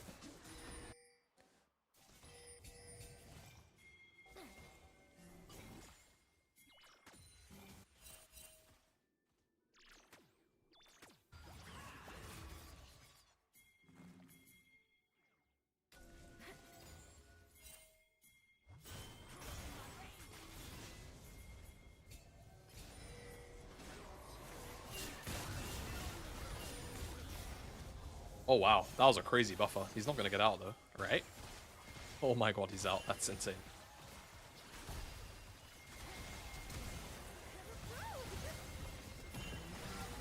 What the fuck are they doing on midwave here, gang? Yo, TL just limit tested for nothing. What the fuck? Your team's turret has been destroyed.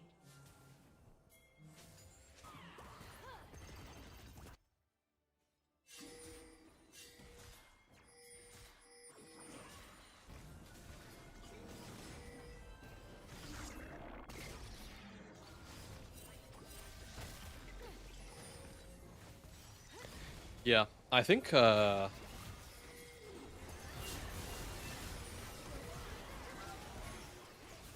supports need to be more tanky. Or like there needs to be more like in pro play. It would be nice if somehow they figured out how to get a couple more enchanters in every now and again. Because even in Fearless, we don't really see enchanters that much.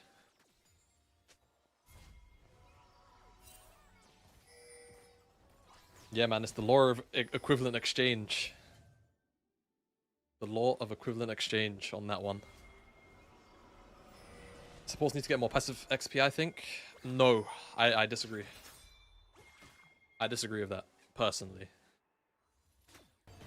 I think XP is so much more OP than you think.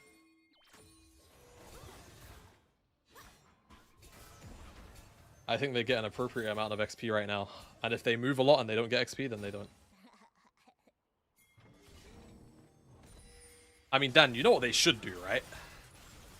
Alright, here's a take that a lot of people probably won't like, and I don't care. We need to go back to the jungle item system, where it takes up an item slot.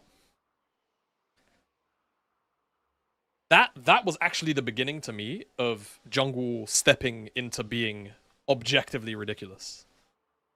When we were allowed to not put gold into just base stats and have to work off the kit, and then we were allowed to get like these OP like core items instead. That was when to me the role started to like objectively be very ridiculous in my mind. Like there have obviously been times where like jungle, because of other like compounded changes, has been, you know, stronger than it's needed to be. Sorry, I keep on pausing out. But yeah, that was definitely a time where I was like, should we be doing that?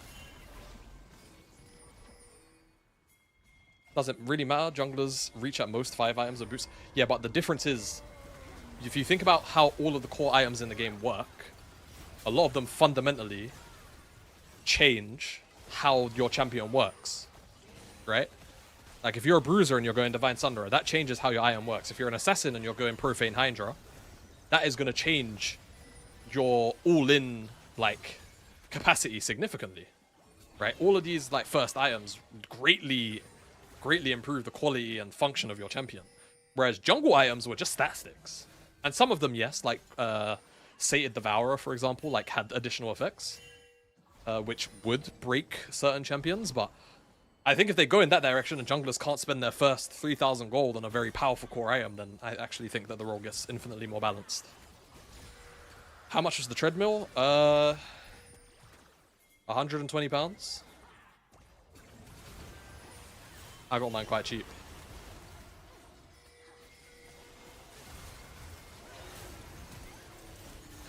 Oh my god, what did Sponge just do? Oh no!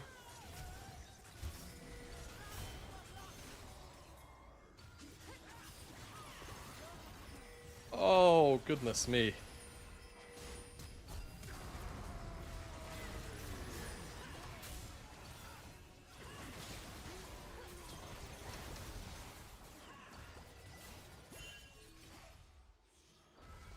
Oh my god. How did no one die? How did no one die? How did no one die? No, we have to replay this. Look Sponge. Look Sponge. Everyone look Sponge right now. Right now, look Sponge. Look at the crazy angle he gets. Ah! What is this? What is this? Sponge! Sponge! No, no, no. Oh, Sponge. But then this is just insane. Like, why do they all walk forward? What do they think is happening over the wall? What do they think is happening over the wall? And then he just flashes in like a psychopath. Oh my god.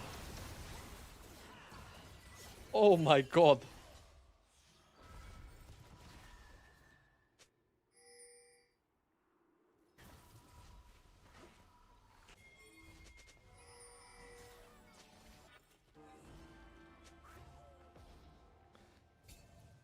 What the fuck?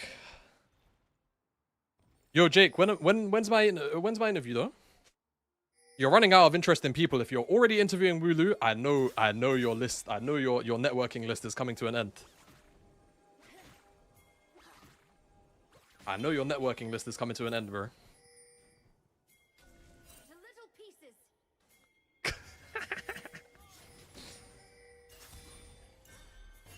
Also, you think about getting the treadmill for real, yeah? I'll get it for you if you want.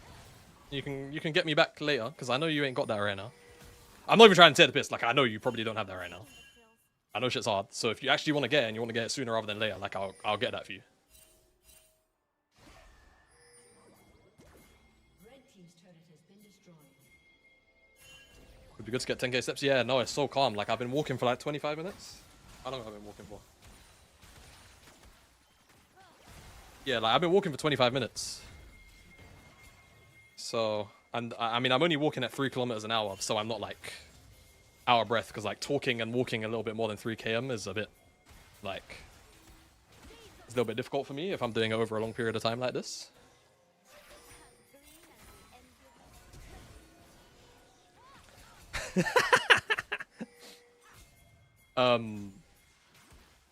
But yeah, no, it's very calm. But if you got it, you've got it, bro. But let me know, because yeah, that's like minor to me.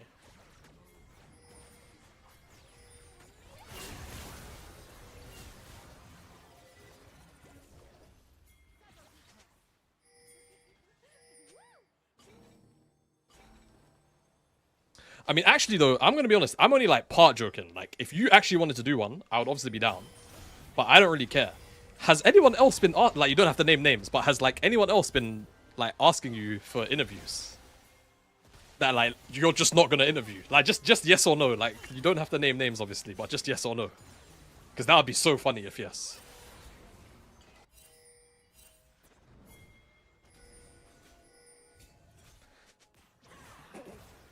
Peace and love them Boxnay, man. Nah, I love them Boxnay as well, but that brother will yap for, he will yap for time. Bro, don't do Ozempic. I'm telling you, like, don't do Ozempic. It will be infinitely better for you to just not do Ozempic. Why not? Because all it's doing is it's turning off the hunger hormones. So you eat less. So what ends up happening for a lot of people is after you get off of Ozempic, because you will eventually have to get off of Ozempic, you're just going to gain the weight back if you don't build the discipline anyway. Broski, when the hormones turn back on, you're just going to get fat. Also, we don't really have the long-term effects of the drug. Like, we really don't have the long-term effect. Like, it's just like, as far as I know, they've like tested as far forward as like five years or something, and it's just like, you know.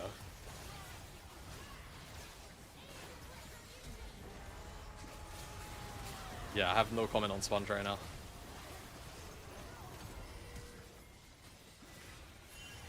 Yeah, like, bro, I'm gonna be honest. You just need to not be a pig. I'm not even like flaming you. Like, legit, like, losing weight is not hard. Like, you just have to have the discipline, bro. And for my English fans, rest assured, all drugs are perfectly friend, safe. Why don't you trust Pharma? Big-nosed gorilla. Nah. Yeah. Pharma is very, very trustworthy. Does treadmill run on electricity? Yes, it runs on electricity, but it's not really that pricey. I'm actually very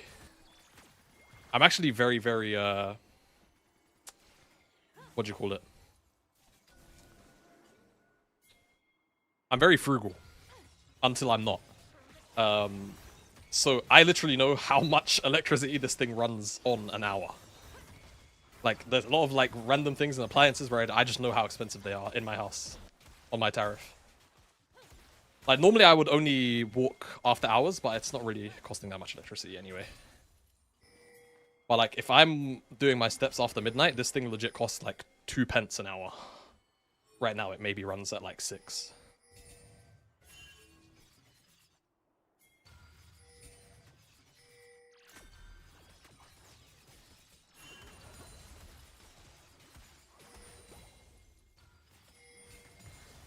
There's definitely nothing more healthy than Ozempic for fat people. I know people think it's bad because of shortcut, but it's just science. No, man. Like, Jake is not in the category of people that needs to be taking Ozempic. Believe it or not.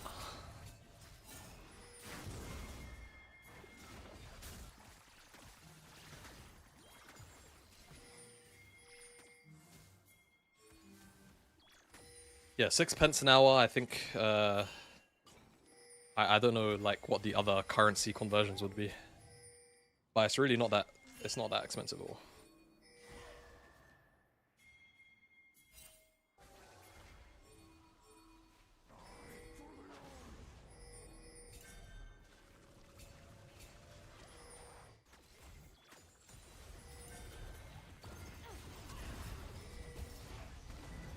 Oh, they weren't playing? Oh, okay, then we're just watching this then.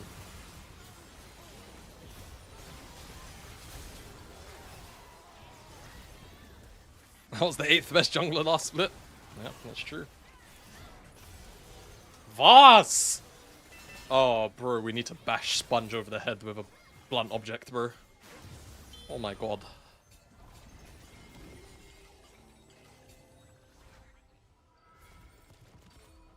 Is there ones that don't require electricity?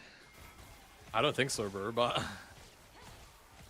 like cost-wise, like they're not expensive to run.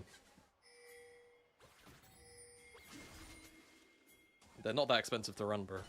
So I want to be that stressed.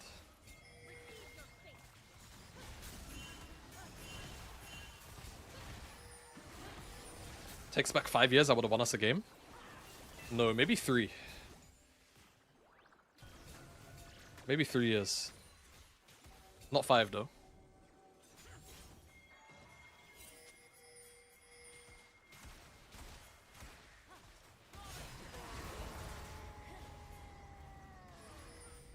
Guys, Kingun is going on a journey. Are they looking for him? Oh goodness.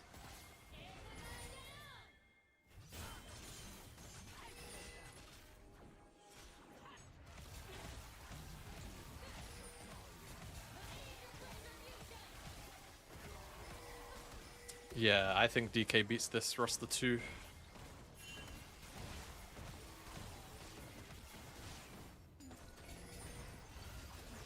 ADC Power Fantasy right there, yeah.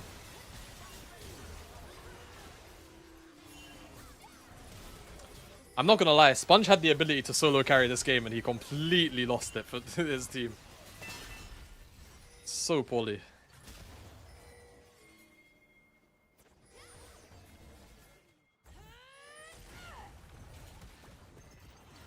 Scout.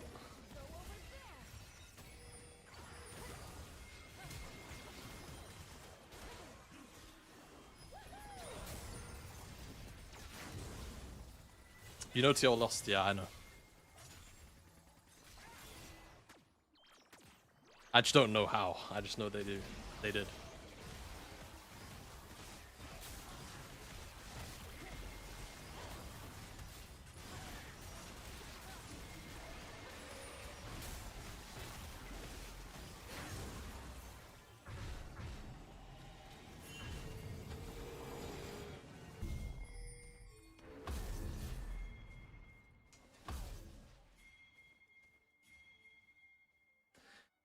Yo, be nice to Jose Diodo, man. Kappa.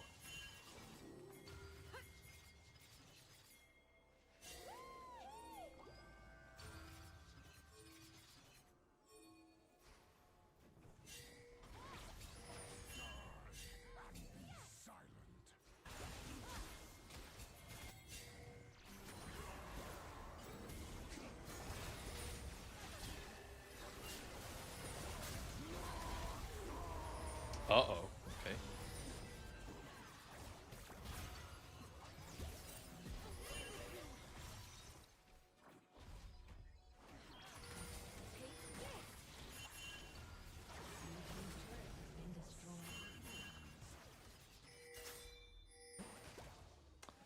Looks like they'll just get Soul.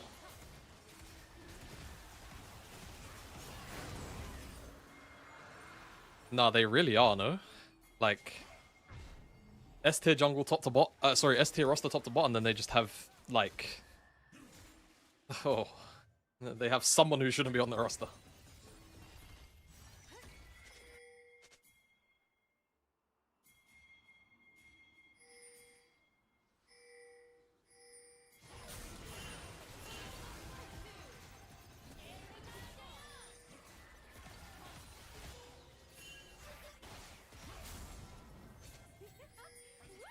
But I mean, bro, like, Broxer went to TL and his hands just stopped working. This is just a well-known fact. And then what, he went CLG, I think, afterwards, and then that was it? Oh my god.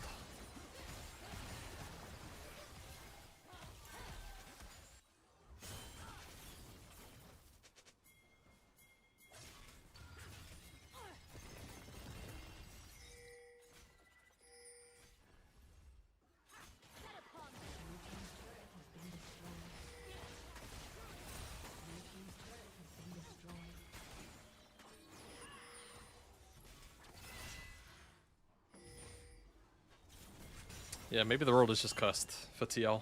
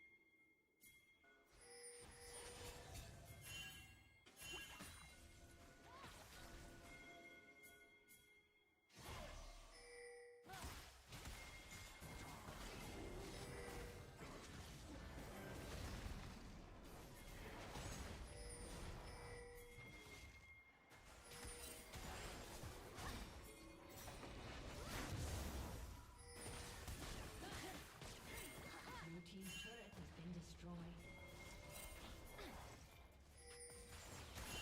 Red team's turret has been destroyed.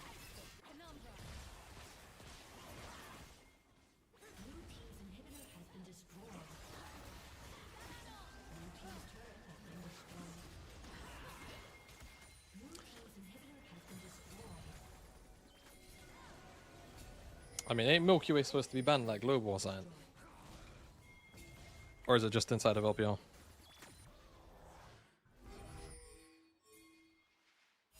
I don't think they should, and it wouldn't happen, but I'm just like, pretty sure that's the situation.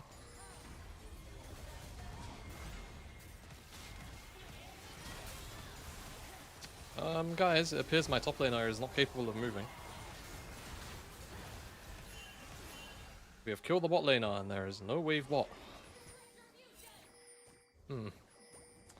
I see.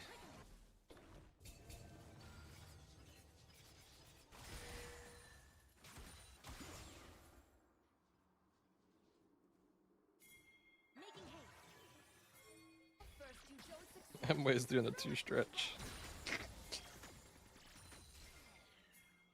Yeah, it's like they can't end. Like, this is the kind of shit you see in solo queue where it's like, guys, just run 5 top right now. Like, just run 5 top right now.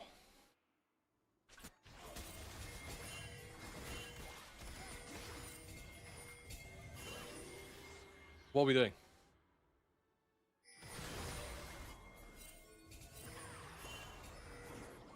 Like, they're just making the game harder for themselves.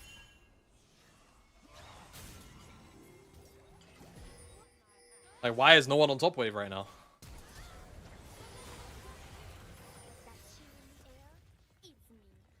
I think that Sponge needs to be doing a stretch for 2 years, bro. This guy is shit.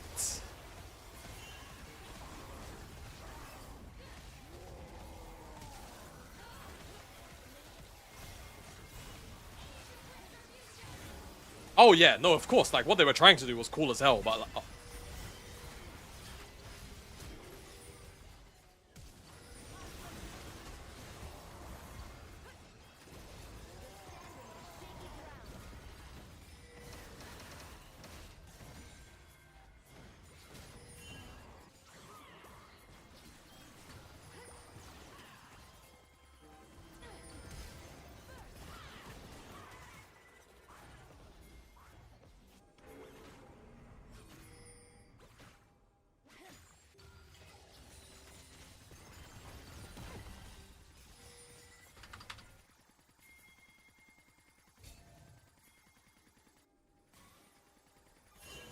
I know what they were trying to do. Yeah, go on.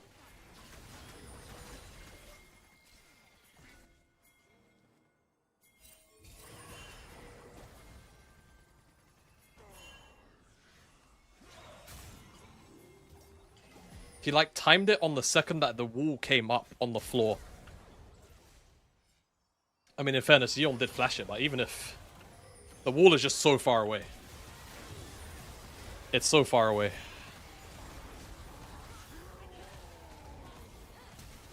It's so far away, bro. Concept is good, but like, Sponge just goes way too early.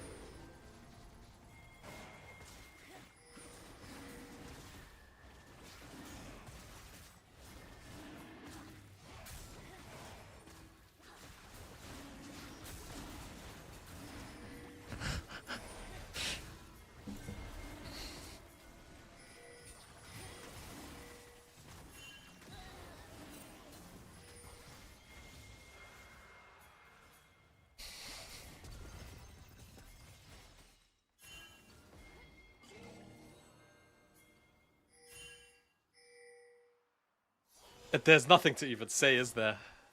There's just nothing to even say.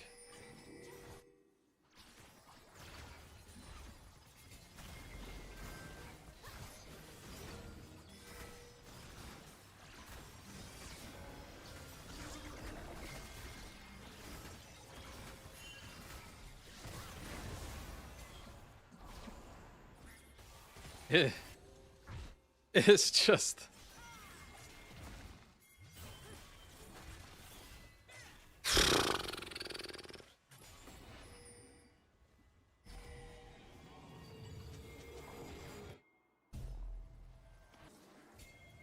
Bro, these men should be in my local Morley's frying me up food, bro. These lot should be serving me my McDonald's that I order at 1 o'clock in the morning. Man like this should be cleaning my bins. This is horrible. I can't believe what I'm watching.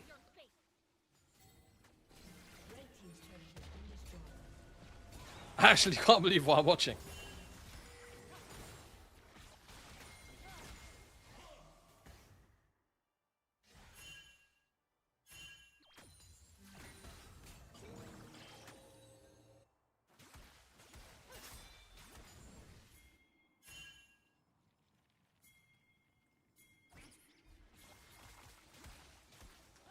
Okay, Morgan, do your thing, twin.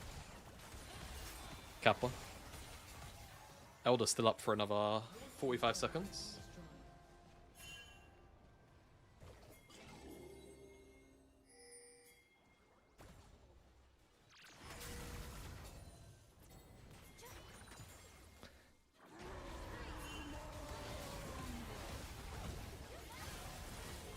Oh!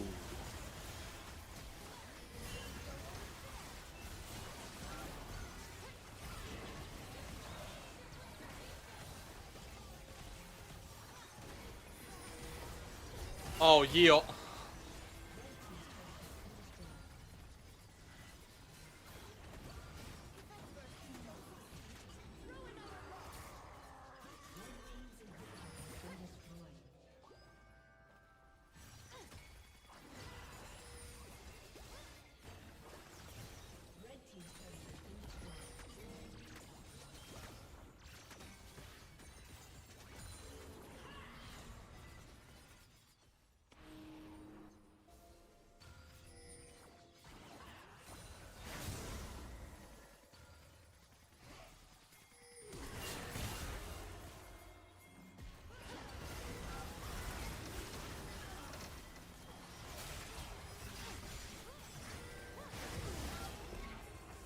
What a depressing game.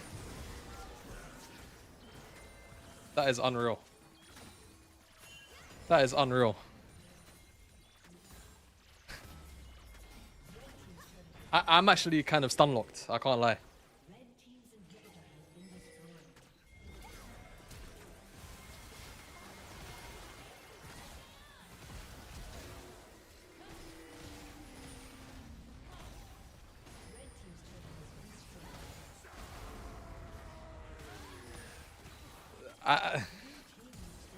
I don't know what to say to that. That is unreal. Like do you know what I mean? Like, it's just KeSpa Cup. It's just KeSpa Cup. It's just KeSpa Cup. It's just KeSpa Cup. Smile and wave. It's just KeSpa Cup. But like,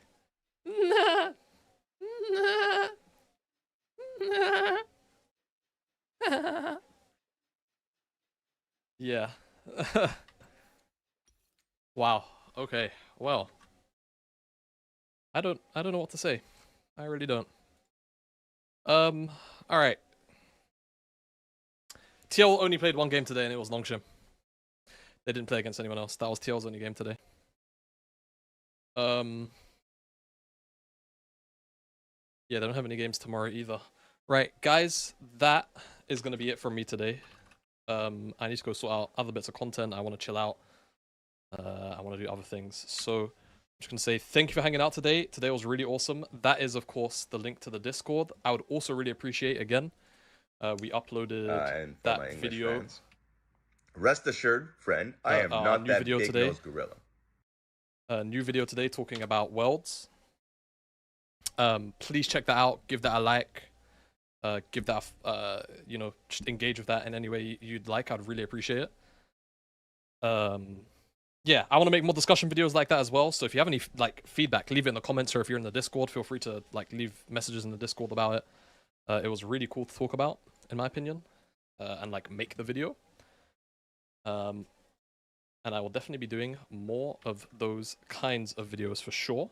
Otherwise, yeah, that's about it. What I'm gonna do is I'm gonna send you guys over to TroubleLink. Hopefully that went through, right? Where do I have to go? Do I have to go here? The button. Okay, lovely. Yeah, I'm gonna send you guys over to TroubleLink. Go and enjoy her stream. She's playing TFT. She isn't playing League. But go be nice. Go give her a follow. And I'll be back tomorrow. Same thing. More KeSpa Cup games. We'll watch through all of the exciting games. So be here. It'll be starting around the same time, kind of like 3 p.m., 4 p.m. UK. Oh, Nick, bro, I'm so sorry. I'm so sorry, but yeah. 3 p.m. we'll be watching all of the good KeSpa Cup games. So yeah, feel free to tap in. Either way, love you and leave you. And for the YouTube viewers as well, thank you for hanging out. That was really the double dual streaming was actually quite nice today. So yeah, I appreciate it, and bye.